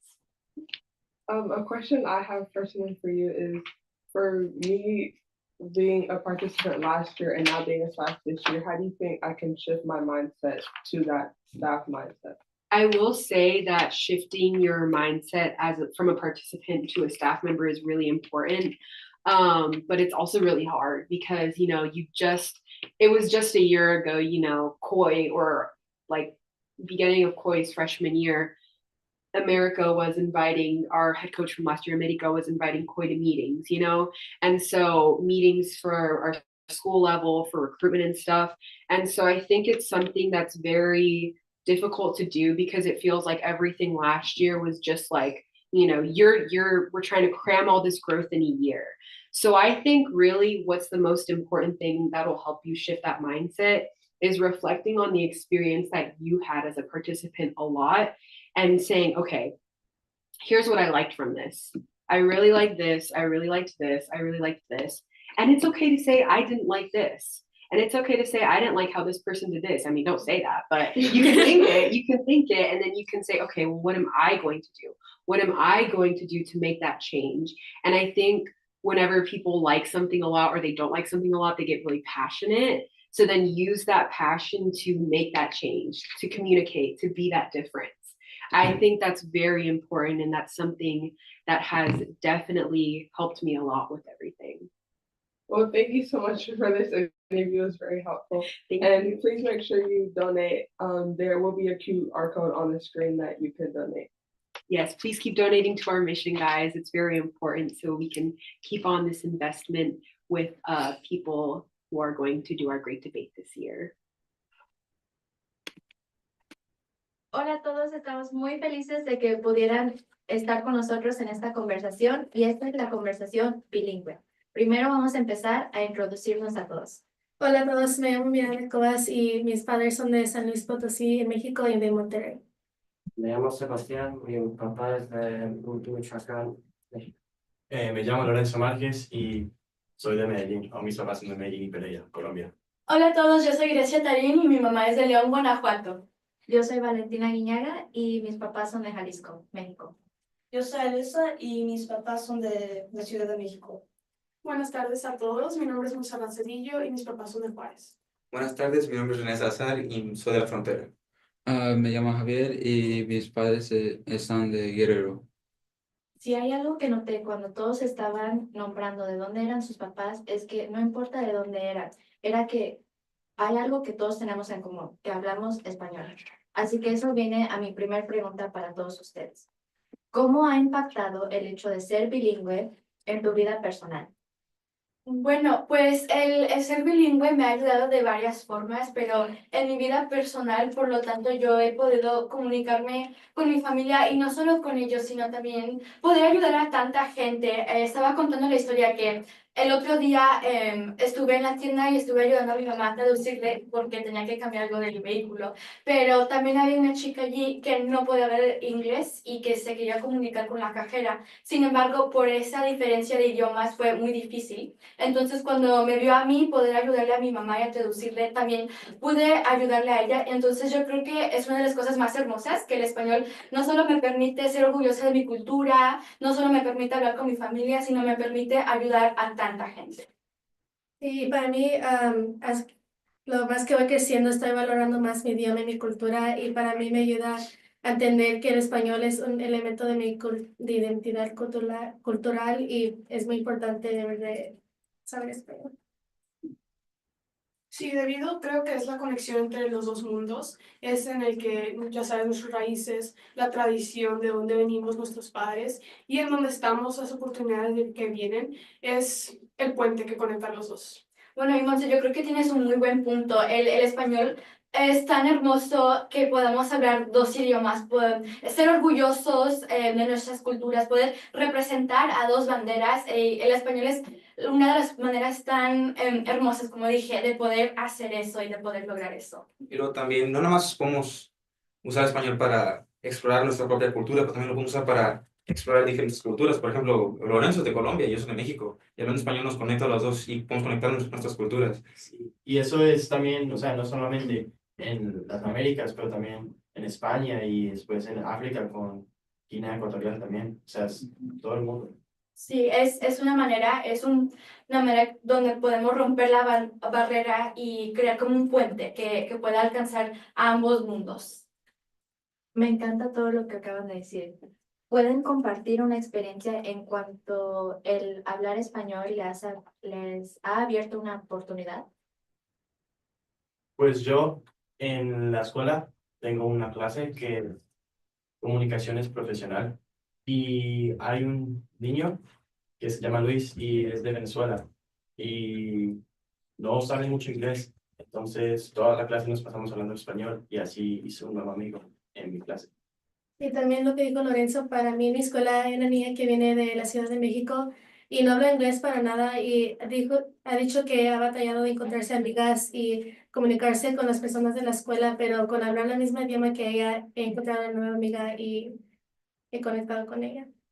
Sí, a mí igual me ha pasado, como dije, poder ayudar a tanta gente y también oportunidades en la escuela académicamente se me pueden abrir muchas puertas por el simple hecho de poder hablar inglés y también el español. Eso puede ser en cuestiones de trabajo, en algún futuro cuando tú puedas poner en tu currículum que tú hablas el inglés y el español, eso te va a abrir tantas puertas y te va a ayudar y beneficiar de tantas maneras. A mí también en la escuela me ha ayudado, estoy tomando las clases de español 3 enriquecido y eso me va a permitir el próximo año poder tomar una clase de AP que es de puesto avanzado. Entonces, académicamente también me ha ayudado mucho. Y todas estas cosas te abren oportunidades a través. Por ejemplo, también en la educación hay organizaciones que se basan en el que hablas español y así te abren la puerta de ser, por ejemplo, o sea, de traducir y de hablar con diferentes tipos de gente alrededor del mundo. Por ejemplo, también en L.E.A.D. El simple hecho que hablas español te conecta a las personas que vienen de afuera de Estados Unidos y que es el único lenguaje que pueden hablar. Y así cuando te estás comunicando, cuando estás dando tus discursos, no solo le estás hablando a las personas adentro de Estados Unidos, pero a todo el mundo. Y no solo te abre las puertas a ti, sino que te ayuda a abrirle, que tú le abras las puertas a los demás. Eso es una parte muy importante de ser un líder y se me hace que todos podemos decir que sí, al poder hablar español, te hace un líder más fuerte. ¿Ustedes qué? Bueno, siguiendo con las oportunidades, también elaborando con las oportunidades profesionales. A mí, en lo personal, yo solía trabajar en Six Flags y me ofrecieron una posición buena, digamos, una posición del líder, en la que no me hubieran dado nada más si no hubiera hablado español.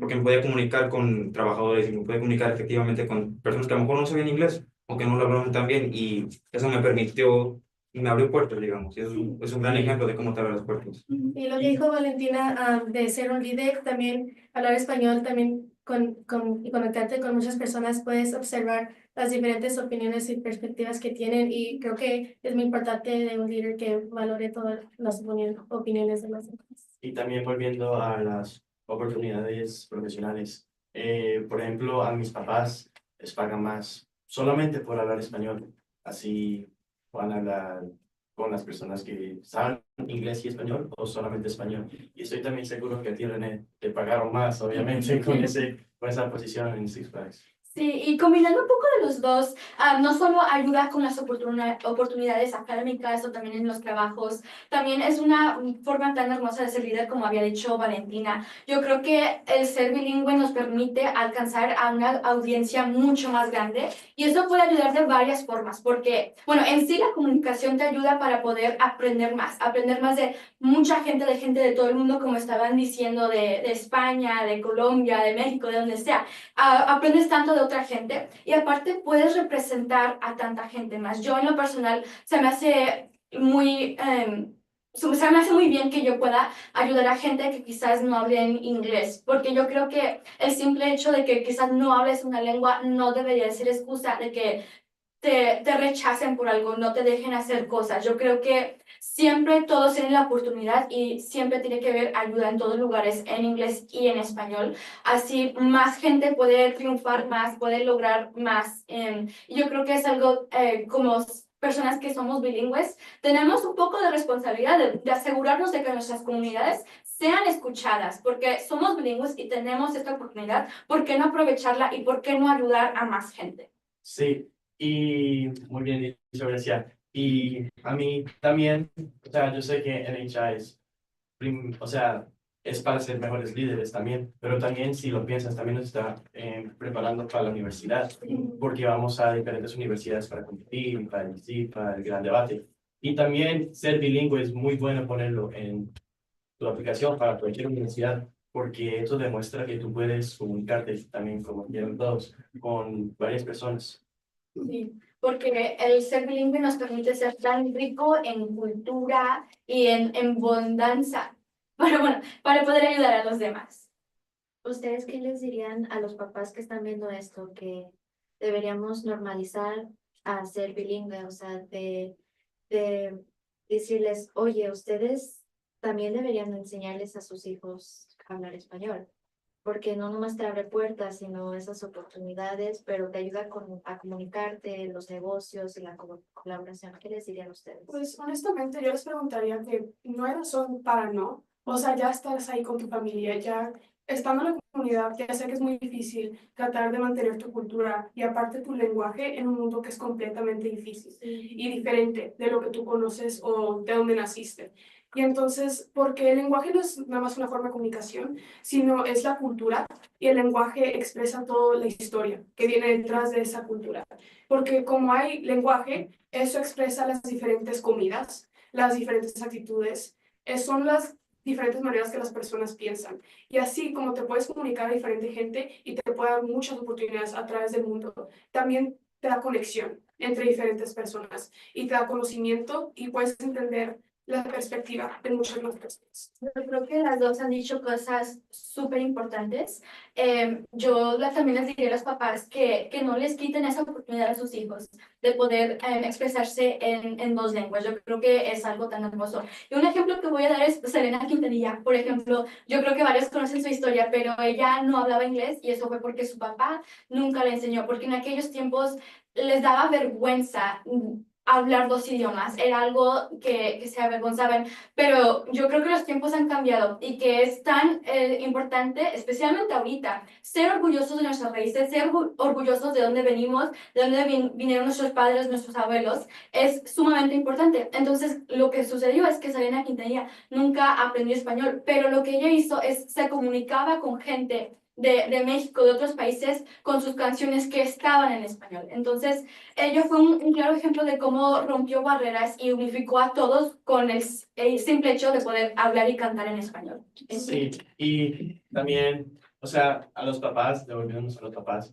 que por favor intenten, por lo menos intentar que sus hijos hablen español, porque lo peor que puede pasar es que no lo aprenden, pero al menos intentaste, ¿sí me entiendes? Y también es muy, o sea, cuando yo voy a Colombia, mi papá es mono y tiene pelo, no, es mono y tiene ojos verdes, entonces se ve muy americano.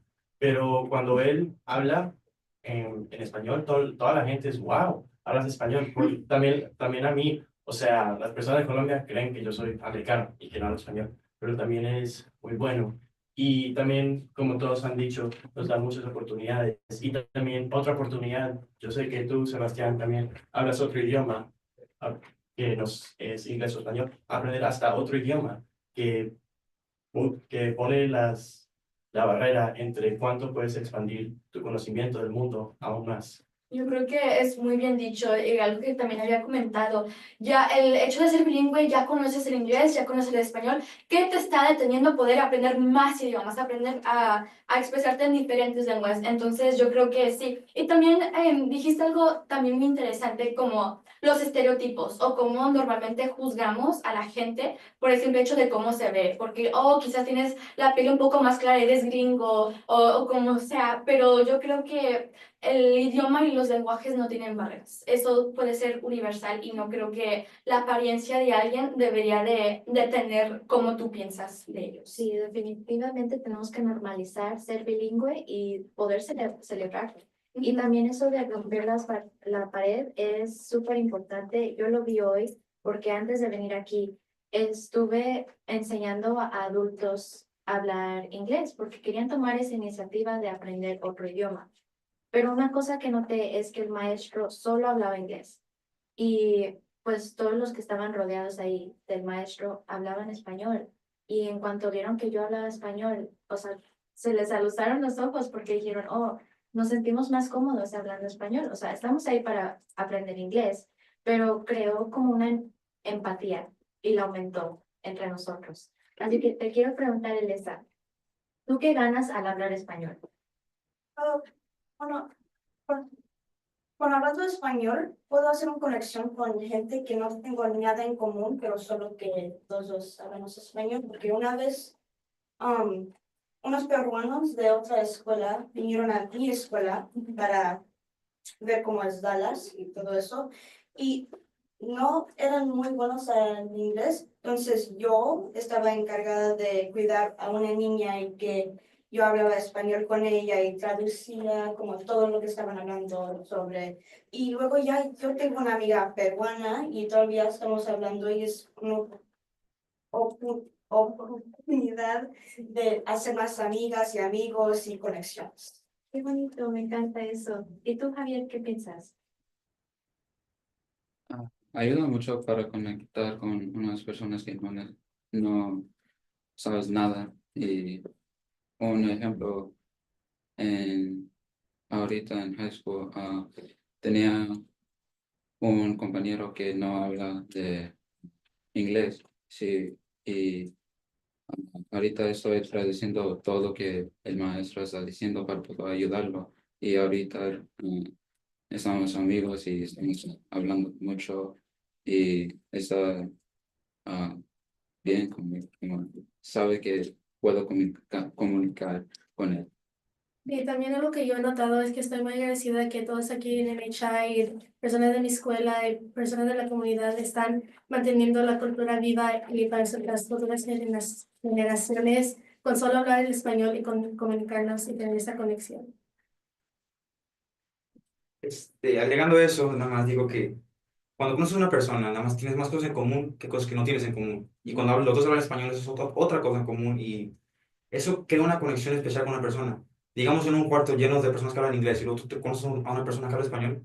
O sea, puedes platicar con esa persona y luego esa persona puede platicar contigo y ahí nada más se crea una conexión especial. Sí. Porque no nada más hablan inglés, también hablan español. Y eso crea diferentes formas de conexión entre personas y diferentes relaciones. Es lo que iba a decir. A mí me ha pasado tantas veces donde yo estoy en un lugar donde todos hablan nada más inglés o otros idiomas, me encuentro a alguien que habla español o que es de México, ¡wow! Un paisano, por fin. Entonces, crea como una amistad a un nivel tan diferente. Hace unas semanas estuve en Boston para unas Naciones Unidas de Harvard y entonces fue un evento internacional, había gente de tantos lugares y lo que me ayudó a mí para poder conectarme a tanta gente es el hecho de que yo podía hablar español, me pude comunicar y relacionar con gente que venían directamente de México, que venían directamente de Perú, de Colombia, de Venezuela, de tantos otros lugares. Entonces fue como estamos comprobando aquí, el español une a gente y rompe barreras y por eso es tan importante, es sumamente importante que podamos normalizar ser bilingüe y enorgullecernos de eso. Y esto no lo habíamos platicado, pero uno de los factores en que pensé poder hablar dos idiomas es de que la mente bilingüe, o sea, piensa dos veces más rápida. ¿Sí? Piensa dos veces más rápida, tienes más vocabulario, o sea, puedes traducir para gente que, pues, como tú dijiste, que no puede y puedes ayudar a otra gente. Definitivamente. El traducir es algo que hago todos los días. Lo hago todos los días, le ayudo a mi mamá. Y eso me ha ayudado a ser muy proficiente, no solo en el hablar el español, sino en poder leerlo, en poder escribirlo. El ser bilingüe es una manera, como ya he dicho, representas a dos culturas, te expresas en dos culturas, representas a dos banderas y puedes amar en dos idiomas. Qué hermoso es eso. No todos pueden decir eso. Sí, y todos acá somos bilingües, pero lo que también me gusta mucho hacer bilingüe, especialmente es aprender más. O sea, yo hablo español bien, pero no lo sé perfecto, ¿sí me entienden? Y entonces me gusta que, por ejemplo, a veces mi papá, porque él es el primer idioma, y creció allá, a veces me corrige y yo digo, listo, la siguiente vez voy a decir eso. Y, o sea, nos podemos aprender, y eso lo podemos aplicar a toda la vida. Y Sebastián, quiero preguntarte, ¿cuál ha sido una experiencia que tú has tenido en la que saber el español o ser bilingüe te ha ayudado a conectarte con una persona? Bueno, hablarlo con mi familia es muy importante y si no hablaba español con mi familia no puedo conocer más mejor, no puedo escuchar tus historias de cuando era niño, porque la vida es muy diferente hace 100, 20, 50, 60 años. Y quiero a otras personas, mis amigos de México, mis amigos también de Holanda, donde mi mamá es, y es muy importante con las conexiones.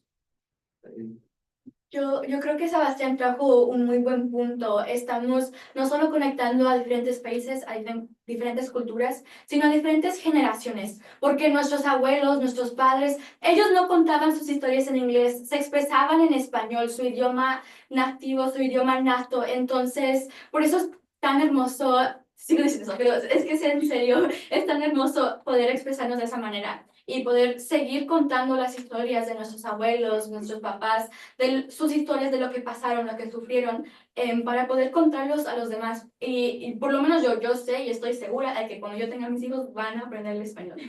Sí. Y otra cosa que quiero añadir es que nosotros estamos acá en la institución hispana nacional y mm, solamente si no hablas español, está bien. Todavía puedes celebrar hacer vino.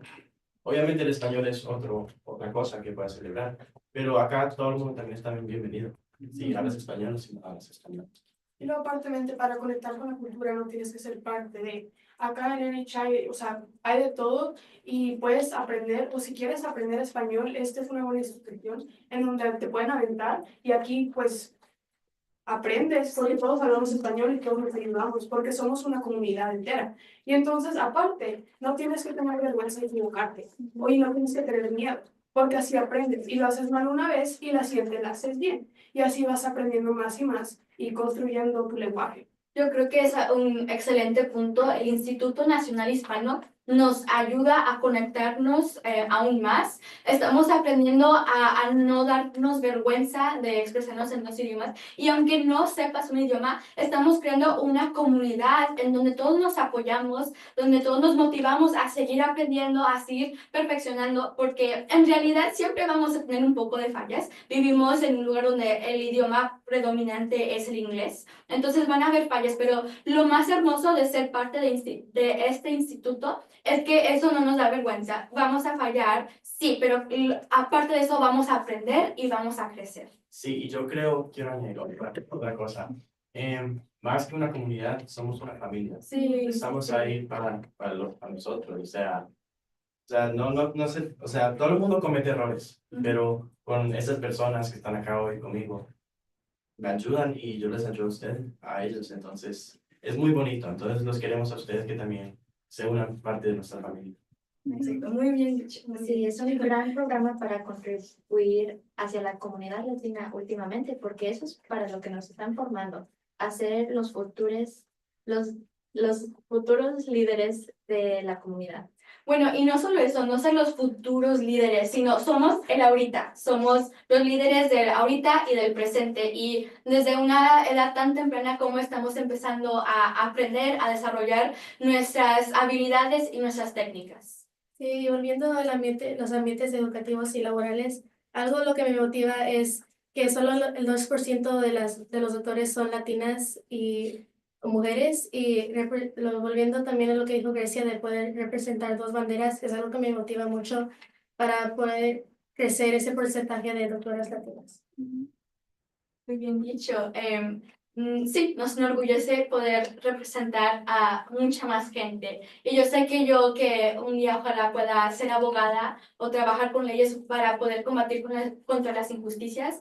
Yo sé que el poder hablar en dos idiomas va a poder ayudarme a mí, a ayudar a mucha más gente. Yo creo que eso es lo más gratificante, es saber que nos podemos expresar de dos formas y de esa forma vamos a poder hacer que valga la pena los sacrificios de nuestros padres. Es algo lo que a mí me motiva mucho, el saber que los sacrificios que ha hecho mi mamá valen la pena y que voy a seguir para adelante y poder ayudar a más gente. Sí, y yo creo, o sea, yo y creo que ustedes también están muy agradecidos de que nuestros papás tuvieron esa valentía de enseñarnos el español, especialmente para mí. Yo aprendí español antes de que aprendí inglés. Yo aprendí español a los 2 años y inglés obviamente en la escuela. Y en la casa solamente hablo español. O sea, A mí me porque en la escuela hablo inglés todo el día. Entonces cuando era pequeño también me quitaban, o sea, el iPad o el televisor. Si hablaba inglés con mi hermana, con ellos. Entonces yo creo que es una cosa, como Grecia dijo, muy hermosa y muy bonita de tener.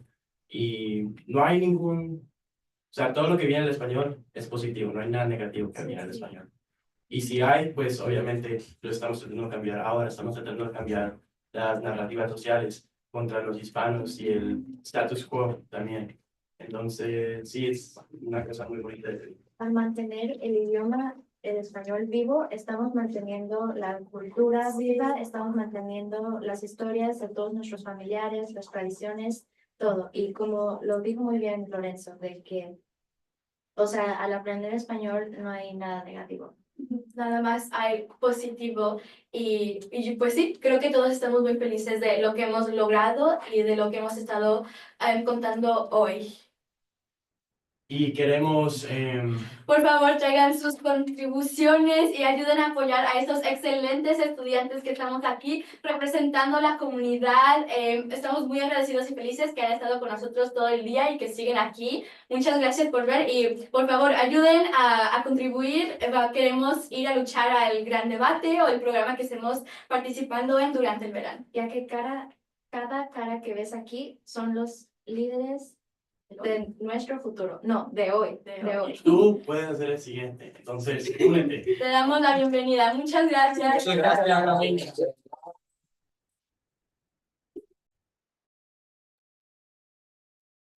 Hi, I'm Sydney, and I'm a sophomore at Plano East Senior High School. And as you know me from previous interviews and panels, and we're here with a participant. Hi, I'm Natalie Leon. I go to JP2 and I'm in ninth grade and I'll be participating in the Great Debate. Okay, so to start off with, since you're a participant, which means you're a freshman, which means this is your first year with NHI, how did you hear about NHI? From Valentina, she's a really close friend. And she's like, you should come join. And I'm like, oh, I don't know. And then my mom forced me and my sister to go. And like, we were like so nervous. Like we just like stayed with Valentina.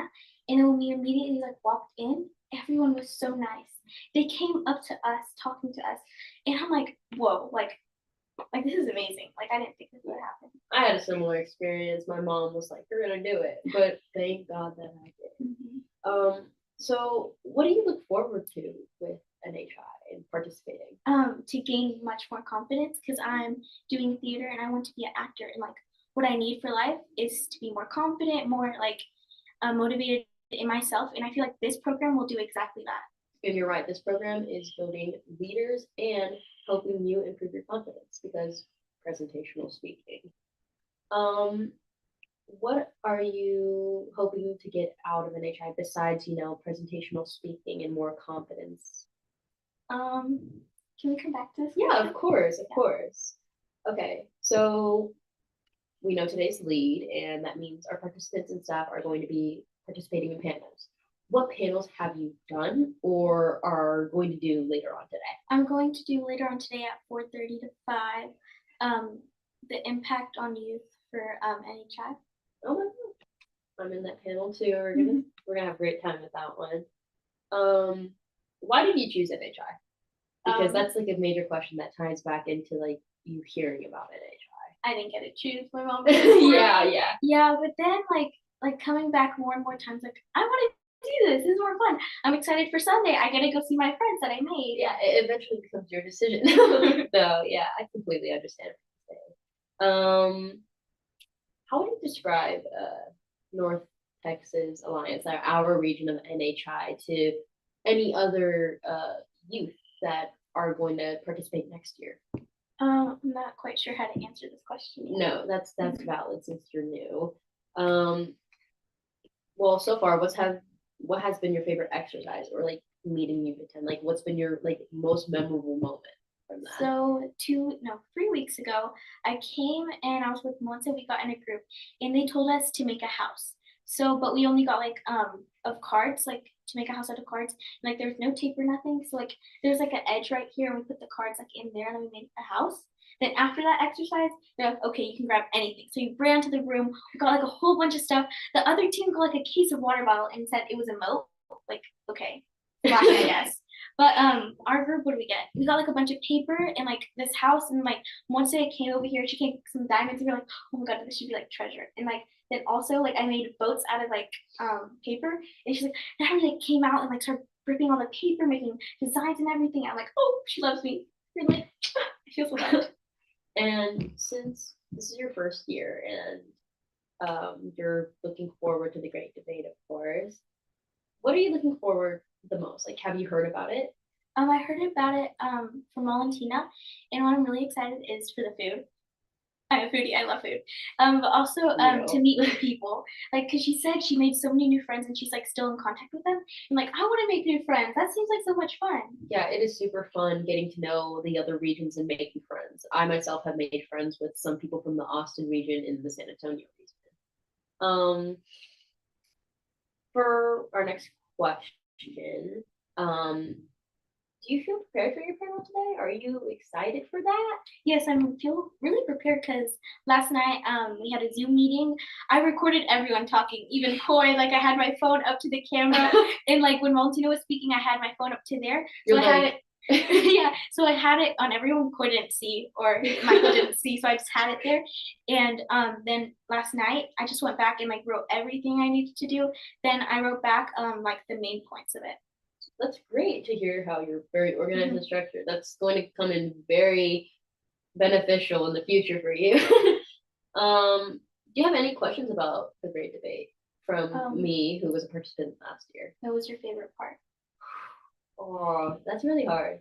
Obviously, I was nervous at 1st because you know it was like one of my first times away from home for like a really like 4 days. 4 days? Yeah, Wow. and so I was nervous, but when I got there, I felt I had like a lot of freedom, but I also had like the opportunity to learn so much and gain so many experiences. And because of that, I was able to branch out, meet new people like you suggested, as well as like get to hang out with my region and team bonding. I mean, we had a lot of chants, which aren't about, but it was really fun. So I can't wait for you to like take part in that because it's oh my gosh, it's great. So let's revisit one of our questions. So how would you describe NHI to somebody, just in general? Like, how would you describe it? Like, if you're talking about it with your friends and you're like, oh my gosh, I'm a part of this program. Because you've mentioned you've recruited some people to come to some meetings. So I want to hear how you convince them to, take part in the fun. I'm like, hey girl, like I do this program on Sundays. It's so much fun. Like I made new friends. You gotta advocate. It's like debate. You gotta be more confident, more outgoing. You gotta communicate. We are future leaders, and I see you in that position too. Going to Harvard, going to Yale, going to Berkeley. I see you. I see you, girl. That's perfect because, like you just said, going to Harvard, going to Yale, NHI, helps prepare you for college. So, what are you most excited for the future with NHI? And what do you think it's going to provide for you in the future? Hopefully a good college. I hope that. But then again, if it's the Lord's will, then like let it be. If it's not, well then he'll take me somewhere else. And I'm excited to see where I go. Yeah, I'm excited to see where you go, and I'm excited for you to learn so much more. And because we're talking on the topic of how it's going to help you out in the future and what else is going to benefit you with the great debate. Sorry, I lost my train of thought. With the great debate, what category do you want to participate in the most and why? Oratory, because I love acting, and I was told like it's a 5-minute speech and you're gonna like act out, and I'm like, yes, this is what I want to do. It seems so much fun. Then again, I'm kind of nervous for it. I don't think you have anything to worry about because trust me, we were all nervous when we were in your shoes, but I think we're gonna do great. Could you like elaborate more on your like acting and how you're going to bring that into your NHI and your performance when you eventually take part in whichever category you end up in? Okay, so about 3 years ago, my mom was like, you should do something over the summer. I'm like, oh, I don't know. So she's like, I'm gonna sign you up for acting camp. And I'm like, please don't. And then she did. And then like, so then she signed me up. And I'm like, oh my God, I made so many new friends. I felt so happy. I felt so passionate about this. I'm like, I want to do this for my life. That's great. And then, and I'm like, and then Valentina mentioned this program, like, and she's like, you can do acting too. And I'm like, oh my God, I want to do this. So oratory seems like the best fit for me. No, that's great to hear. Well, we hope you continue to listen to our panels and please donate. Thank you.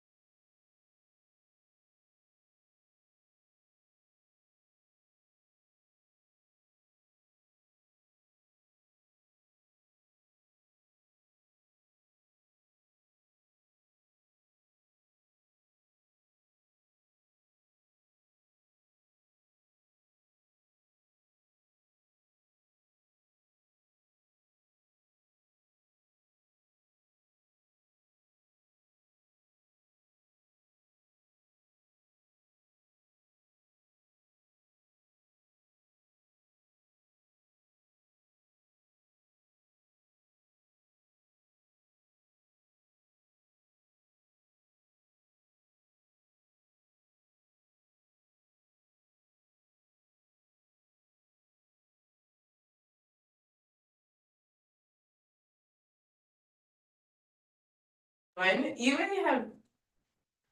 Hi, everyone. All right, I think we're on. You may have just gotten a behind the scenes look at our operations, Alumni. A couple of technical difficulties, but we're, I like it, yeah, reflect, adapt, and execute.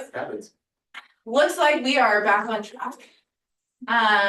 If anybody knows about reflect, adapt, and execute, it is this group of seniors that are sitting with me today. And one, I feel honored to facilitate this panel because seeing you guys grow is just, we brought tissues because I'm probably gonna cry. But I have known you guys since you were 15. And now we're talking about going off to college, already getting your acceptances, making plans. And I just can't even believe how much each of you has grown. And it has been one of the biggest blessings to be just like a small part of your individual journeys. So let's everybody reintroduce yourself. Your start to NHI, because I know Brooke, you joined us later on, and everyone kind of has their own journey and how they've made it here. So let's start with that. Yeah. Okay, I'll start. My name is Issa. I've been on a couple panels today and I got interviewed. I've done Great Debate, LDZ, CWS, all in Texas except for CWS was in Colorado. I basically, a lot of us got introduced kind of the same way, like us four. We all got like a scholarship from our chartered school ISD, and we were able to do Great Debate for like really cheap. So yeah, there's a long history. They all attend Uplift Summit, but there has been a long history of Summit kids that have come from, or Uplift kids that have come from the different schools. And so that's a really important partnership that you guys have continued to carry on. And we hope that once you guys go off to college, that this group that you guys have brought up, we continue to bring them in and they continue that cycle. So Very proud to say we have NHIers in all 4 grades at Summit. So yes, and multiple, we have multiple Uplift schools represented, and yeah. Well, I guess I'll go next. Very similarly to what S4. Again, a counselor came up to me and asked me if I wanted to be part of the leadership program, and I didn't want to, but again, my mom forcefully signed me up, and I went to the program, and my heart was beating out of my chest in every single thing that we did. But I came back home after the Great Debate, and I couldn't stop talking about how in love I was with the program and how excited I was to come back and staff and do the next programs. And that's why I'm here. And I was head coach last year, and I've just loved seeing the progress that not just the participants have made, but seeing us grow together, all of us. It's just so heartwarming knowing that I have this family here at this region, and that I can continue to see these familiar faces every time I come back. So that's kind of my story. Absolutely. And Elena, when you give your introduction, I want you to paint a picture for the viewers of what North Texas looked like when you guys entered the region. And I say this because they came in right after COVID. And if you've gotten anything from the live stream, we are a very hands-on and interactive organization. And so COVID is one of those things that had a really big impact on this region. And we did our best because COVID started when I was a participant and staff member here in high school. Like, we have barely missed each other. We have some overlap in our time. Yeah, we do have overlap in our times here at North Texas. But it just looked very different from what it looks like today. So I want you to give a little bit more context as to how you came in. So we came in, like she said, right off of, my name's Elena Smith. Elena's been working operations as well. In this room all day. But so we came in right out of COVID. So a lot of that foundation was completely wiped clean. But that gave us the perfect opportunity to make North Texas really something that's our own. Like, when I look at North Texas right now, it looks like our baby. We learned the skills from the staff that stayed, and they did great jobs to build our foundations, and then we used everything they taught us, used what we know from our outside worlds, and just started bringing it back in. I know that second year we faced a lot of hardships coming back and trying to realize, what does it mean to recruit? What does it mean to build a foundation? What does it mean to build up something that's gonna continue to build a legacy that's gonna be cyclical and come back? And I think that I'm really proud to say, looking at our lead panels now, looking at the freshmen that are coming in, it's gonna keep going. Like, I'm so sure that we captured the essence of what North Texas is, the family that's in North Texas, and we push it out and put it on for the next generation to do what they need to do with it. Hey guys, we'll get to the next. My name is Danny Rubio. I also got Uplift Summit, senior. And again, I came in as a group of the Uplift Summit kids back in 2022.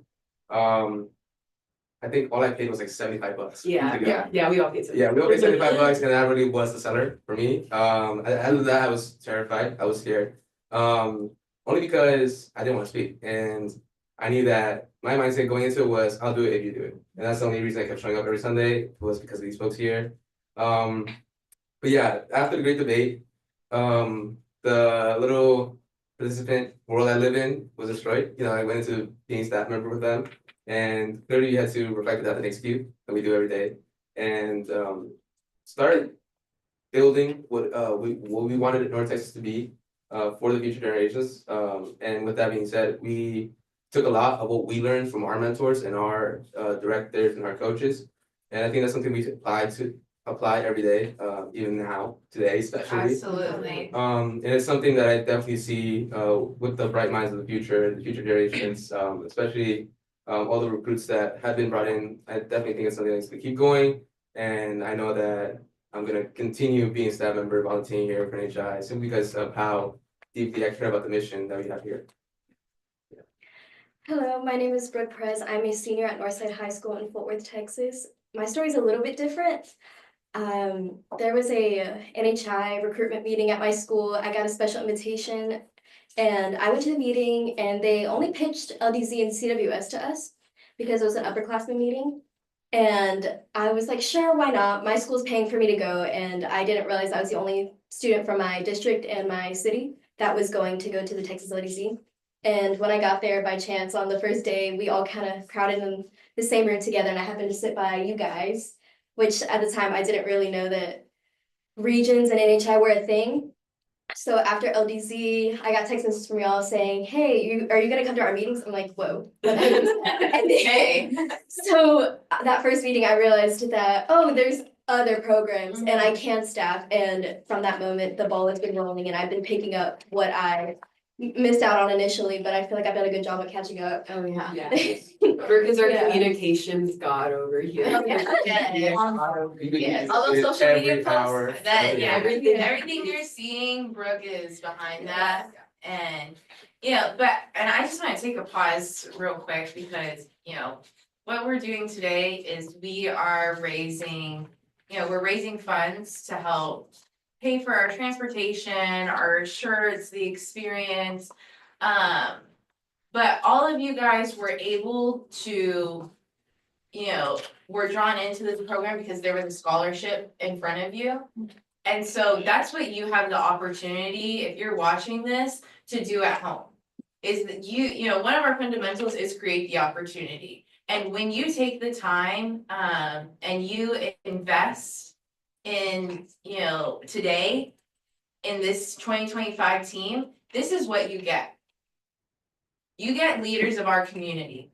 And so that's why, we don't have that scholarship at Uplift anymore. Because that was just a budget cut from their school programs. And so we're making up for that because that's not gonna stop us. And if anything, we have even more people to serve. Yeah.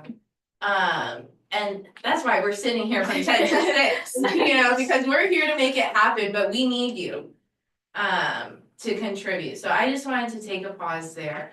Okay, guys, let's talk about college. I mean, I don't want to talk about it because I'm gonna miss you so much, but let's talk about college, making your decisions, where have you gotten accepted, and What from NHI are you gonna take with you? Okay, I guess I'll start. So, I applied to a couple of out-of-state schools and in-state schools. I was auto-admit to all of my state schools. I applied to UTA, UT, and UNT. Thankfully, I got accepted, and they all gave me very generous scholarships, so I was very fortunate in that sense. But I also applied early decision to Johns Hopkins University, which is my dream school, and I very fortunately got accepted with the full ride. So, I'm pursuing cognitive science, and NHI. She's starting to cry. Obviously, I remember like walking into my first meetings, literally leaving with headaches because I couldn't imagine myself in like leadership positions. I was very introverted. I mean, these people can attest to that. I was very to myself and my friend group. I wasn't very willing to go out there and try new things, but NH actually brought me out of my shell, and it started encouraging me to seek out new people and learn about new opportunities that could benefit me in my future. So that's also like a reason I started looking into like higher like more prestigious schools, and like realizing that I was able to get into those kinds of schools. And once I go to college, I'm very like looking forward to becoming part of a lot of organizations and clubs, and getting the opportunity to engage with new people, and also be part of like leadership there, so that in the future I do want to become a pediatrician and have like my own clinic and everything. So obviously all of these like leadership skills, these communication skills, like these talking skills, everything that we've been doing here, it's going to be so useful for me in my future. And that's why I encourage so many people to like participate in the events and coming to like staff regionally, because I've seen the growth in myself, and like even in my sister who's also done the programs. So that's why I'm so passionate about what NHI does, and like this family that we fostered. That's what I've gotten from NHI and everything. For me, I also got auto-admit to most of, or all of my state schools, and now I have my eyes set on Colorado. I've applied to Colorado State, University of Northern Colorado, Colorado Mesa. I fell in love with Colorado because of NHI actually. But I've also got accepted to all of those. It looks like I'm gonna go to Colorado State with a focus in data science and financial analytics. So I love all the background stuff, I love all the data, that's why I'm always behind the camera. But I think what NHI gave me that I'm gonna bring to college is my sense of self. NHI really came at a really good time for me my freshman year. I think my life was gonna go one of two ways, and NHI put me on the right path. When I say I made the right choices in my life because of NHI, it really was because of like, oh my god, no, I'm about to cry. The community that I got, the people around me, I know that I always have a place to fail forward, so I was allowed to make those mistakes. And I'll be the NHI really just gave me that space that I needed to grow, and I can't wait to take that with me and make the right decisions when I go to college too. And that's like so full circle, because if first of all, NHI, we have a long-term partnership with Colorado State. The Colorado LDZ has been taking place there for the last 35 years. And so it makes me so happy, and my heart's so full that you're going there, because you're gonna discover another NHI community there. And I know sending you off there, I'm like, Atlanta's gonna be fine. There are people there that are gonna be there to support you, to catch you when you fall, to push you, and you're just gonna have that second family there. And so it makes me really, really excited for you. Shout out to Emma. Yes. I'll go. So I applied to UNT, UTA, and UT and Southwestern. Been admitted to UNT, UTA, got cast from UT, and got a nice scholarship from Southwestern. However, I also applied to A&M, and that'd be my dream school. I will do whatever it takes. So that's where I am committed. That's where I'm going, pursuing a biological or biomedical sciences.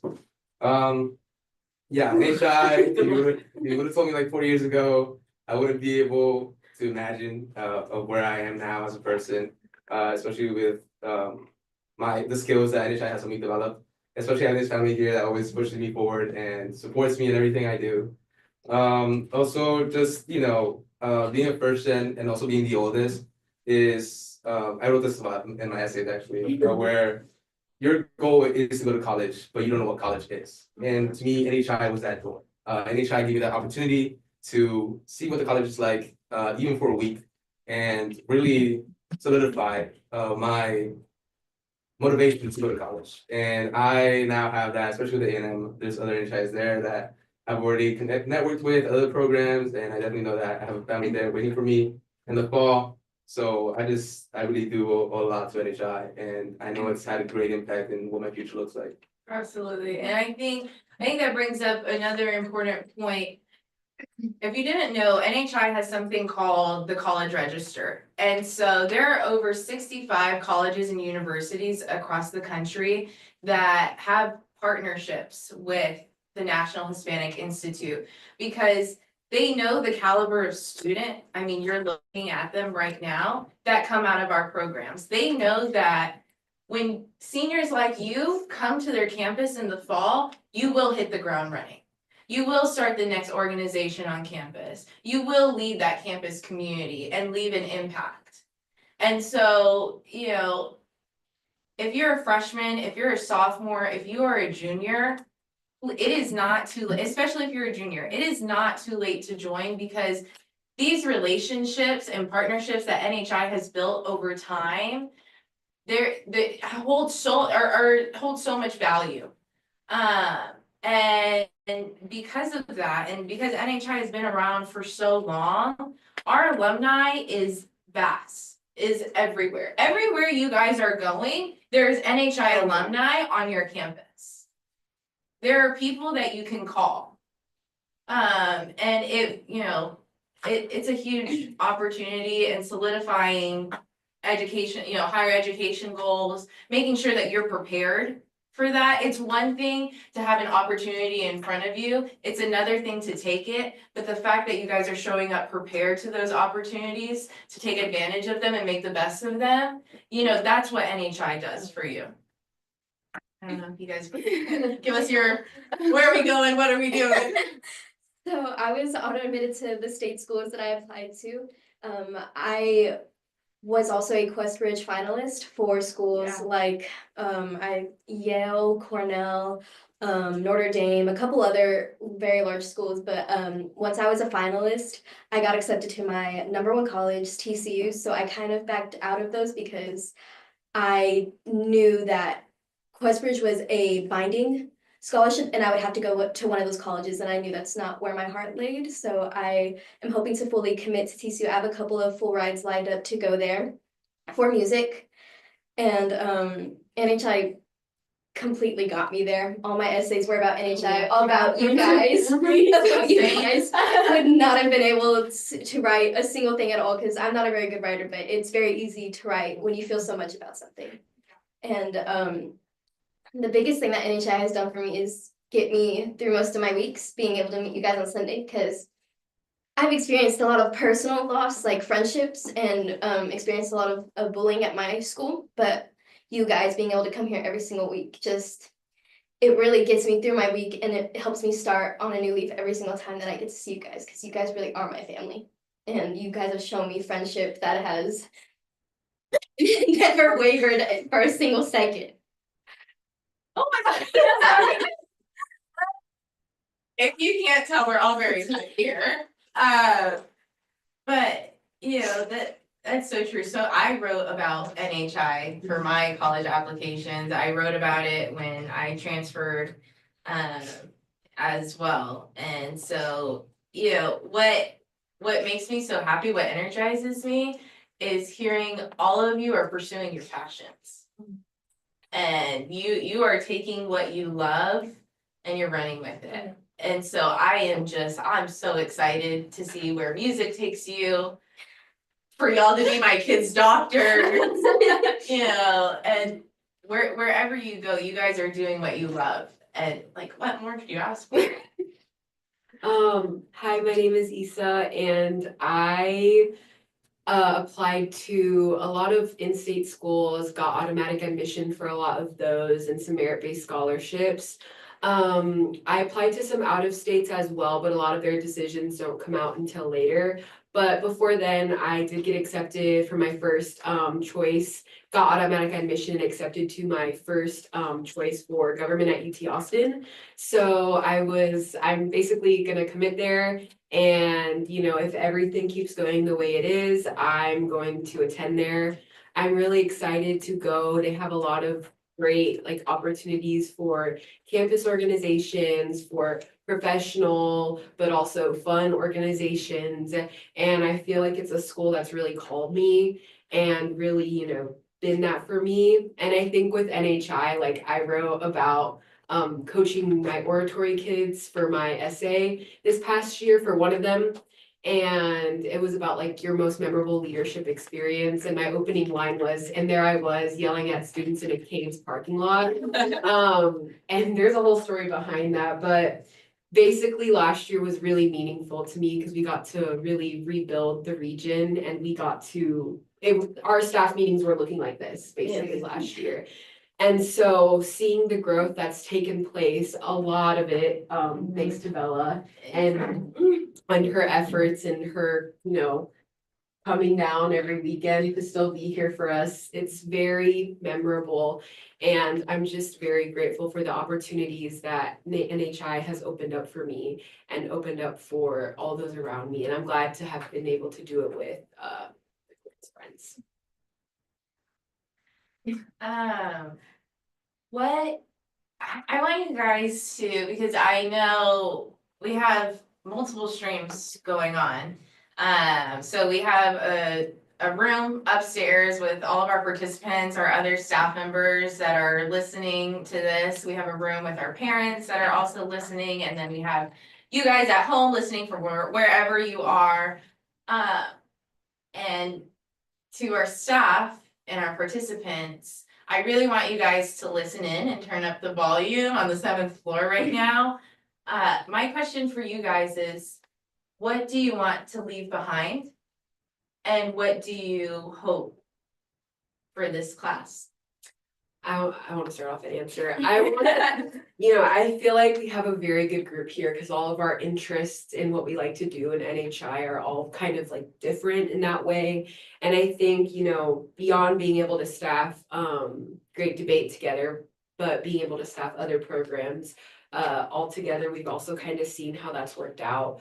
For me, I'm really into like curriculum, you know, straight building lessons, building creative ways to, you know, help kids understand, you know, these concepts that we're throwing at them and feeding it to them and guiding them in a tangible way. And so for me, what I want to most leave behind is, you know, that kind of creativity and that, you know, leadership, especially when breaking into categories, because that's the show that all of our staff is going to get. Staff, you should this time last year, before we even decided on category coaches, I had every meeting planned for my oratory kids. I was the only one to put it in that document. And I was very anxious and very ready to do what I needed to get these kids on the right track. And my ambition comes heavily from NHI. And I really, you know, I want to leave that leadership and I want to leave that ambition behind. And I want to see, you know, which one of my kids from last year are going to step up, which one of them are going to, you know, be the ones to, you know, whether they need to work together to do that or whether they, you know, whatever they need to do, I want to see them have that and see that with all the categories, with all the kids, to run their shows, make it fun for them, but create a family. You know, go to their houses, go practice, go, you know, get close with their families, because that's what I did. And it was probably one of like the best like times I've ever had. It's like my favorite like experience ever, being able to mean so much to them and, you know, hearing all of the good that they've gone through ever since and seeing them grow as staff. So I can't wait to see where they go with everything.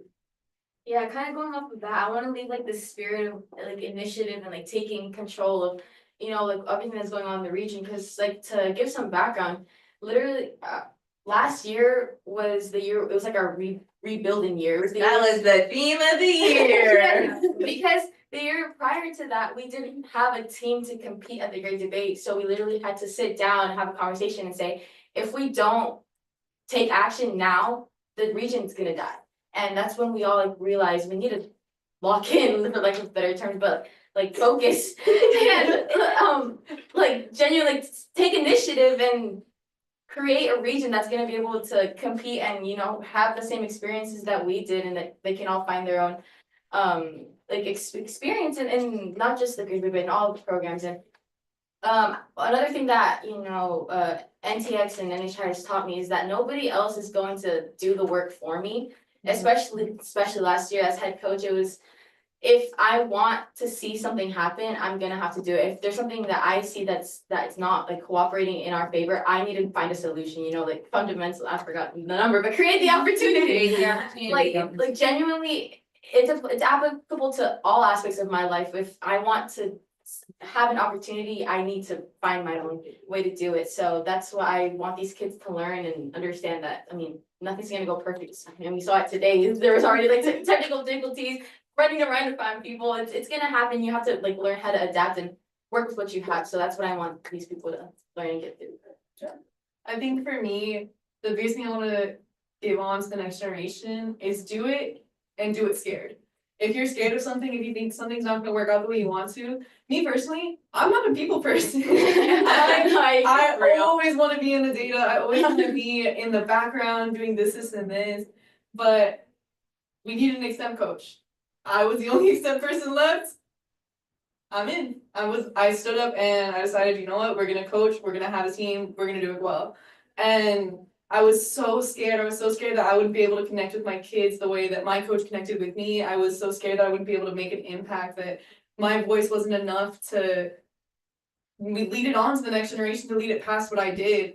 But just doing it and making that next step and choosing to do it, I'm this close with my kids. I love my kids. I love you guys. Oh my gosh. I'm so proud of what they've done and the work that I was able to kind of pass on to them. And I can't wait to see what they do next. And I'm so happy that I did it, even though I was completely terrified.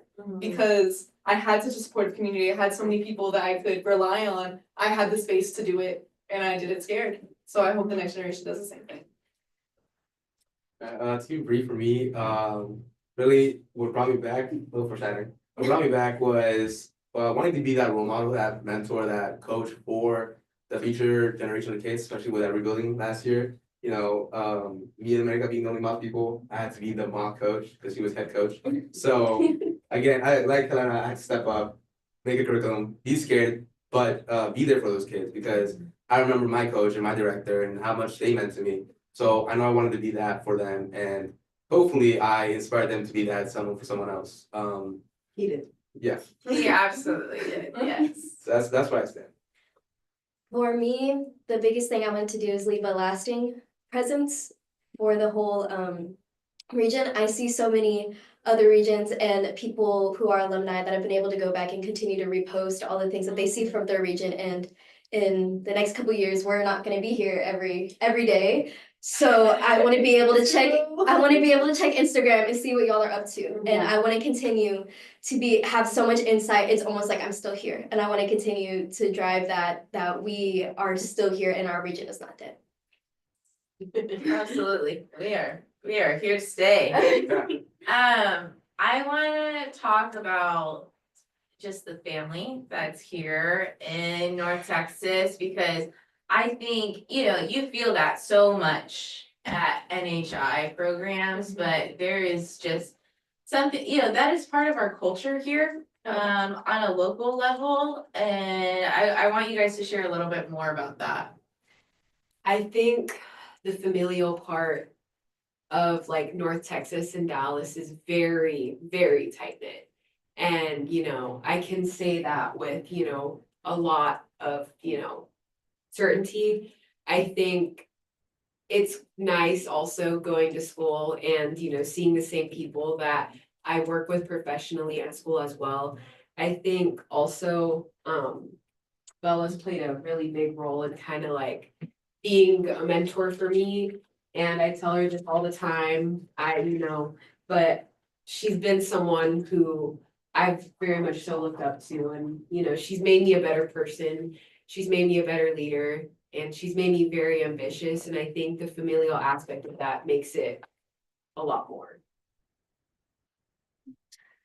Well, yeah, adding on to like the family aspect, I mean, it kind of goes to show, I mean, last year we won the fundamental cup because it shows just how much Yeah. we value, treasuring like all that we do and like the tight knit relationships that we have. It's so important to us to maintain that relationship because I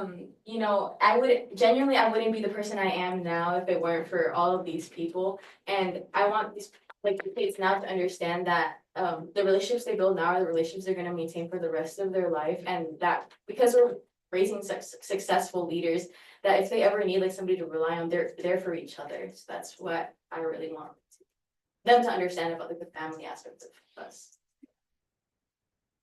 Anything else? I think it really just comes down to Somos in HR. Like, Yeah. we are, I think, a very accepting region. I think we're one of the people that go out into LDZ and CWS and find our own families there too. Like, we create families every single place we go. I know for our CWS at Colorado, we were kind of the odd ones out because we came as a region. A lot of people don't do that. But No one does. we somehow adopted New Mexico kids. We love you, Trauma, New Mexico. And we just find a way to make family and make opportunities everywhere we go.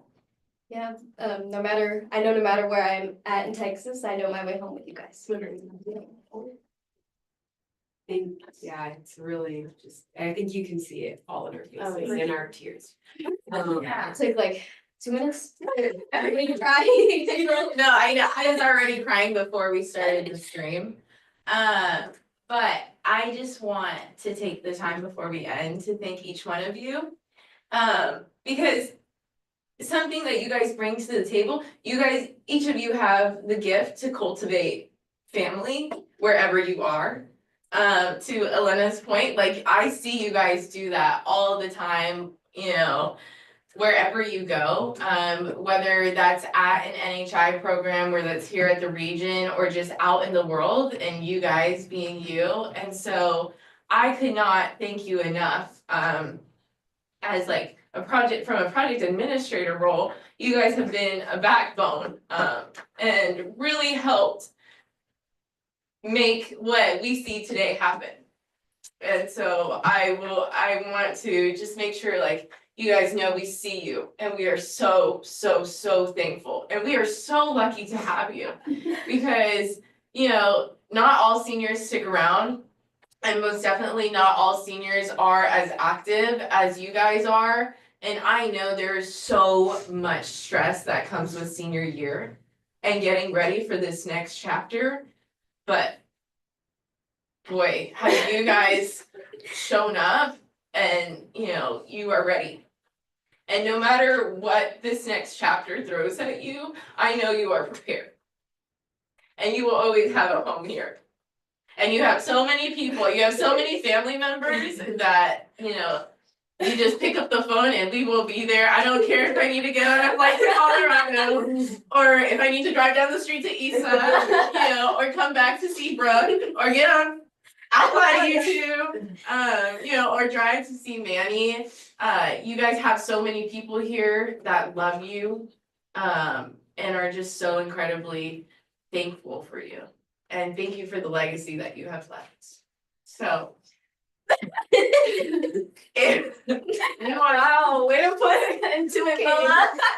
So I just want to thank you guys so much for continuing to watch. You're about to get a really awesome interview and hear another amazing panel, and hang in there with us. And if you are a prospective family or you know somebody that is a freshman, a sophomore, a junior, this is the experience that they can have. And this is the journey that they can go on. And there are so many great people in this community to support them and that are rooting for them. So yeah, we'll see you on the next panel. Thank Bye. you. Bye.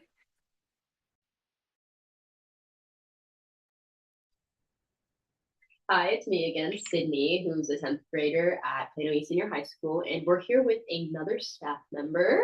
My name is Valentina Guiñaga. I am also a 10th grader attending John Paul II High School. Okay, so you're a current staff member, which means you were a participant last year. Yes. Why did you join NHI in the first place? I joined NHI in the first place. Well, I found out about it through one of my counselors at school. And whenever I received the letter, just my eyes, like I remember I was like, oh my gosh, I was like so excited. And I researched more about the program and I was like, this might be something I'm interested in. And honestly, all the benefactors I thought of like while joining the program is kind of what drew me into joining. So all the connections that NHI has and all the skills I would attribute, and also like just all the benefactors, No, especially communication. I understand. I'm here communicating right now. So since you were a participant last year, that means you participated in the Great Debate. What did you take away from that, especially for it being your first year in NHI? Were you nervous, excited? I was extremely nervous going in, especially since I joined NHI a little bit later. It was almost like 2 months, maybe 1 month away from the actual competition. I was extremely nervous. But I think the teamwork and team bonding that NHI has was kind of what took the anxiety away from me.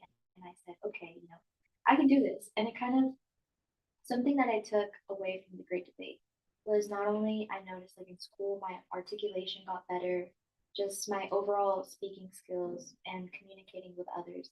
But all of that, it helped me become like a better version of myself. That's great to hear. We love that part of NHI, how everybody's like, I get to be a better version of myself because that's our goal. Go to leader. So since you're now a sophomore, you're going to be taking part in LDC. I know we don't have much information on that, but are you excited or are you just as nervous as you were for Great Debate? I'm really excited. A part of me is nervous because I don't know what I'm going into, but I think that's what makes it exciting. I'm really excited. Yeah, you get to go in and adapt, which is very good, especially in professional settings. And since you're a member of NHI, you're familiar with the fundamentals. Which one is personally your favorite? Personally, my favorite is reflect, adapt, and execute. Because kind of what you said, you're kind of adapting to the situation, even though like you're kind of just thrown in there. But it kind of, I think I also applied that a lot in everyday life, where I'm in situations at school where I kind of just have to reflect, adapt, and execute. And I think that's probably one of my favorite fundamentals. Yes, and that leads to my next question is, how has NHI shaped you? And I know you briefly mentioned it before, but how has it shaped you or like helped you out as a person? It has helped me out as a person. Not only I had mentioned the connections and opportunities it brought me, but just kind of exploring who I am as a person and shaping my identity even, because it brought light to a part of me that I didn't know I had, and it allowed me to learn so much about especially my Latino community, which I hadn't really touched base on prior joining the program. And I think that's a really big part of my identity. And so helping me like increase my knowledge and just all the resources that NHI has, it definitely has helped me develop as a person. That's great to hear. And along with that and NHI as a whole, what has been like the one thing you love to see the most in the recruits you recently recruited? Because we talked to our last interview was with one of the people you recruited. I think one of my favorite things I see is kind of you as a recruiter, you see the potential in that person that you're recruiting. And that's something really special because even though that person may not believe it, you're there to help them actualize what you really see in them. And you're there to help them grow as a person, and as a staff member, you're with them like until the Great Debate happens or even the LDZ. You get to see them kind of become a better version of themselves, and I think that's really special. And I know you've mentioned it briefly, but what else have you taken from NHI that you think is going to eventually help you in like whatever your future career ends up or wherever you end up attending college? Because that's a major thing. NHI is very big on education. One of the skills is probably, aside from like teamwork, because I think that's really big in whatever industry or field you're going into, Presentation skills, for sure. You know, any job interviews, I think, like we're doing an interview right now, and I feel fine speaking to you. And I think prior to the great debate, I probably would have been a little more nervous. And negotiating, I think, as well, in the real world, I think that's also communicating plays a big role into. And just in my other panel, we were talking about the importance of how being bilingual is an asset and how that can be an asset to your community. And NHI is one of those places where it helps me. It helps me like speak Spanish and develop a really part of who I am. That's great to hear. And with what you've just said about what you've taken away, what do you want your recruits or the participants or even like the kids you're going to help coach this year, what do you want them to take away from NHI? I want them to that no matter what happens at the great debate, that it's okay. You know, what matters is they've contributed to becoming a better version of themselves, and they can further along take away those skills and apply them into the real world. That's fantastic to hear. And that's one of our staff members, Valentina. I hope you can contribute and please invest to NHI. Hi, welcome back, everybody. We've got a panel today, really excited about this panel. We've got a group of parents, and they're going to talk a little bit about their experience and what the changes that they've seen with their kids. But I just wanted to remind everybody, we've got a QR code that goes up that you can scan if you want to make a donation. I just want to remind everybody this is a fundraiser, so if you're able to give, whatever you can give, $5, $20, $50 would be fantastic. Just go to www.nationalhispanicinstitute.org and look for the North Texas Alliance. Hit the donation button there on that page and make sure that you also put, once again, North Texas Alliance or North Texas. When you give your donation, put in your information there and you can donate whatever amount you're comfortable giving. And it'd be greatly appreciated. It would help our region and help these kids be able to participate. And look at this as an investment in these kids, an investment in their development, and an investment in our community. So, después de decir todo eso y pedir donaciones, quería hablar con los padres, a ver, si ustedes pueden hablar un poco sobre lo que han visto del programa, qué es lo que aprecian del programa y el mensaje que quisieran darle al público del programa y posiblemente hayan personas que están pensando que de tener a sus hijos también participar, porque deben de participar. So we can do this in Spanish and English, whoever wants to start. You're smiling, so I'm going to let you go. Start. I'll start in English. We are very, very happy with the program so far. We've learned a lot. We've noticed how our son is improved in every aspect that you could think of. The program has its goals, but it's so much more than that. He was one that could speak very well in public, that was very, lots of confidence. And so the program helps some kids in that way. For him, it wasn't about that. It turned into a lot more of him being really proud of his heritage, him taking that as an asset, like you guys teach him to make that like a starting point to build or to grow so many more things. And that, that's been very nice for me to see. I'm very, very proud of him for doing that. So that's excellent. Yeah, and I think that's one of the things that really makes us different from a lot of programs that are out there. I mean, there's plenty of summer camps and a lot of things that kids can do, but what they walk away with is so different and so enriching to them, and for me, that's one of the most important things is that these kids realize, hey, I can be proud of who I am, and who my community is. Anybody else want to? Yeah, I kind of want to take off of that and just building up on that is amazing how it doesn't only help in the academic.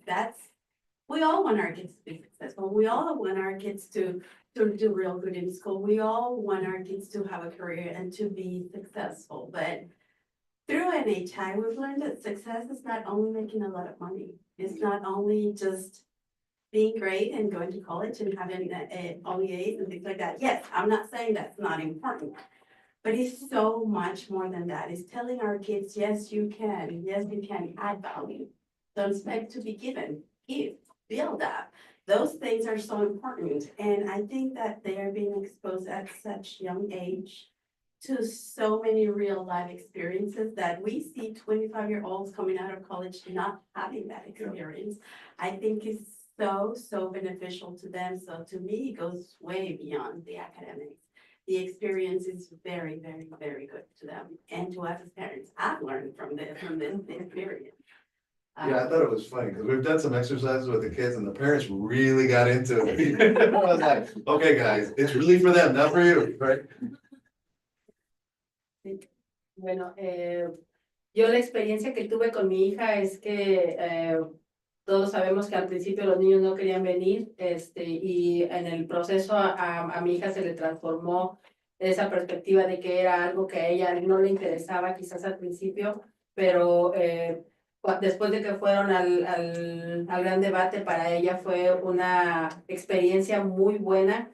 Yo la vi cuando llegó y era otra persona que había vivido una experiencia fuera de la casa, fuera de su círculo de comodidad de siempre. Entonces yo la vi que ella estaba contenta, estaba muy emocionada de todo lo que vivió y con la expectativa de que siguiera pasando para el siguiente año.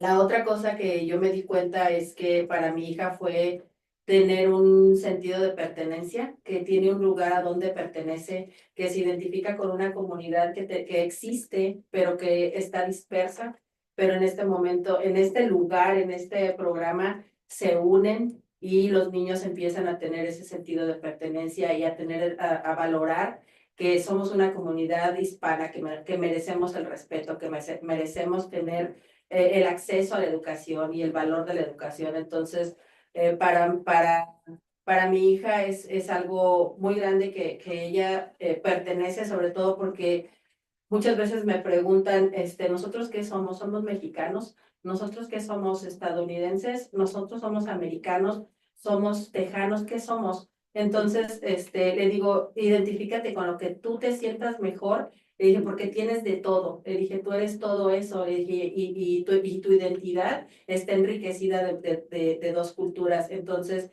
siéntete feliz de tener esas dos culturas a la mano y que tu identidad esté enriquecida de eso. Entonces, en este grupo que está de NHI, ve las mismas características con los otros niños que tienen esa dualidad en la identidad y que todos están en el mismo proceso de encontrar ese lugar a donde pertenecen y de definir sus raíces, que son raíces latinas, pero también de enriquecerse y agregar lo que es la cultura estadounidense. Entonces, para mí eso es algo bien grande que he visto en mí. La otra cosa que voy a decir es de su hija, es que además de, ella empezó y era muy penosa, no hablaba, no decía nada, pero lo otro también es que ella era la única persona de su escuela. No venía con otras colegas y como otros estudiantes, no tenía nadie. Y después de unas semanas me di cuenta, yo me quedé observando. Yo dije, no, pues ahora viene y está, qué diferencia, pero también, una de las cosas que estabas mencionando, lo bonito de este grupo es que tenemos personas de toda América Latina. También tenemos colombianos, mexicanos, puertorriqueños, centroamericanos, de todo. Todos somos iguales. Aquí no hay diferencia.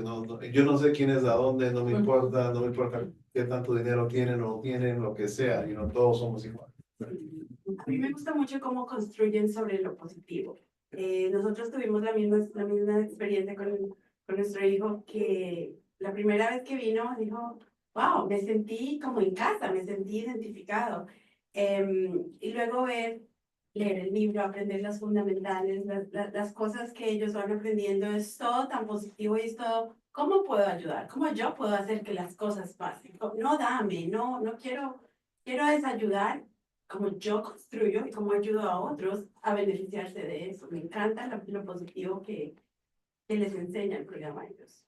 Y el liderazgo es impresionante. Yo en mi hijo lo vi desde las primeras reuniones, él también hace parte de algunos deportes en el colegio y después de algunas de las primeras reuniones vi que él terminó una carrera en muy buen tiempo y él no quiso ir con nosotros, él se paró al final y a todos los de su equipo les daba la mano y los animaba y esos son señales de liderazgo que sé que ha aprendido acá, que son excelente muestra de lo que podemos seguir haciendo y cómo podemos seguir mejorando nuevamente a tan temprana edad. Esas experiencias me hubiera encantado a mí tenerlas a esta edad o incluso un poco después, pero no cuando llegas ya a ser un profesional y ya tienes que aprender tantas cosas duro, ¿no? De experiencias que no van a ser tan fáciles en un medio tan seguro. Yeah, I think there's, two things that I want to really highlight, and I think we've talked a lot about the change and the transformation in our kids, right? And so as a parent, that's what you want. You want them to be exposed to new and different ideas and things. But I think that one of the biggest magic moments with NHI is that the very first year they're participating, right? The very next year they're leading, they're bringing people onto the bus. The next year they're like, judges and they're running the programs. And so I think that's such a big part of what makes it special because as a freshman, they're seeing that as a sophomore, as a junior, as a senior, that you have that ability to not only make an impact, but the growth that they see in each other. That they see these, kids that are just 2 years older than them being the leaders, and how powerful is that? How does that just make you feel, So I think that's, to me, 100%. I was talking to Isa earlier today, and we all have been there. We all probably have been at a place where at the ages we're talking about, we listen more to our friends than our parents. Our parents didn't know better, but they're surrounded from or with kids that, yes, they know better. Yes, they're leading, but they're showing them good example and they're seeing really good things that they are learning and that they're seeing from us. I really love the concept that you were talking about earlier about we can learn from them too. It's not just them learning from us. We don't know it all. We have experience and we have some things to teach to them, but they also have things that they can teach us. And like I said earlier, I wasn't joking. I've learned from this program. I've learned to let go. I've learned to let him take the lead, and those are important things for him in his life. Yeah, I mean, we've actually had some problems with parents in the past because, the kids come home and it was funny. These are really good friends of ours. And, they were like, well, all of a sudden they want to pick where we're going on vacation. And I go, that's part of the process. They're supposed to have a voice in this thing. I was like, what do they think? They want to tell us where they want to go on vacation. I'm like, it's okay. That's part of the learning experience is, expressing yourself, knowing that you've got a voice, knowing that you've got input, and that's not always, not everywhere do they go, are they gonna have that kind of space, but part of it too is knowing how to fight for that right to have that space. Right. In a positive way too. Yes. I think the way you guys do it, and that was one of the earlier panels, Mandy was talking about disappointment. That's also part of life. Yeah. What a great thing to have it in this kind of environment where they go to L.E.A.D and maybe they're not selected for what they wanted, but they can run for something else and keep pushing and keep going instead of falling.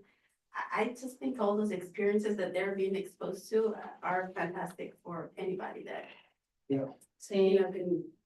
Perdón. No, otra cosa también es que, por ejemplo, en esta edad los niños todavía muchos no saben cuál es la carrera que quisieran seguir, ¿verdad? Pero como dicen, están desarrollando habilidades de liderazgo, que esas habilidades se pueden ejercer en cualquier carrera. O sea, no importa si quieres ser abogado, si quieres ser doctor, si quieres trabajar para la NASA. O sea, hoy vimos personas que se desarrollan en diferentes campos, que estuvieron en el programa y que ellos dicen la experiencia que vivieron aquí y que fue de gran utilidad. Entonces, no importa el campo en el que te quieras desarrollar, o sea, lo importante es que experimentes vivir esto, lo importante es que aprendas del proceso de cómo puedes ir creciendo durante cada año. Entonces, y que eso sea tu experiencia de vida para que cuando estés en la vida real trabajando, luchando por tu vida, por sobrevivir, por buscar tu trabajo, tu éxito, tengas esta experiencia y tengas este aprendizaje. Entonces, pienso que es de mucho valor esa parte.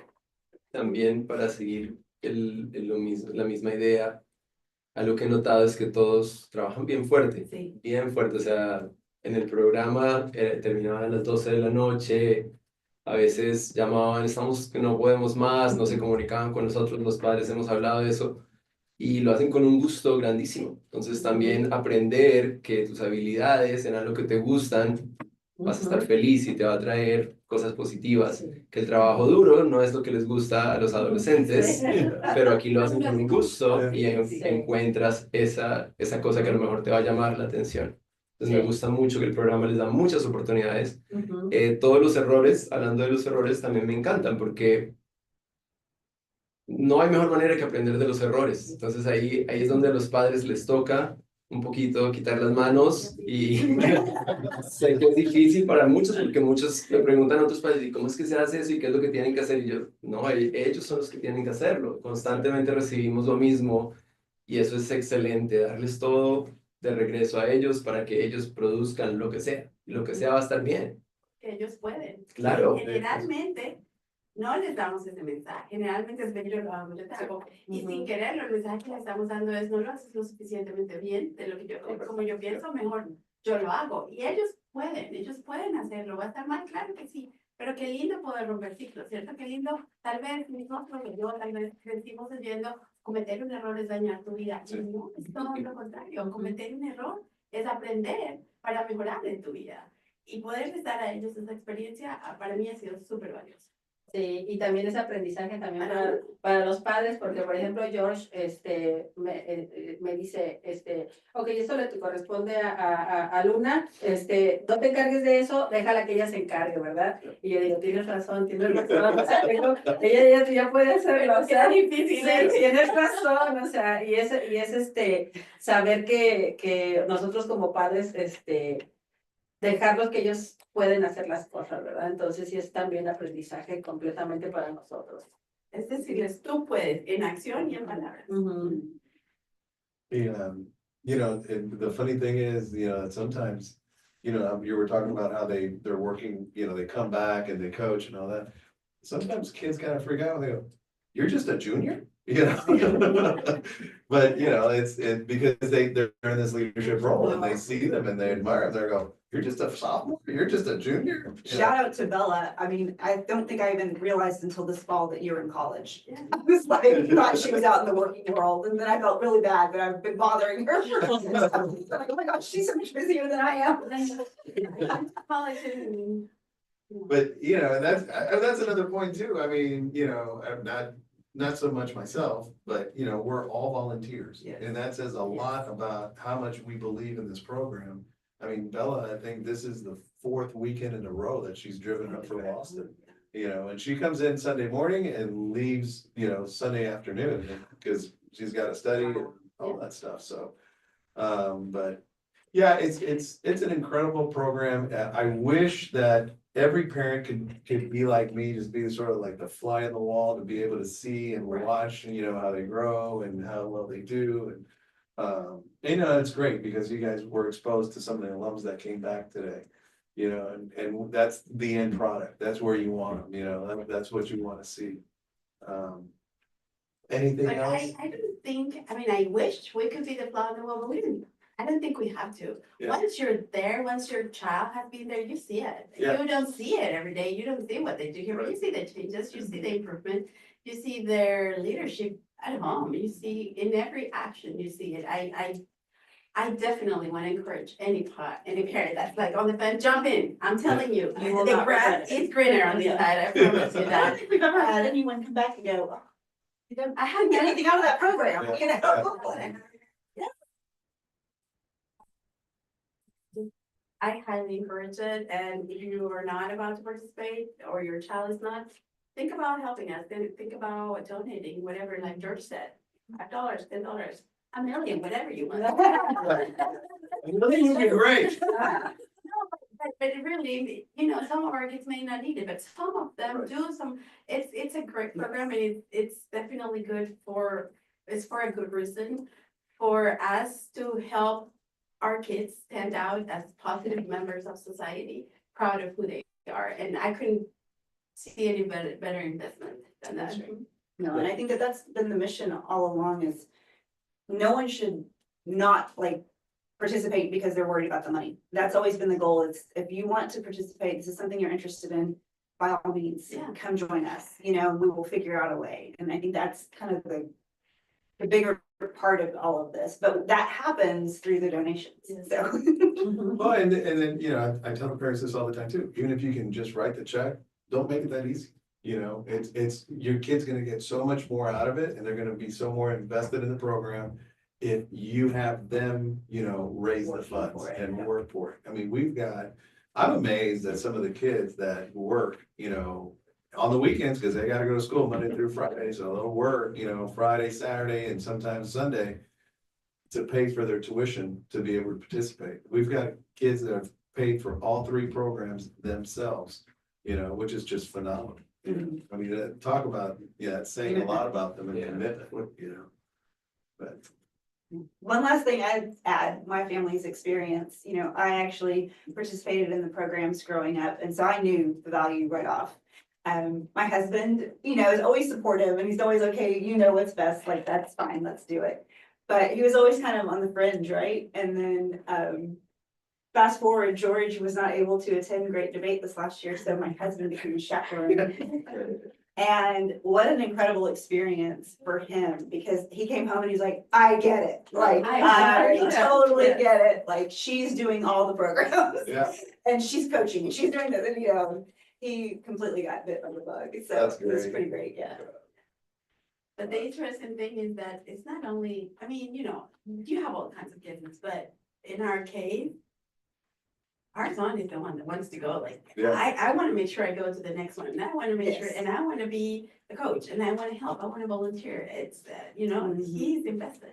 Yeah, and the other benefit too, we haven't even talked about this very much, I don't think today, but it's always in a college setting. Yes. All of our programs, because we want kids to be comfortable with being in college. We want them to understand what it's like to be in a dorm. We want them to have that experience so that when it's time for them to go to college, it's no big deal. That's I know, a huge part. yeah, that's a huge part of it. And and really the way we look at it, this freshman year, that's your first chapter, with NHI. When you go to LDC, that's your second chapter. When you go to CWS, that's your third chapter. And then you just keep writing your chapters as you go on through life. And every program kind of builds on it on the next one, but if you didn't do the freshman program, doesn't mean you can't do the LDZ or the CWS. You still get a lot of it. It's just the journey is so much better when you start from the very beginning, go through it, right? Thank you all very much. This has been wonderful. Thank you. Thank you. Gracias. Y yo quería decir en español que los papás que están pensando en que si sus hijos quieren o no para que sus hijos participen, háganlo, de verdad que es una experiencia increíble, es una experiencia que únicamente los va a enriquecer.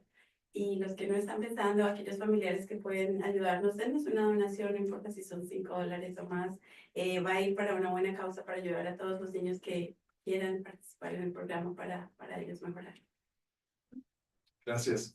Thank you all. Gracias. Gracias.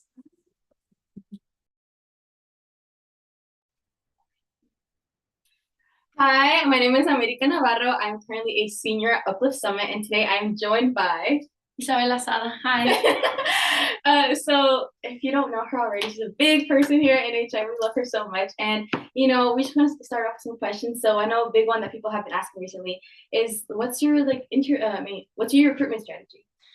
Oh gosh, I have a couple. I think that the number one thing that we have to remember when we are out into the community is the reason why we are recruiting. So I know that a lot of people are thinking, well, we want to get our team, and that's super important. But the reason that you're doing this is because you're identifying the future leaders of our community. And so that take allows for you to be inspired with the students that you're trying to recruit. Because I could talk to you about the dates of the program, or I could tell you, you know, the mission of NHI. But what I love to do is nominate the student and believe in that student. So for example, maybe you're an upperclassman and maybe you're in theater or something, and you notice that there's one kid who they might not be very outspoken, but they're very passionate about what they do. And so I could either wait for an in-school presentation, or I could approach them and say, hey, I noticed that you're very passionate. Tell me more. And getting to know the people that you're trying to recruit is, I think, the number one thing. But remember that you're not just inviting them to a team. You're not just inviting them to an organization. You're inviting them to a mission, and you're inviting them to a movement. Approach it in that way, people feel inspired and they want to join you. A lot of kids are going to school and they just go and then they leave and they go to their extracurriculars. This isn't those things. And so I always say that it's kind of like Narnia. You kind of have to go through the wardrobe and see the magical world. And these 4 teenagers are tasked with being kings and queens and leading this entire world. But I can't tell you until you come and see it for yourself. And so any opportunity you have to present the NHI magic, whether it's in a recruitment meeting, maybe you play a game with the participants that are there, or maybe you ask parents questions, getting to know the people that you're trying to recruit, I think is the number one thing. And always ask for support. Yes.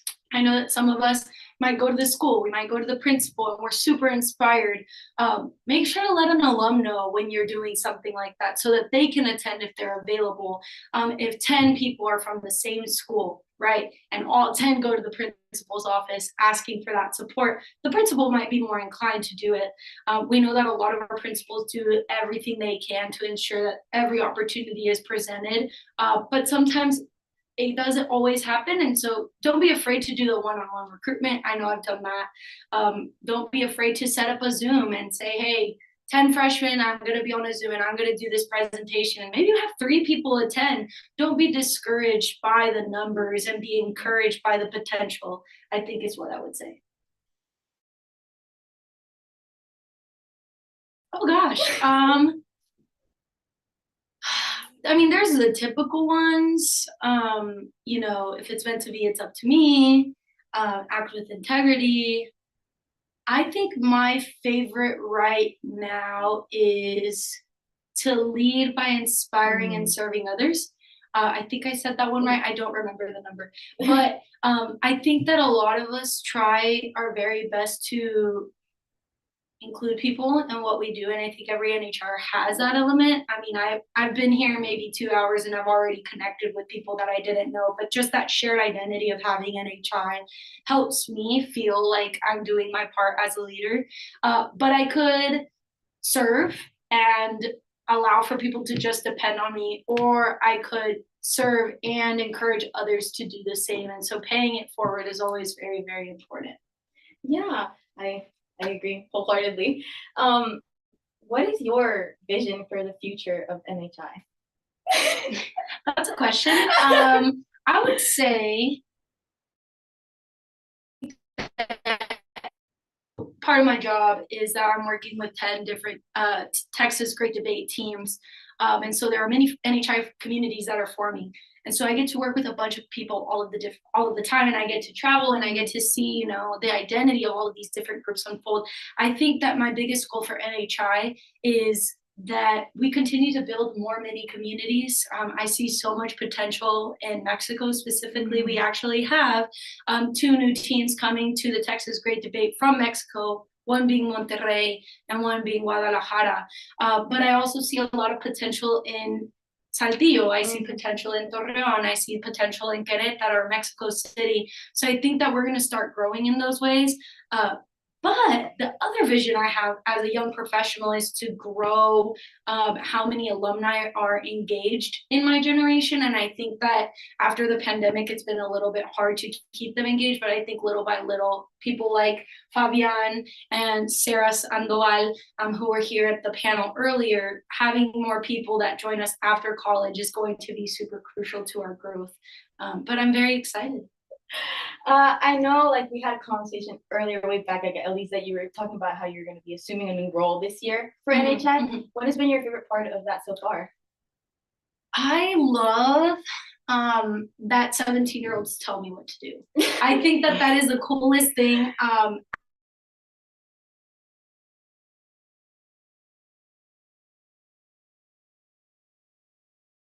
that being a support to a leader that is so young is so inspiring. I love it.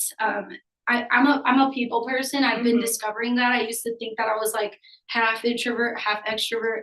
And now if I don't have any communication with somebody from a region in a day, I feel like I'm losing my mind. But I think building those genuine relationships and moving our mission forward is my favorite thing. We've been talking a lot in these panels about inquiry-based learning and community equity building. I think that this year we've been really strengthening those things within our regions. So that's been really fun too.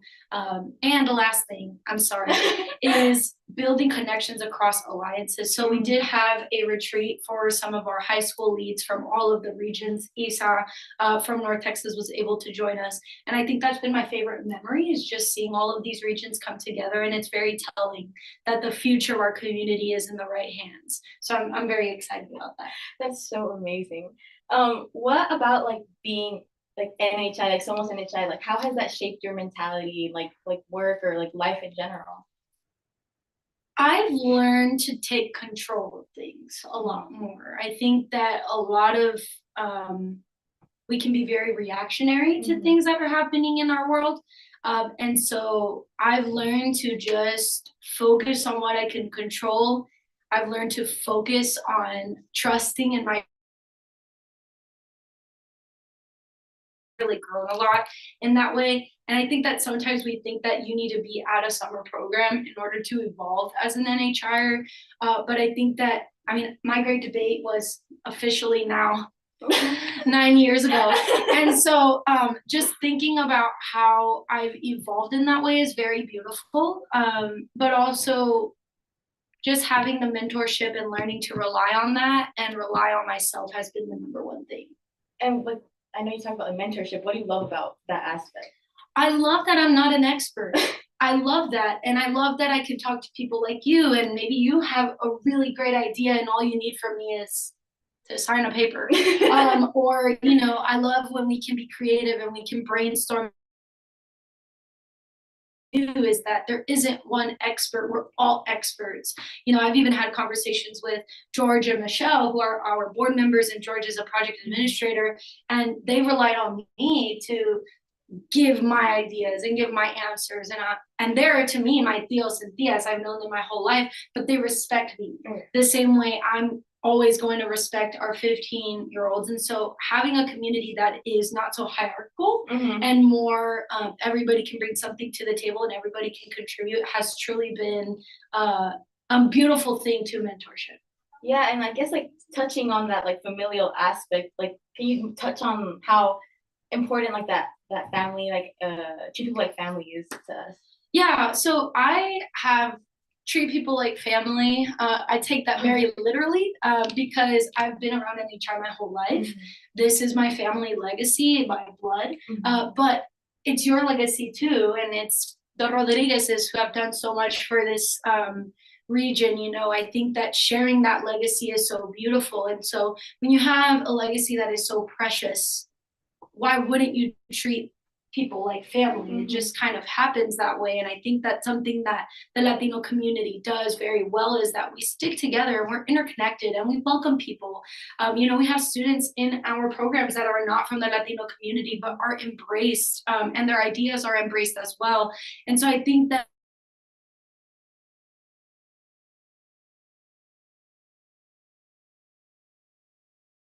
we exist in a different world, we exist in a different space. We all treat each other with respect and love because our mission is so important that it just makes sense to treat each other that way. And not to like put you on the spot, but do you have like any memory that like jumps out at you that like it's like really embodies family? Let me think about that one. Let me see. I mean, I'll give a shout out to at the office, Julio Cotto is a phenomenal mentor to me. So if you're watching, hey, but he's a great mentor to me, and I always feel like I can rely on him for anything. He's kind of like my NHI uncle, and I adore him for that. But I think that just having him available at the office at all times, to ask him a question or say, I'm struggling with this and how do I go about it? And having that mentorship and trusting that I can go to any NHI or with any kind of situation is really, really important. I think that my number one memory was at my Las Americas LDZ. I was really struggling with my doubts. It was on the second or third day of the program. And my Uncle Roy, he was my education director. And I was really struggling. And I was already the vice president of my program. And so you would think, wow, you got your title. But I was still really struggling with and I remember just kind of like being in my own head, and I'm a very big mental health person, and so I have zero problem being vulnerable in that way. But I just remember just being totally, completely lost in my own head and crying. And my uncle came up to me and he took off his lanyard because he was the education director. He said, "I'm not the education director. I'm your uncle. How can I help you?" And then my senior counselor was there too, and she took off her lanyard. She said, "I'm not your senior counselor, I'm your friend. What's going on?" And I was able to let my guard down because I've grown a lot since then. And it was hard for me to accept I'm struggling with my inner critic.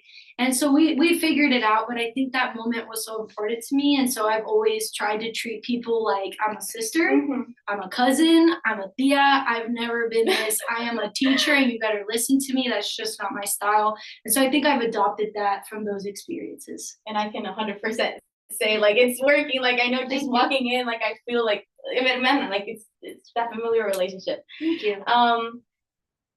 So thank you guys for this interview. Thank you, Vanessa, for giving us so much insightful information. Of course. So glad that we had the opportunity to speak to you today. Yeah, and continue supporting the region and all that we're doing. And now we're going to be heading back to the main room. Thank you guys. Bye-bye. Welcome back, guys. So this panel is going to be focusing on one of the really fundamental basis of what NHI is. So with that, we're going to be speaking of social entrepreneurship versus community equity building. And with that, first I want to go around the table and really get some definitions of what social entrepreneurship or what community equity building is to each one of you. Well, first of all, social entrepreneurship, it already has a very financial business-like connotation. And that's because it is focused on, entrepreneurship within the community.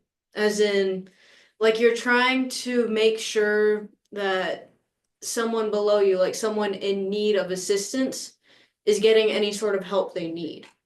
Well, community equity building, it's more using whatever a community already has in order to build that community up even more.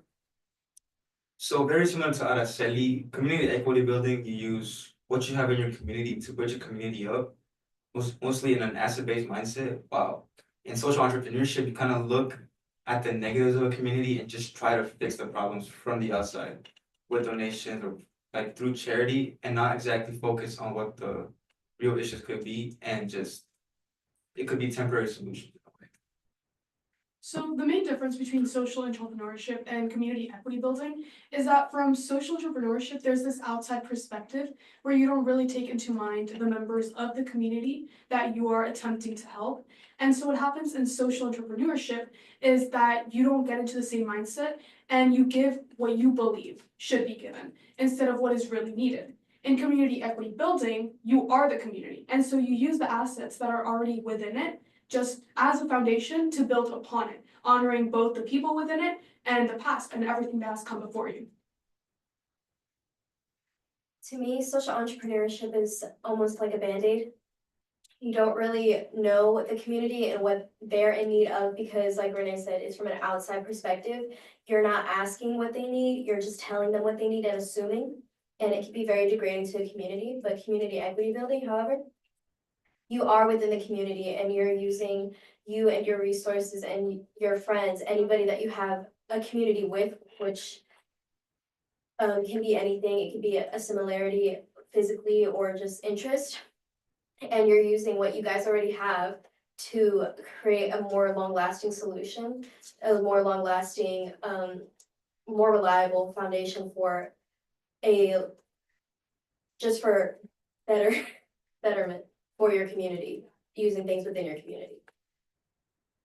So, from what I've learned, social entrepreneurship is like an approach from the exterior of a community, where typically we see social entrepreneurship from big brands who are just trying to make themselves look better instead of really helping the community, because they're not helping their own community. They're picking a community that they really do not understand. They don't know their issues, and they're just trying to give them some money, which might help, but in the long term, it ends up hurting the community more than helping. The difference in community equity building is that you're investing in your own community. And of course, you're gonna want to invest in your own community because you're part of your own community. And ultimately, what you're getting long term is you're building up your community and you're focusing on what's on your community's strong suits rather than trying to put a band-aid on your community's issues. Right, so I think some of the similarities that really you all touched upon was being that outsider, having that outside perspective, really embracing those negative social narratives that the community may have. I also like to touch on the fact that y'all pointed out it's charity. They really just focus on giving the money, being a short-term solution, being popular for helping that one time, and really having that savior, complex or savior mindset towards a certain community. So with that, being the savior, being a band-aid, giving those short-term solutions, what do we think that is a way of thinking in terms of deficit and asset-based thinking? So by trying to find the flaws in a community in order to fix them, sure, but looking for problems is already deficit-based, as in you're looking for deficiencies. Asset-based thinking, more with community equity building, is looking for whatever you can make use of within said community, having a positive mindset. How I approach those two ideas was asset-based thinking is more like glass half full, and deficit-based thinking is more like glass half empty. And it's just a perspective on how you want to look at things. You want to approach things from a deficit-based mindset where you just look at everything in a negative light and just focus on the problems and focus on what needs to be fixed, or would you want to look at something in an asset-based mindset, in which you essentially look at things with like, what can I improve on? How can I make things better? How can I improve on what's already good and propel it to new heights? Right, so building upon what he said, that is a really good example and a really good image as to how to see it. And I think it's important to note that for both, you can be addressing the same problem. Like, it doesn't mean that you just completely disregard issues, but instead it is the light that you look at it from. So for an example, instead of saying, our education system lacks funding, let's change that. You'd say, our students are capable, they're smart, and they can go a long way. Let's give them funding. It's a complete different basis, but they both achieve the same goal. I agree. Deficit-based thinking is focusing on what are we missing? What do we lack? What do we need? What are the things that we do not have? Meanwhile, asset-based thinking is what can we improve? What do we already have that can continue to help us? And what can we put our next focus to keep growing? I think when you're trying to fix a problem or just trying to elevate your community to take its next steps, it's gonna be a lot more effective to tell them why they can do it than why they can't do it. So if you tell somebody that why they can't do something, they're not gonna be motivated to do what you want them to do. However, when you switch it around and you say, hey, you're great at doing this, this, and this, you can not just motivate them, but give them a clear path towards their success. Yeah, so all great points, guys. Shifting over to more of asset-based thinking and how we see community equity building. That's what we practice here at HI. It's really our foundation here at TX. How do we want to define community equity building? So I think first you have to break down the term as a whole, community equity and building. But as a whole, it's really just making sure that whatever you're trying to change within any community, really, you're looking at what they already have and trying to see what you can do with what they have in order to get them the things that they lack. Yeah, so approaching community equity building as something like that, within any community, it's mostly just looking when we say assets, it's mostly what can each individual person within the community bring to the table? What talents, skills, or what other ideas could they bring to the table and overall use it to improve their community, whether it be artistical, cultural, intellectual, or when it comes to language, anything could be an asset when used in the proper form. So it's not individualistic, it's more like you're raising the community all as a whole by using everyone's individual talents. It's just seeing everyone's potential and what we can do to grow together using everybody in a positive way. Yeah, just looking at the strengths of everybody, keeping a positive mindset. That's pretty much it. Once I know we were discussing this earlier throughout the day, but I really want to hear your definition about the difference between equity and equality and how that affects in the way of thinking of community equity building. Right, so equity and equality, it really defines the difference because in equality, you're giving the same amount of resources out, right? But the problem with that is that not everyone in the world needs those resources. There's different levels and different people out in the world. And so you cannot give the same amount of resources and expect the same amount of outcome because for one person, it has more value than the next person.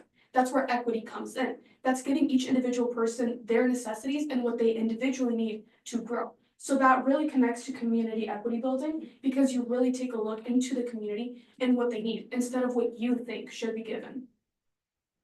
And I want to touch upon that we're all at different stages of NHI. I know I myself am a senior, we have sophomores here, we have juniors here, but we all know what community equity building is, and we all know how we all take a role in participating in what community equity building is. So with that, I want to bring focus to how we see CEB being used at NTX or at NHI in your programs, or even at your schools. How have you seen it in your daily lives? So building off of assets, that's definitely something that isn't uncommon, but at the same time, it should be used a lot more. Like in our school specifically, like there's all sorts of different opportunities that we have in order to create new clubs or just use different talents in order to put off different shows that you only get because certain members of said community can bring different talents or different projects to the table. It's only possible because of an asset-based mindset versus thinking, what do we not have? What do we really need? A good example that I guess seen in my school is whenever organizing events at school, it's just you use what you have within your school community, using the time within your school community to organize these same events. Like for example, you have someone that can make the posters, someone artistically talented that can make posters. You can have someone that's good with production that they can handle all the lighting and all the production of the same event. And then you have the actual performers of the event, which are also artistically, I guess, inclined, and they contribute each in their own way. One can contribute to the lighting, one can contribute to the posters, one can contribute to the performance itself. It all just depends on how you use your community, and yeah, that's how I've seen. I think honestly, like the best example I can give is like everyone sitting at this table right now, we're all assets to our community. And NHI really takes in mind the individual necessities of each one, and not even necessities, our talents, and how to basically exploit them and make them something bigger than what they can actually be, what someday we can become. And so I believe National Hispanic Institute uses community equity building perfectly, especially like considering that it's a student-led organization. So we have multiple generations of kids coming together and uplifting each other as the youth, as the future, as the now. So I mean, right now, he's been through the process. He was once in it, and now he's teaching all of us of what it is. And we're gathering freshmen and teaching them. So it's just this beautiful cycle that just starts forming, and it's self-efficient, and it keeps on being run by the community for the community. And that is what NHI stands for. Yeah, so I like to really emphasize on the fact that we're all different generations here. Part of community equity building, one of the key traits that it has is having long-lasting benefits in our community. And I know I've seen those benefits over the past 4 years here in my participation with the NTX region. And being more specific to, now being that person that gets to teach y'all, and hopefully y'all will teach the future generations. Building that investor beneficiary cycle that we see now, that we see while staffing, it really is key to what community equity building is. And I know y'all have these programs coming up, which, yeah, will definitely, embrace community equity building, definitely get new perspectives with it. Because there's NHIers all over all over the world. And we all have our own perspectives, but the one thing that unites us is community equity building. Because we want to really further that quality of life for the Latino community, and that's been the goal of our organization since its founding over 45 years ago, and it's still something that goes on strong today. And that really is evidence of how long lasting these benefits are. But I also want to touch on how this actively engages the community. And I know y'all take time out of your Sundays every single week to be here. So with that being said, I just want to focus on how you guys plan to incorporate community equity building in your schools.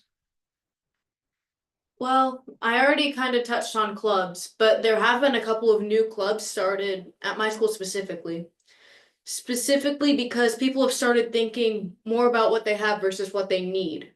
People have started looking at the resources they have around them and found ways in order to implement them in whatever goals they have to achieve within their high school years. My school, I'm president of National Honor Society.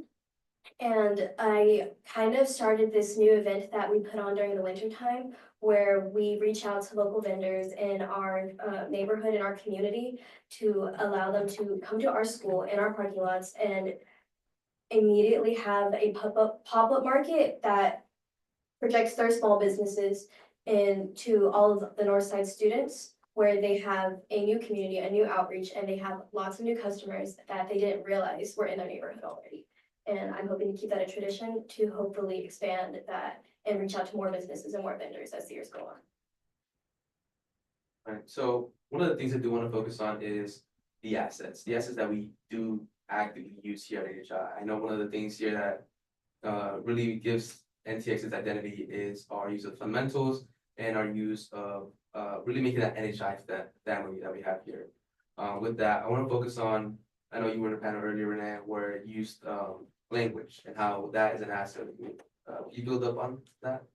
Well, we specifically talked about how language can connect us with our own culture and can connect us with different cultures, and how it connects people, how language can connect people, and that in itself is an asset, because when you connect with someone, you how do I say it?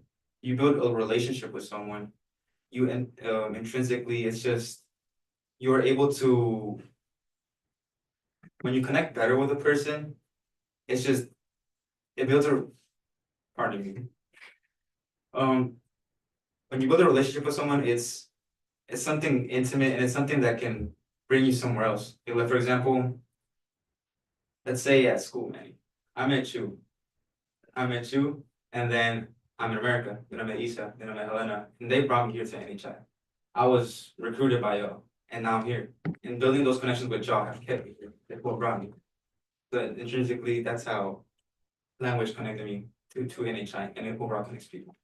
Yeah, I want to build more on that creation of relationships. Those relationships are something that we really focus on, really fostering here at North Texas. Whether that be, being that coach for kids, or simply being the participant and building that relationship with other kids who you later have as friends all over Texas, or all other states. Depending on what programs you do.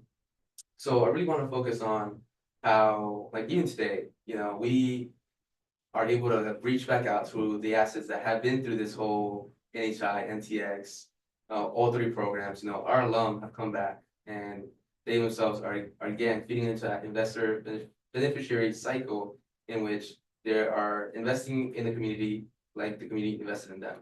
And I think that's one of the key points that I really get to see community equity building in action. And I think it's one of the things that really shifts our perspective from not being NHI in comparison to actually being NHI and being an active member of your community, and with that, the Latino community.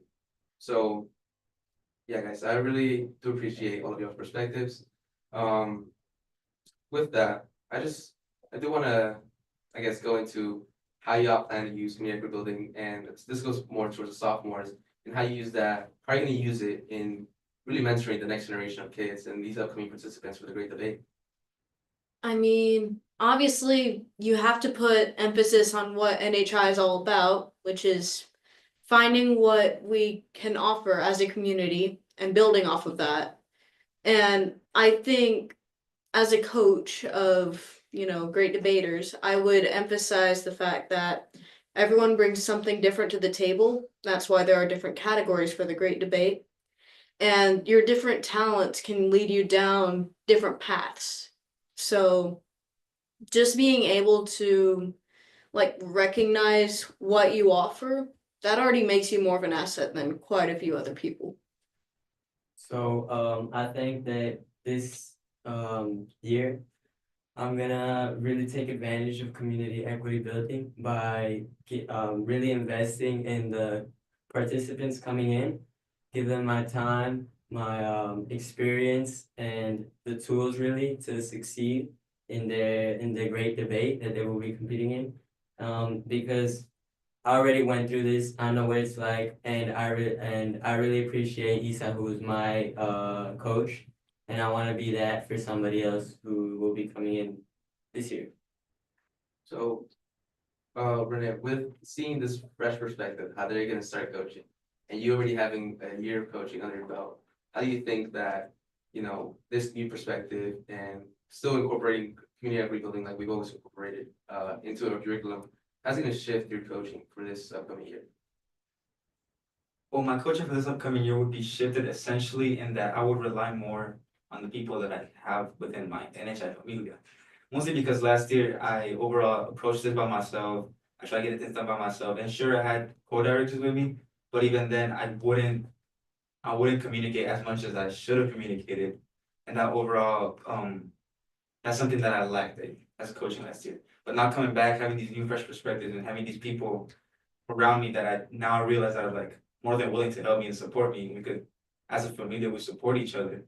That's how I plan to approach coaching this year, having supporting and being supported. And then one of the things that we want to focus on is how we're all NTX here. But Monse, you came from the El Paso region, right? Yes. And I know one of the things that connects NHIers all over is our way of thinking and our way of incorporating community equity building, community equity building into everything we do, or at least the solutions that we are striving towards and creating those opportunities every day. So I really I want to see, I'd like for you to share how community equity building has really helped you foster those relationships, especially with being in a new region. So community equity building, it's a lot about acting as a community, as the word itself implies. And so when I first moved from El Paso to the NTX region, I knew that because NHI is based on community equity building, that this region would welcome me with open arms. And that I feel the same level of acceptance and belonging as I did in my old NHI region. And that is exactly what I found here, with every member of the group already having that mindset. Because in other areas, there seemed to be this competitive strive of one against the other, but NHI really fosters that sense of all of us being one and looking to the future together.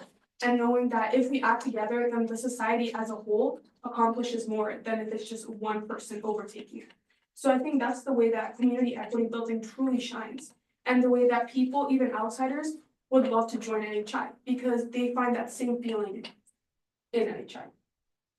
Guys, I really do want to appreciate you all for your shared perspectives on what social entrepreneurship and what community equity building means to you.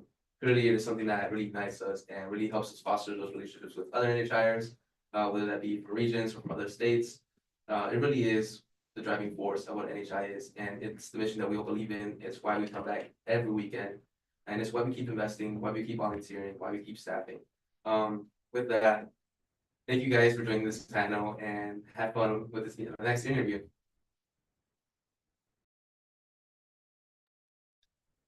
Hi, my name is Sydney, and I'm a 10th grader at Penway Senior High School, and I'm here with one of our staff members. I'm Luna. I'm a 10th grader at North Lake, and I'll be attending the LDT this summer. Okay, so you're a current staff member with NHI, which means you joined last year for the first time. What originally, who reached out to you? How did you hear about NHI? My mom actually just put me into NHI. I didn't have a specific recruit. I think it's because the place we actually hold the meetings, my mom works there. So she was in contact with George, and then I just got involved with it. And so far with your journey with NHI, what has your experience been with this amazing organization program? Well, at first, I honestly dreaded coming to the meetings, coming from normally a quiet, artsy kid. I just was not used to the sudden change in environment. But after a few meetings, I kind of realized it's not that bad because it seems like something called national, like something with the words national and institution sounds really scary from a distance. But once you actually get into it, it's actually like, it's really laid back and like fun. Like, and when, like, as the meetings progressed and I got to the great debate, I realized like, this is actually really fun. And I've improved in like so many skills, like my confidence and my speech skills have improved since I joined. And with participating in the Great Debate last summer, what was your favorite memory from that? Or what did you take from the Great Debate?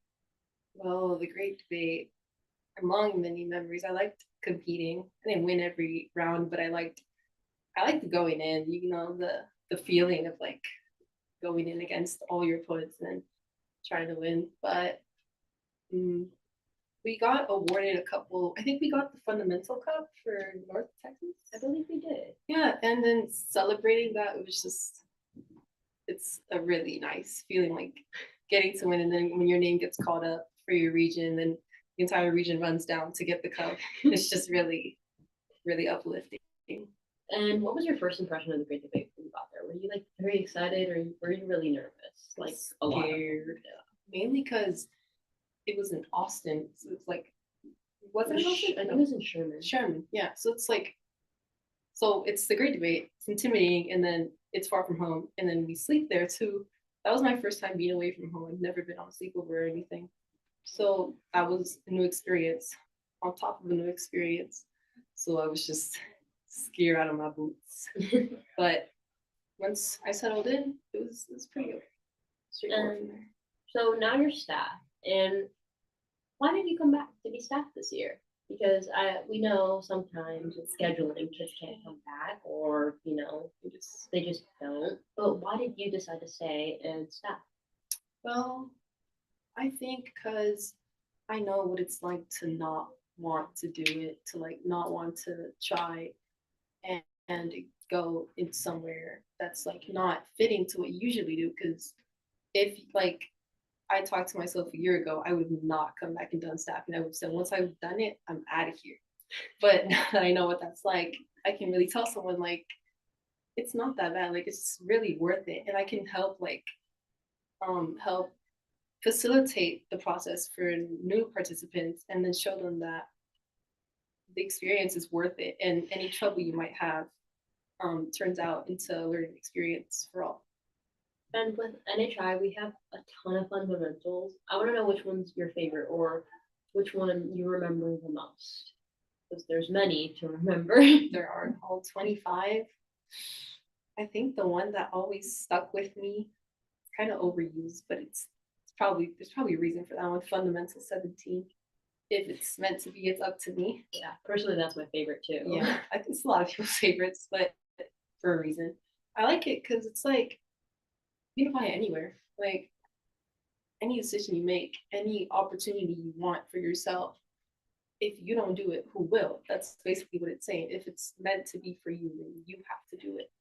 So I like that quote. I mean that fundamental, sorry, because it's just very like you can apply it in any perspective and really help it like, okay, this is what I have to do.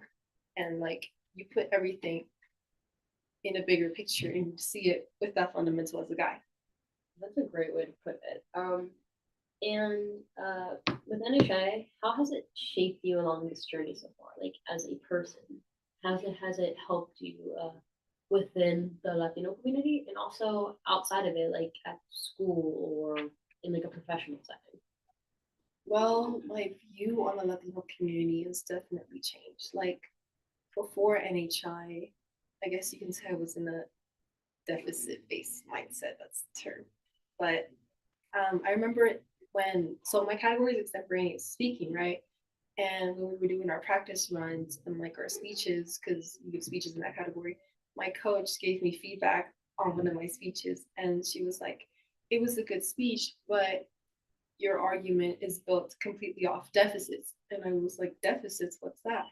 And then she was like you keep focusing on things that we have to fix, things we have to work on, mainly problems in the community, when really I should have focused on achievements or like things we already have and areas of growth that we already have succeeded in.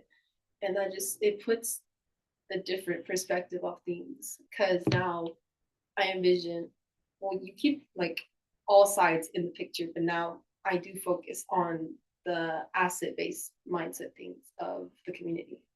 Which is one thing that NHI definitely teaches us all, how to think in an asset mindset and not in a deficit mindset. Yeah. And with following that, since you're staffing, like I've mentioned many times, you came back and you also recruited people, or you met some of the recruits.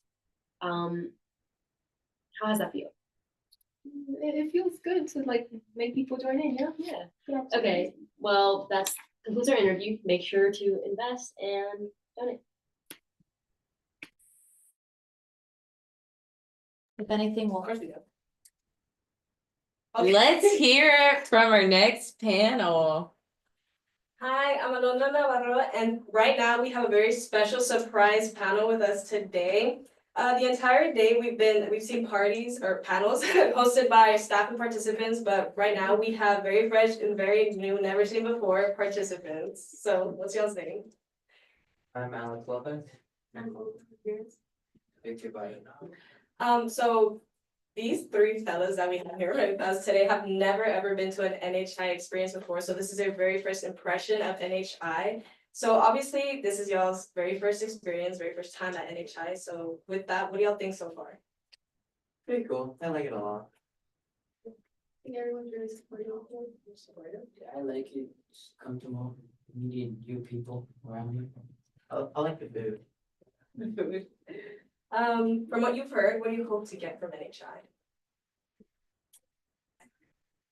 I'm not too sure, but I'm like one of those people who likes to go in not completely blind, but likes to get surprised to see like what's on the other side, not knowing completely, but it's hard to describe it, but it's like not knowing fully, but not knowing at all, like in the middle. Mm-hmm. Yeah. So kind of like this panel. Mm-hmm. So you got like better leadership skills and like community skills. Me, hoping, college. College. Yeah. Scholarships and all that stuff. I forgot to ask, what grade are y'all in? I'm a 9th. Freshman. So y'all are joining the great debate. So what do you think that's gonna look like? Well, for what I've heard about the great debate is you meet new people, you compete with new people, you experience, you get to go out and just have fun. I haven't heard anything about it. You haven't heard anything about it. But like hearing the words great debate, like what do you think? Like when you hear great debate, like debate, I think of the school debate, like the club, the class, where like they talk about, at least what the teacher at my school touched with me. They do like everyone writes down a topic and then they shuffle it, and then they pick out a topic, and whatever it is, everyone gets out their opinion about it. So I'm thinking it's not exactly like that, but it's something similar like that. I think it's like a good experience to like meet new people and like find out about their own experiences and like just learn how to do like better things, So not since you didn't meet with anybody like personally today, but I'm pretty sure y'all did. You did? Okay, so would this program be something y'all would recommend to your friends or anything? Well, first I wanna go through the experience and then I'm gonna talk about it with them and see if they're interested. From what you've seen today, like would this be something your friends would be interested in? At first, probably not. But throughout time, you might like it. Not as fun, but like I think it's a great experience to do right here, just great opportunity. So is there anything specifically from today, like specifically how we fundraise that you found interesting or like eye-catching? Just opportunities for the future, just a better future. Yeah, cause my mom was like telling me like, go do it, cause she wants me to be better than her.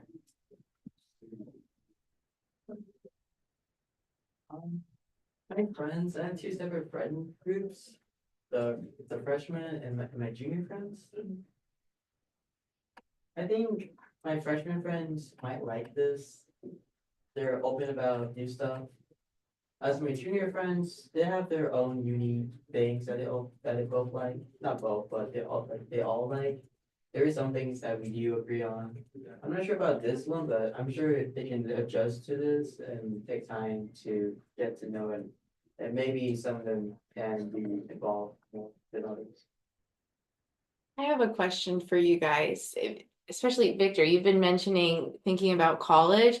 What are some personal goals for that you have, whether that's like right now in high school, or maybe it is looking towards, the future of college?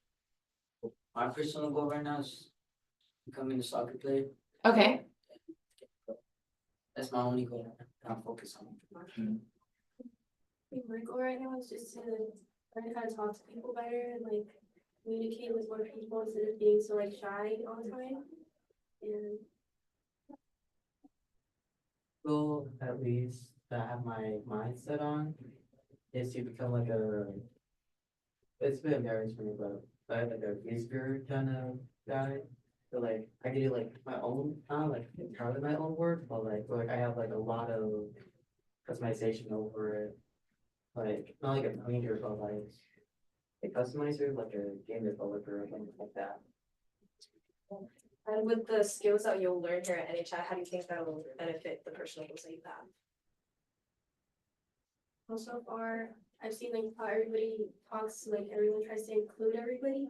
So I think that's really gonna help me try to be more like that and like talk to more people and not be like just so quiet, Yeah, also she said, me not trying to be awkward around other people, like learning how to express and not being like afraid to new people.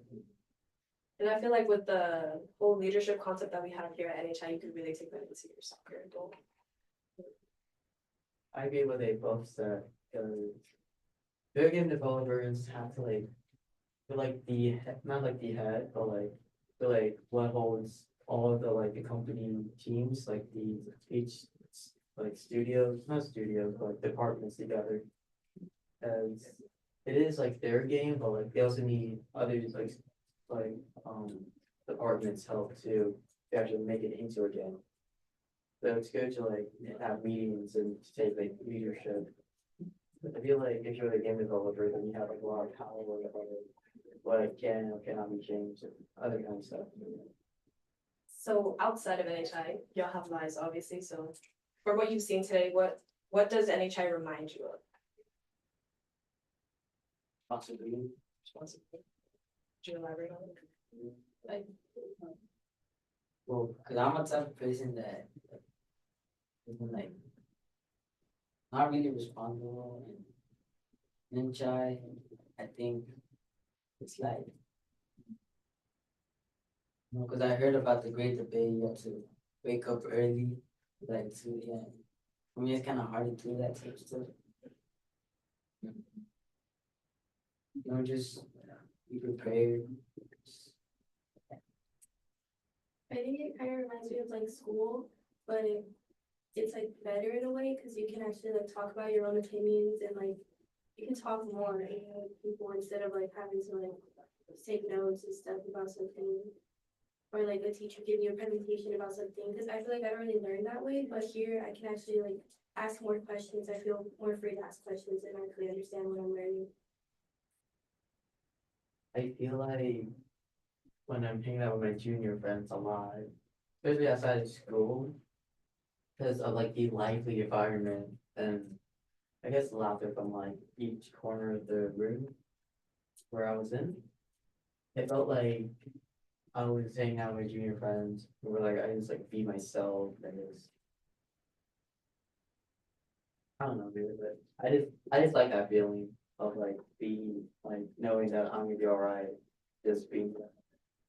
And with your time here at HI, you'll obviously become friends and get more comfortable with each other and gain those skills that y'all wish to. So to wrap it up, for our final question, what are you most excited for as this is the start of your NHI journey? I'm curious about the great debate. Like, what do you do there? I'm just curious. I don't have the chance, opportunity to do that. I'm not too sure really, but I am very interested in all of this, so I'm not like go with the flow kind of guy right now. So I guess obviously as I continue with this, so I do like it a lot. I think for me it's the same. I'm excited for the great debate because I've never really been away from like my parents or anything. So I want to see how I am when I'm just with people like around my age and like see how that affects me in a way. So.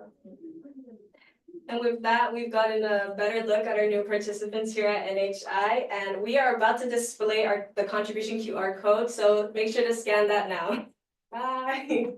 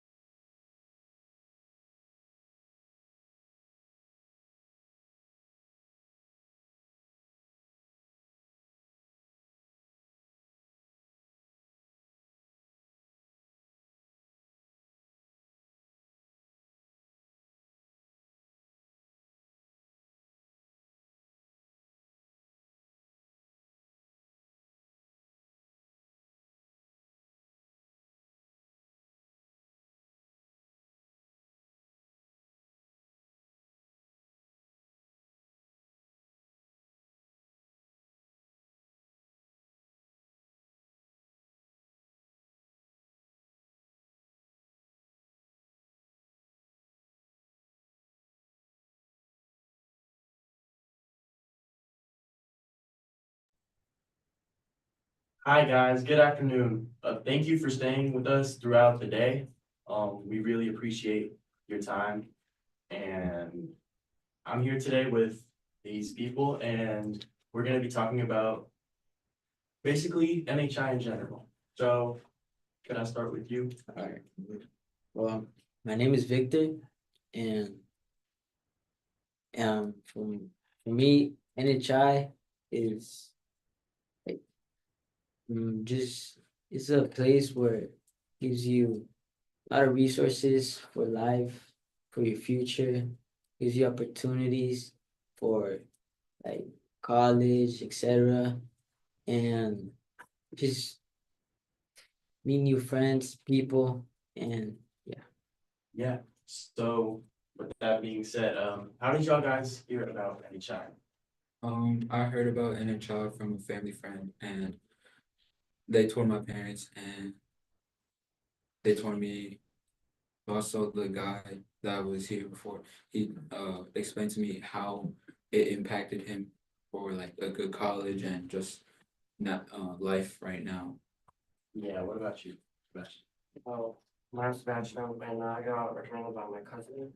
And honestly, when I first saw it, I wasn't really intrigued by it. I really thought it was going to be a normal after school club Sundays, just go. And the first couple of days were kind of rough. I didn't make any friends. I felt like I had to go find friends. But over the time, I started to like fit in there, and I actually got some people to talk with me and actually interact, and it's gotten much better as a freshman myself. Yeah. I was first introduced to NHI by my brother.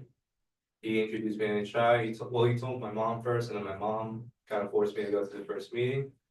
And then from then on, throughout my journey, great debate, I built kind of like a relationship with NHI, and yeah, it's really impacted me. What about you? I actually heard it from a family friend too. They told me it was a good opportunity for future, for college, and just in general. And I went to Great Debate last year, and it was a really fun experience. So I'm really grateful for NHI. I first heard it from my aunt, and she's just talking about how it really helps you develop a lot of skills, like leadership skills, and it helps you communicate better. And I just wanted to give it a chance. So I heard about NHI from my aunt also, and yeah, I just really wasn't really interested of NHI, but I was kind of like forced to, right? But just give it a try, and Yeah, the worst that can happen is you don't like it, and that's that. But I'm glad all of y'all gave it a try, and y'all are here with us today. So, building off of that, one big thing that NHI focuses on is social narratives. So, do any of y'all know what a social narrative is? Kind of like stereotype, and like one of the stereotypes across Hispanics is maybe like the construction workers, they have no life, they're just trying to, they're criminals, pretty much. Yeah. Yeah, social narrative, those are negative social narratives, but one good thing about NHI is that we don't have this deficit-based mindset, as y'all have heard throughout the day. And we focus on being assets within our community. So there's a lot of social narratives can either be negative or positive. Could y'all like maybe share about some positive social narratives y'all might have heard? well, positive one I've heard is that we're really hardworking, and I think that is true. Yeah, Hispanics are definitely hardworking, and without Hispanics, so what's going off of what Sebastian said, they label us as construction workers, but without Hispanics being as hardworking as Olga said here, we wouldn't have what we have right now. We wouldn't have this building. We wouldn't have Dallas. We wouldn't have anything. So I feel like Hispanics are really like what makes the Dallas, what makes this. And you mentioned some negative social narratives that you might have heard from the media or from elsewhere. And I want to ask y'all, how does that make y'all feel when y'all hear about that? That makes me feel like my worth values decreasing, and as a human, my value decrease, and as a race as a whole, our value has decreased. Gotcha. Like it just hurts me in a way, like how people could just describe us like that. And like, they don't give us a chance at all to like, show what we can do. Yeah. And would y'all like to change? Yeah, I'd like to change all of this so we could feel accepted by other people, you know, like what Javier said, show them what we got, you know. Yeah, and one thing that NHI teaches us actually is community equity building. And community equity building is basically taking the assets that you have in your community to further improve the same community. So for example, Roberto Clemente, he was a baseball player. And he took the assets he had, the resources he had, baseballs and baseball bats, and he taught the little kids in his community, and that made him improve his community. And another example is Bad Bunny. I'm sure y'all have heard of Bad Bunny, and he's not touring anywhere. He's staying in Puerto Rico, and that's actually helping Puerto Rico, this little island, as some people call it, which is completely a negative social narrative, a stereotype. And basically what he's doing is he's attracting all these people to come to Puerto Rico, which helps the business, which helps the hotels, just because of what he's doing. Yeah, I agree with you. And one more like perfect example of community equity building is NHI. We're making you guys the future. We're making you guys have early development and leadership skills so that you guys can change the future. Yeah, we're not just investing money, we're investing our time, really. And I know when I first started, I didn't really see much of this program, but after I went through it for over a year now, I really see that I have gained a lot of skills with it. And another thing we're really big on in NHI is third reality. So basically what third reality is taking your first reality that you learn from your parents, your religion, your relatives, and combining it with your second reality, which is what you hear from the media, from anywhere else, to create your own perspective or your third reality. So what would be a goal for y'all with NHI that is to like change the community? Like, what do y'all want to get out of this program? Will be heard by other people, you know, to know my name that I did it, you know, yeah. What about you? I just want to like be a better leader, like for my people too, so I can show them like what's right and like help our community like do better too. So Quick question, what does it mean to be a leader? Can you all talk a little bit about that? I think it means to like do the right things and like tell other people to do the right things too. I would lead somebody, lead a group of people, do something good. Can anyone be a leader, or does it have to be like specific requirements? Anybody can be a leader. Could y'all maybe share an experience of one time you were a leader? I think during my great debate, I had cross-examination category, and my entire role was being a leader. Yeah, that's basically what the position is called. So with all this going on with social narratives and things in the Hispanic and Latino community, how do you want to lead? How do you want to be the leader of today? What do you want, basically your legacy? Fundamental number 2 of NHI is protect, promote, and treasure our legacy. So how do you want to be remembered as like a leader in general? I feel like I want to make a difference. Maybe not a huge difference that's so public and grand, but maybe a difference in a small group of people, like my family, friends, the environment, the community, and NHI. I'd like to leave a small piece that I did something. I think I want to. What was the question? Sorry. How do you want to change like the community? Like how do you want like your legacy? Like what do you want to like leave? I think I want to be remembered through, like we said, community equity building, through making those long-term investments that will actually help the community. And I think an example of that is being more involved in NHI.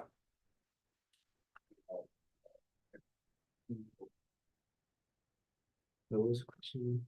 How do you want to be remembered as? How do you want like to be the leader in your community, create the opportunity? I want to be remembered as like a great person that, you know, like I'm Hispanic, it's been through so much, right? You know, but I just want to be remembered as a great person. Like I did it, like, you know. What about you? Kind of the same thing. I want to be remembered as someone who made like good choices, and I want other people to be able to look up to me and think the same thing and want to do the same thing as me. Yeah, I would agree with that. And for me, I want to show the world that Hispanics are just more than construction workers, that we're capable of anything we put our minds to. Because we really are the hard work. We're the most hardworking people in general. I have a question. So I know we have a couple athletes, and on the last panel, Victor talked about soccer. I know you guys are in sports. I don't know anybody else here is, but how has your experience in NHI and gaining those leadership skills apply to your time on the court and working with the team? For me, I would say it's made me more vocal.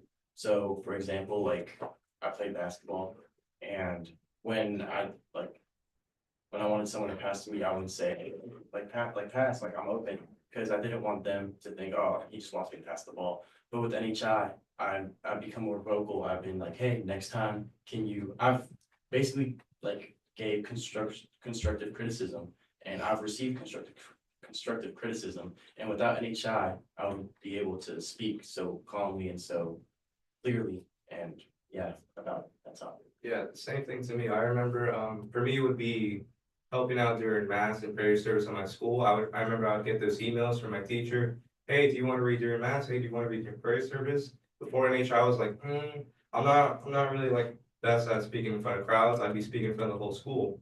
And after NHI, I developed those social skills, and I'd be able to read a script from the Bible during mass, like with no problems. What about y'all? Yeah, well, for soccer, I used to be really, first I used to be shy, right, and really talk to people, but I think NHI could really help me on my communication, not being quiet around other people, learning how to express myself and not be afraid, and yeah. Yeah, I play soccer too, and I'm also kind of shy at soccer, especially in soccer and all sports. You need to open up. Of course, you gotta, hey, ball, but if you can't say that, they won't see you because they're too focused on the defender. This could help me basically, speak up. Because I feel like I'm in a little turtle shell, but I want to get out. Michael, I have a question for you, because I know me and you have experienced this for a while, and they're gonna experience what we experienced. And hopefully they come back next year and staff like we are. Would you, I don't know if do you have a younger brother or sibling? Older. So if you had like a younger brother or sibling, or when you had kids, would you make them do NHI after everything you've experienced? Absolutely. I think NHI is, like I said, a long-term investment. And actually, a week ago during our Sunday meetings, alumni from NHI came back and they were explaining us all of the benefits in terms of long-term and benefits that NHI gives you. For example, you get networks to other countries because programs like the Great Debate, you're sharing with other parts of the state, country, and world. And overall, just you gain networks to colleges. I know that once you attend the Great Debate, you get scholarships, and overall just leadership skills and development. Yeah, no, I would say my favorite thing about NHI is definitely the family we created. And I would love for y'all to also be part of the family. And it's like a brotherhood. We all care for each other. We all embrace each other and help each other grow. So if people that are watching the live stream, please donate so we could live that experience and you can also live that experience. And we thank you all from the bottom of our hearts for being here with us today. Thank you.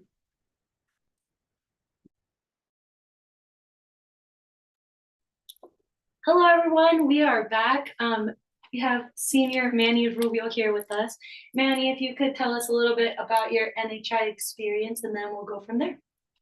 So yeah, I started NHI back in 22 Great Debate. It was not at Sherman.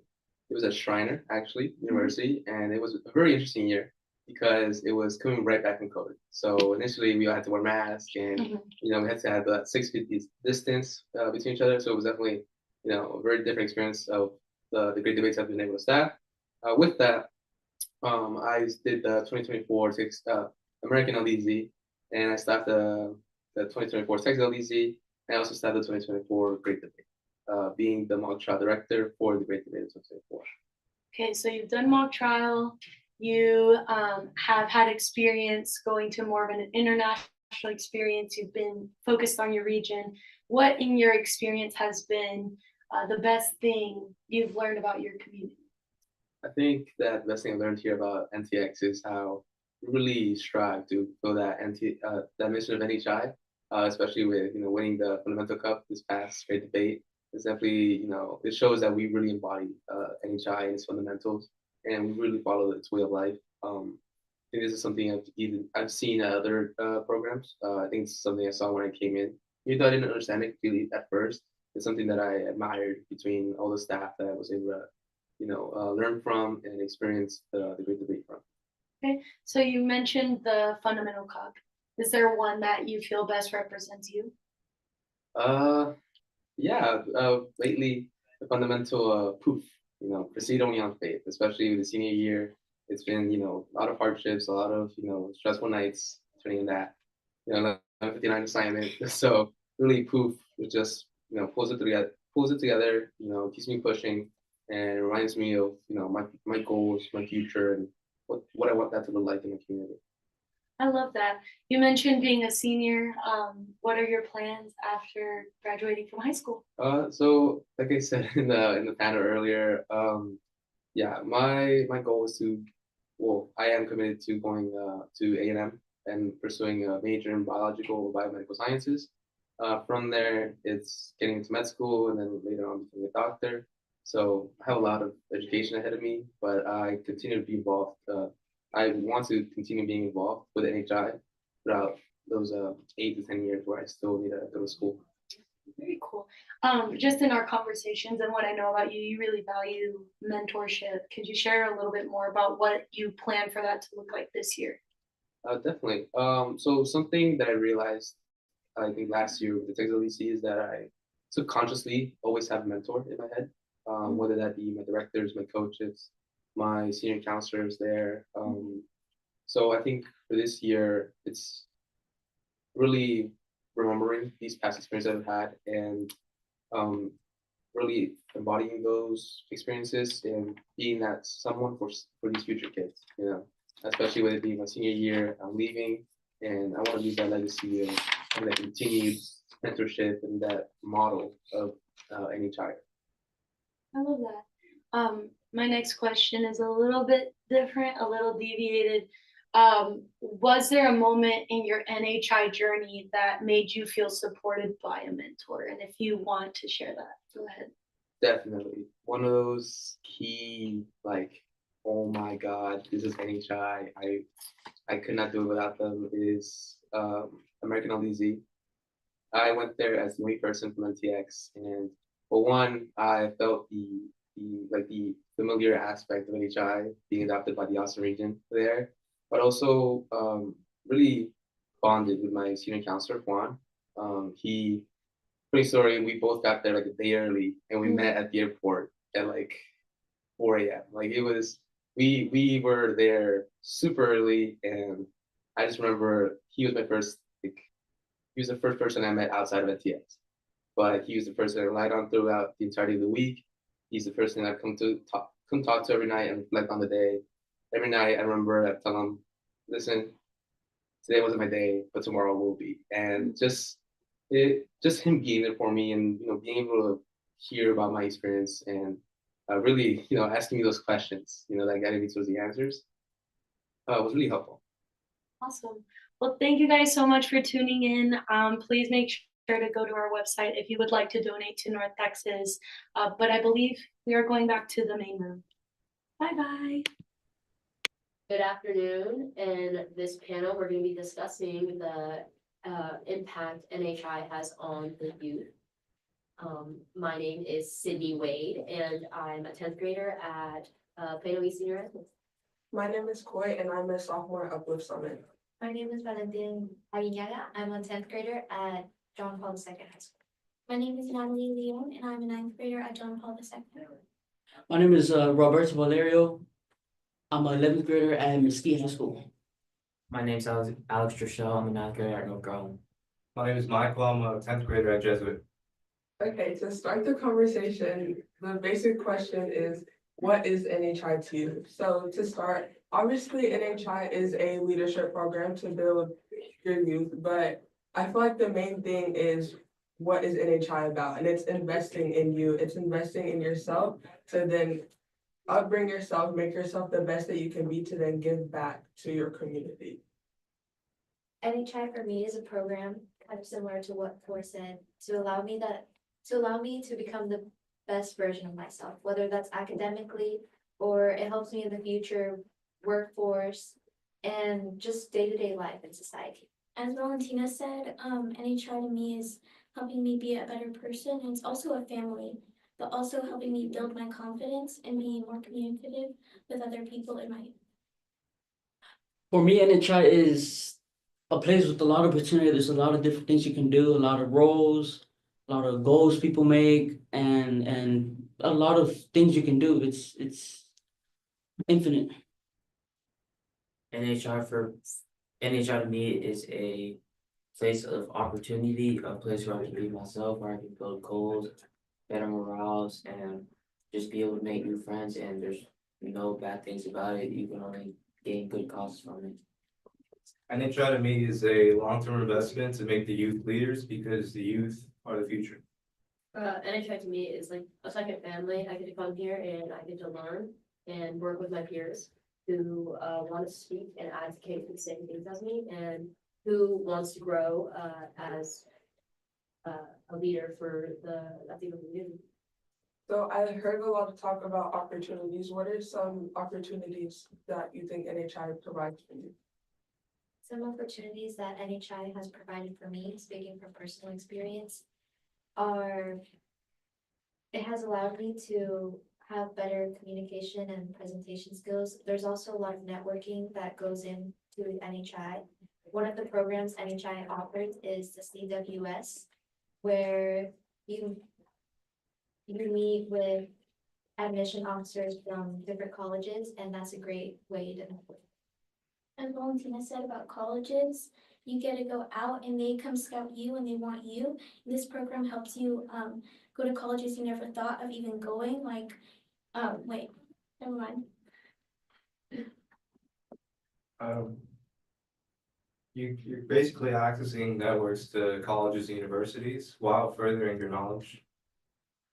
Okay, so now for returning members of NHI, what was your journey like? So who introduced you, or how did you hear about it, and what made you stay? What stood out to you? For me, my mom was the one who introduced me to it. She was like, you're gonna do this program. If you don't want to, you're doing it. I'm glad she told me to do it, because it has made me grow so much as an individual, especially my speaking capabilities and my being able to socialize and network with so many people. And I'm coming back because I want to help new participants have a similar experience to how I did, especially with going to the Great Debate and learning how to communicate with others and build long-lasting bonds, as well as long-lasting skills and opportunities. My NHI experience for me, I found out about it through one of my counselors at school. And what stood out to me was the networking opportunities and also the skills I thought like I could obtain from doing this program. And when I first joined, I was really shy. I didn't speak much, but by the end of by one of the second to last days of my grade debate, I was just talking to everybody I saw. And I became much more extroverted because I felt more comfortable speaking to others. And also really something that resonates with me most whenever I think back and reflect on my great debate experience is this one time where we were researching leaders in the Latino community. And these were leaders like Sonia Sotomayor, which I had never learned about at school. And NHI unlocked something in you that made me realize, I was like, I can be like that one day. And, you know, it was just a great opportunity for me to really find myself and experience things that school or other places didn't have to offer. So for the new participants in the NHI, what is something that stuck out to you that made you want to continue through and then drop immediately? For me, it was when I first came, I was really nervous. I came into the room and I saw Valentina, and all of her friends came and started talking to me. I'm like, whoa, that really surprised me. I didn't think people would want to talk to me, and they did. And then they made me feel a part of the group when we did activities. Like we built like houses together, and like it was like challenging because it was only cards, and like they helped me build it, and like it had to stand up on its own. And I'm like, whoa, I didn't expect that. Could you repeat the question one more time? What is something that stuck out to you that made you want to stay and continue and not drop immediately? NHI made me feel like home because I was able to find myself, become a better person, and everyone treated each other the same. No one was brought down. The only thing people did was lift each other up. And that is the big thing I look at is teamwork and just being able to show love for each other. And that was a really big thing that stuck out to me. I think what both of you said, it goes into why a lot of people stay and why a lot of people join. And not even just in our region in NTX, it was that really clicked at the Great Debate, at least for me, when our whole region started to talk, started to come together as one, and not just our region, but other regions like TIP, RGV, Austin, Corpus, all of us started to come together, and that's what NHI was all about, which was bringing our community together so that we could encourage each other and lift each other up. And to add on to that, even at the debate, when you're competing against these people, you're still uplifting each other. You're still cheering each other on. There was a delay to one of my rounds, and I ended up making a close friend now that in Austin, and we competed against each other, but we were rooting for each other the whole time, which is what NHI does. It helps bring people together, even when you're competing against them. And those people that even if you are competing against them, they're people who see that potential in you, and that's what motivates you to go forward. You know, seeing somebody, even if y'all are in complete opposite teams, but you see them, you guys have something in common, which is you want to advocate for the Latino community, which is something really special. And I think that something else that NHI has brought to me is it's obviously changed my mindset. So something that we talk about a lot is asset versus deficit based. And asset based, if you have an asset based mindset, it's looking at what you have and what you can do and what you can make more for yourself. While a deficit based mindset is looking at what you don't have and what you have to try and ask for to get something out of it. And I think NHI has honestly given me that asset-based mindset that has not only influenced me in my personal life, but in school as well. And has NHI done anything for you, like with your mindset? Has it shifted your mindset positively? Yes, it has. It has helped me to unlock the asset mindset. Is that what you call it? Yeah, it helped me unlock it. So now when I'm at NHI, I'm able to look at things and say, okay, there's nothing bad. I'm gonna gain from this. I can only gain good and I'll get better from this. And that's something that helped me a lot. And actually we use asset-based thinking and the activity that Natalie brought up earlier, where we had to make the houses. So the first part, what did we get? A stack of cards, we got spoons and a marshmallow and a toothpick, and we had to make a house out of those items. We had to make the house stand, it had to have 4 walls, a roof. And obviously when you're thinking of that, you're like, oh, what can I do? I can't do anything with this. But it had to show, we had to be creative, we had to work with each other, we had to collaborate to make that house. And then the second part of the activity, we said, Bella and George said, grab anything, use anything. Someone used jewels, someone used water bottles. I remember they said that someone even used a table and chairs once. So it just shows you do what you need to make work. That you have to unlock your mindset and shift away from that negative mindset and thinking, I can't do this, what am I supposed to do? And make that into, I can do it, I can use this, I can use this, I can use this. And I think that's where CEB comes into play, community equity building, which is using your assets that you have to bring back to your community, which is what NHI is doing, which is investing in us. And my next question is, how do you think NHI has invested in you?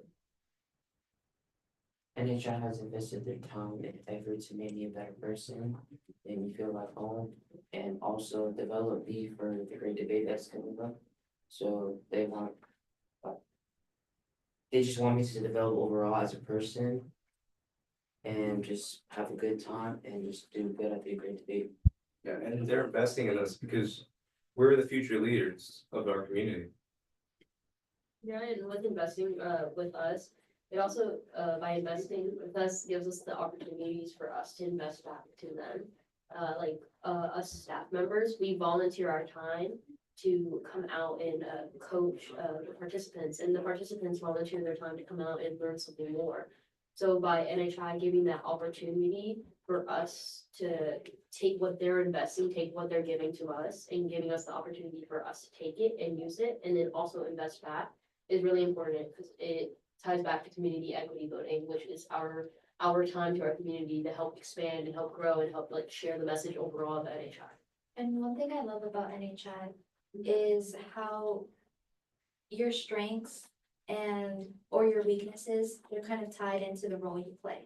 So for example, at the Great Debate, there's different categories. And one thing your recruiters look for is, oh, what is she good at? What can she do? And it kind of takes away from the deficit-based, it's different from the deficit-based mindset most people go into, because I know for me, whenever I recruit somebody, the number one question I get asked is, one of the comments is, wait, I don't do public speaking. I'm not meant for this. And honestly, that's kind of what I thought going into the program as well. But once I did all the activities, and it allowed me to become more comfortable and actually speak to people.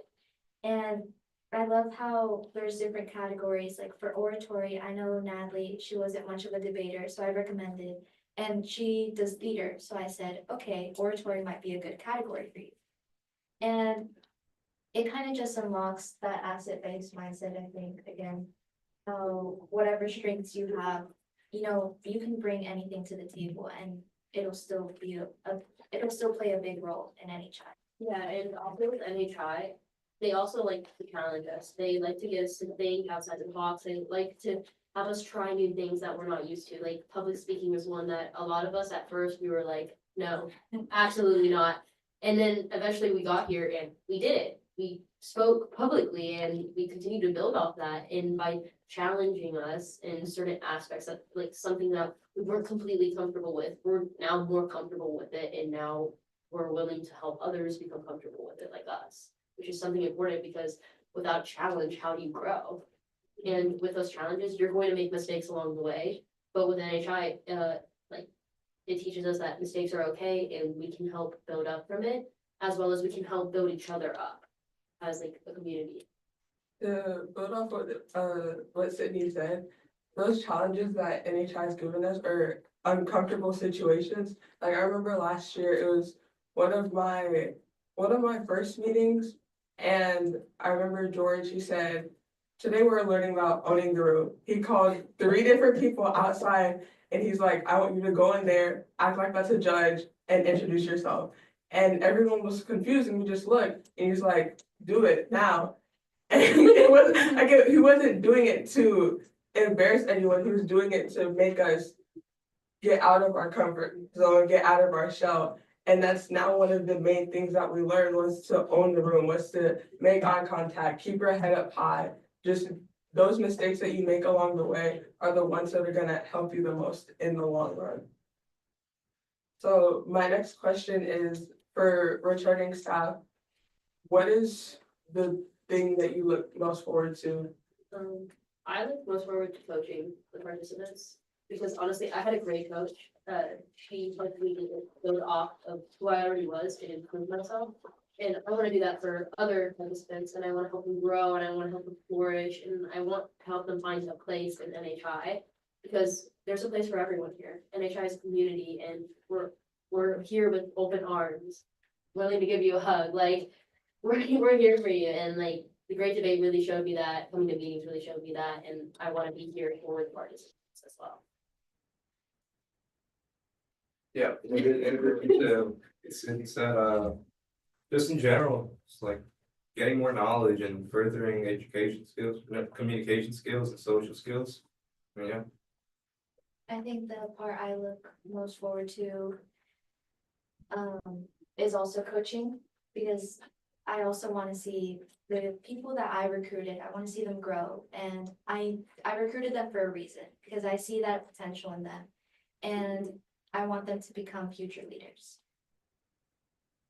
I love what Valentina said about that she wants to see that potential, because when looking at yourself, you're just looking at negative things about yourself and what you can't do. While other people, it's easier to look from the outside in than inside out, because outside in, you're looking at the growth that can happen. You're looking at what you can do to help them get better, which is something that I love that NHI has provided in us, is that support system that we have from within. And it's someone's weakness is someone else's strength. So you're just filling in the gaps with each other. And like Coy said, that impact of like filling in the gaps and supporting one another is something that really uplifted me, because before NHI, I didn't really have a group of people that I could like, rely on or communicate with certain topics. Like I felt like I didn't have a group of people, but when I joined NHI, I found my people. I was able to communicate. I was able to have support systems. Like I was able to not only like get help from others on like improving who I am and improving my learning skills, but I was also able to put input on others and help other people out in certain situations. So for new participants, I know y'all haven't been with NHI for a while, but what is one of your favorite things that you've noticed or that has come across to you? Well, when I first started, I said this again, I was really shy. And I came a few weeks ago and I was still nervous coming in.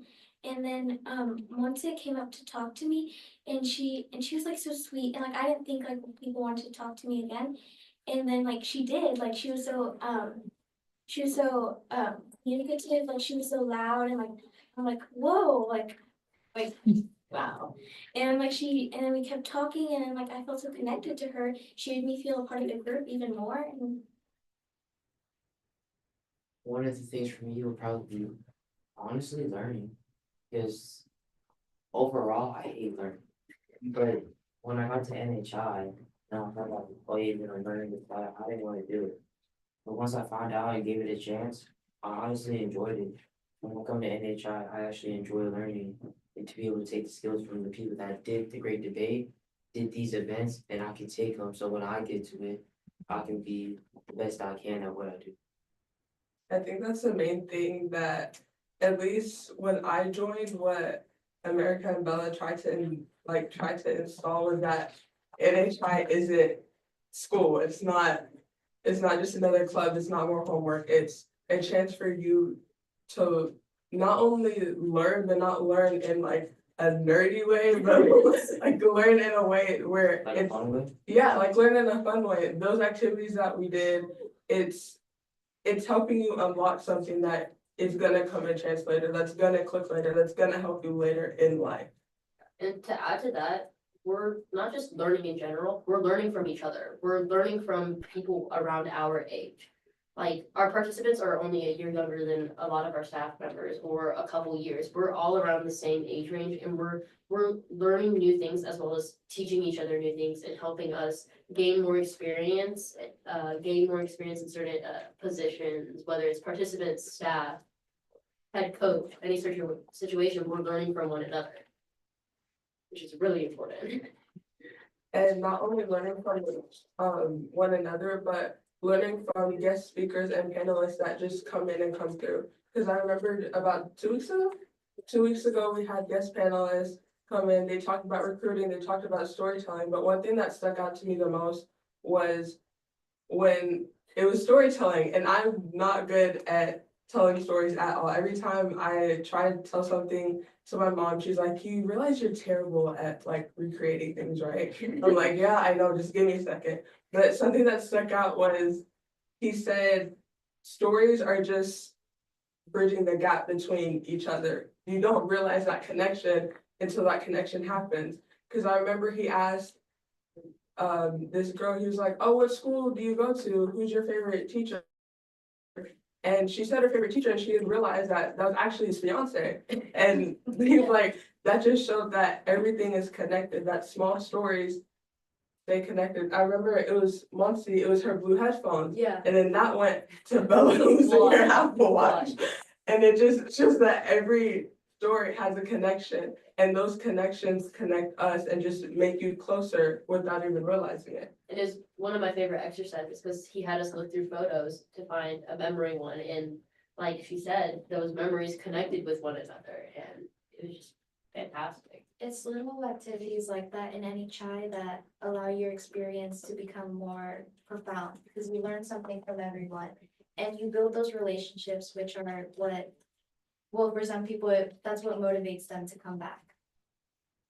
And I think that's why, what Valentina said, that's the main reason why people come back, not only to connect with each other, but share your experience, and not only sharing your experience, but making the next class, I guess, making the next class have a better experience than you. And that's what we look for in recruiting, for those people who like, they're gonna benefit from this, whether they might be uncomfortable in that situation or not. We want the best for you, and we want you to grow as a person. How do you think, I know I already asked this, but what is something like particularly that you've noticed a change in yourself, like from the start of NHI, from then? Anyone can answer this, even participants. I'll go. I think my key communication skills, at first I wasn't able to speak in front of crowds.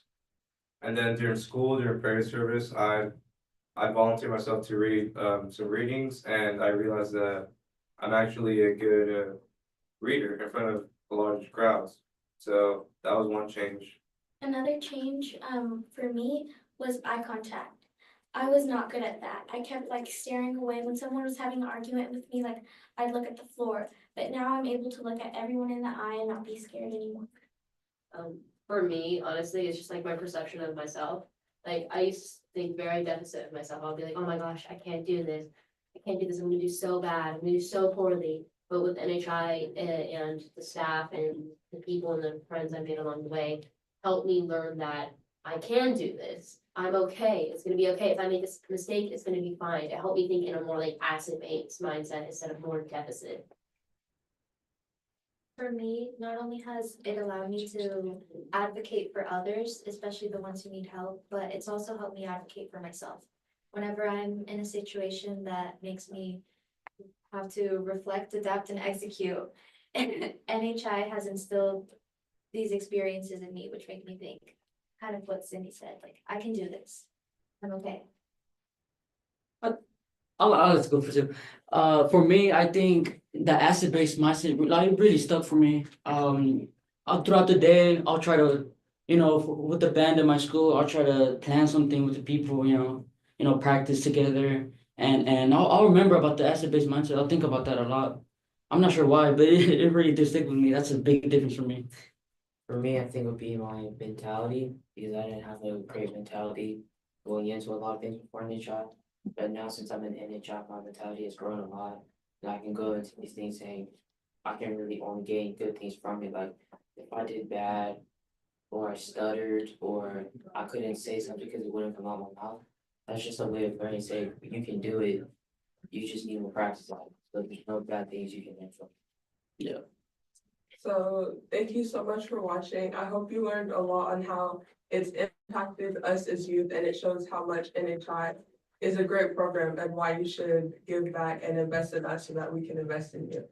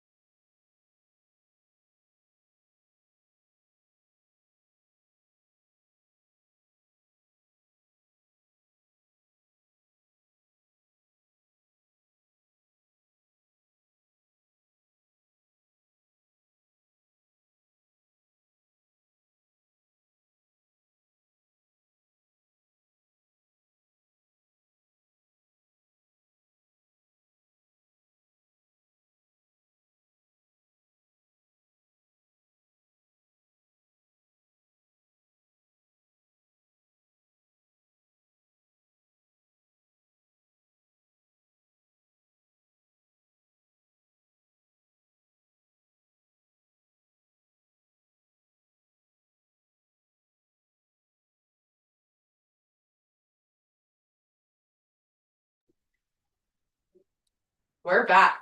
It's been a long one. It's been We're a at the long end of day. it. You've seen multiple of our faces throughout the day, and we are right at the end of it. Thank you for those who have been watching for the full, 10 hours-ish? Something Give or like that. take. So thank you all It's for 10 being, a.m. for being with us on this live stream. We've enjoyed putting it together for you. The last thing that we'll talk about today, and it's super important, and it's what makes this possible, is why do we come back?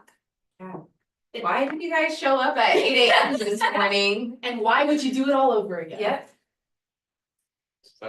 Well, I mean, I can start. You know, I feel like today we've talked a lot about our experiences with NHI and our experiences with North Texas, but you know, I think it's important to reiterate the full circle moments that we feel when we come back. I think whenever, you know, you're first starting off as a participant, you know, for everyone, you're scared. Everyone is, even I was scared walking in. I felt, you know, what is this gonna look like? What is this gonna be? And so I think one of the most important things that staffing gives you is perspective. It gives you perspective on what you're doing. It gives you perspective on where you were a couple of years ago.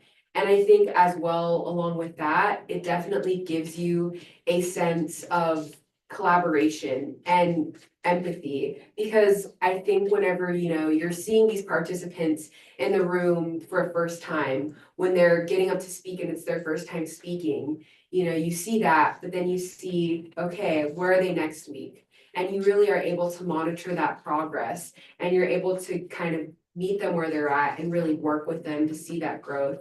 And so I think for me, just generally speaking, that's one of the biggest reasons I come back and staff every week. You know, we're all very busy people. We all have a lot of things on our plate.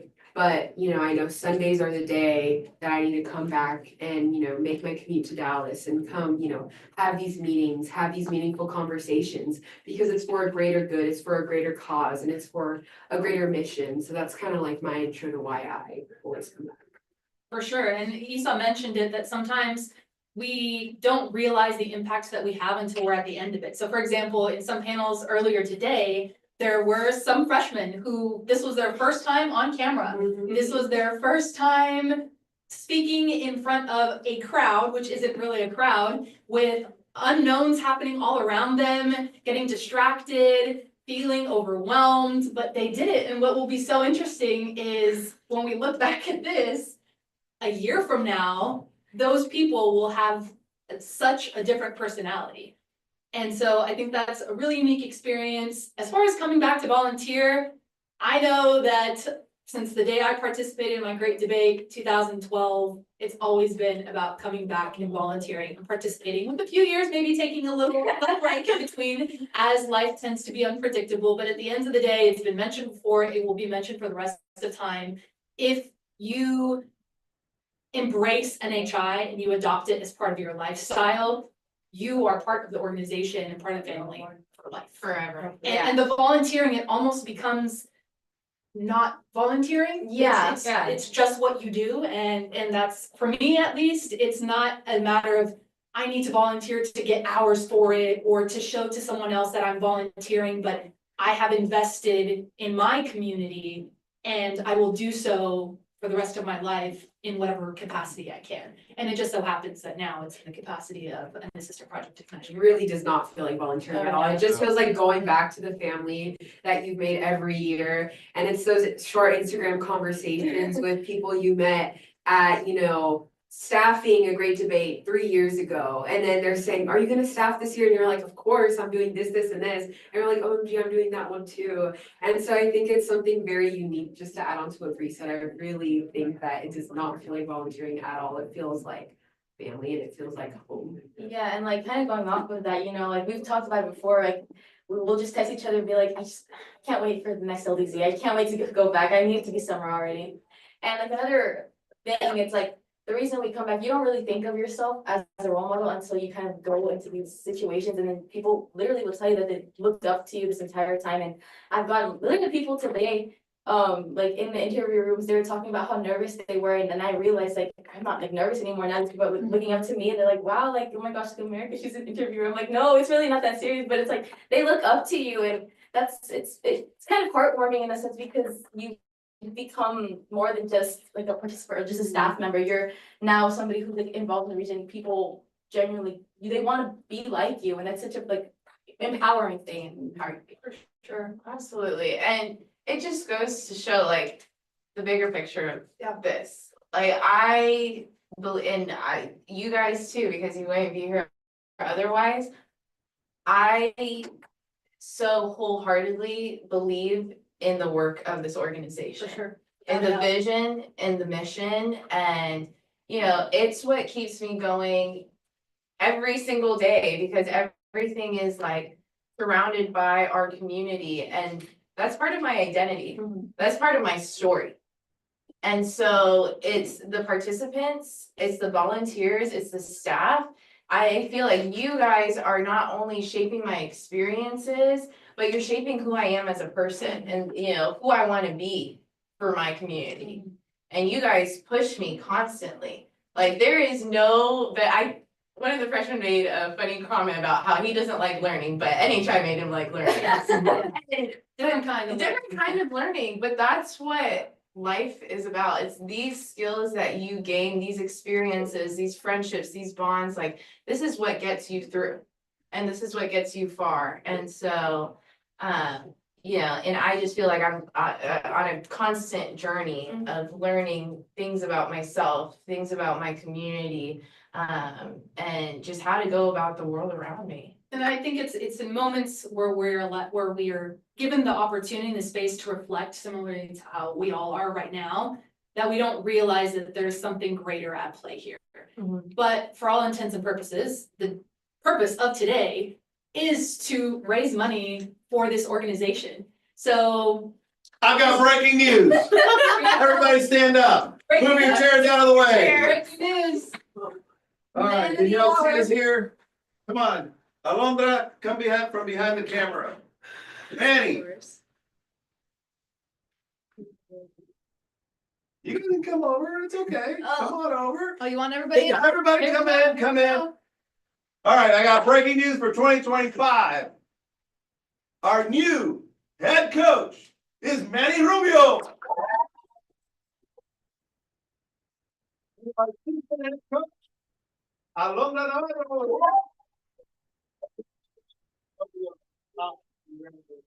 Congratulations. Ladies and gentlemen, if you enjoyed what you've seen today, please go to www.nationalhispanicInstitute.org. Go to the North Texas web part in the page and donate. Make sure you hit the donate button. And again, as you fill out the form, you'll see there's a section where you need to put North Texas to make sure that we get your donation, your contribution, your investment. You want to make a difference? This is a great way to do it. If you don't have the time, please share a little bit of your treasure with us. Thank you all very much. We got some more people here that are coming in. Oh, it's Alex. He's brand new. Here's my donation. There's the donation.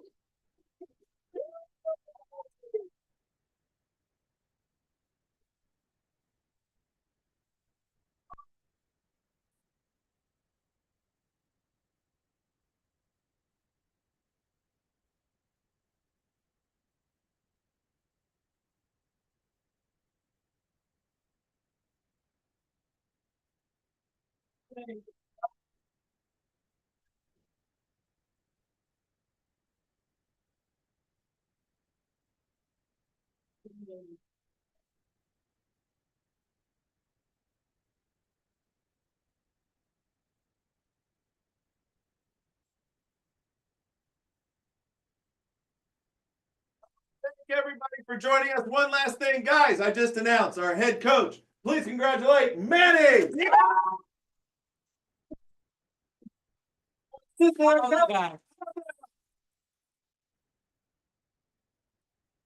Awesome job, everybody. Thank you. Thank you, everyone. Thank you.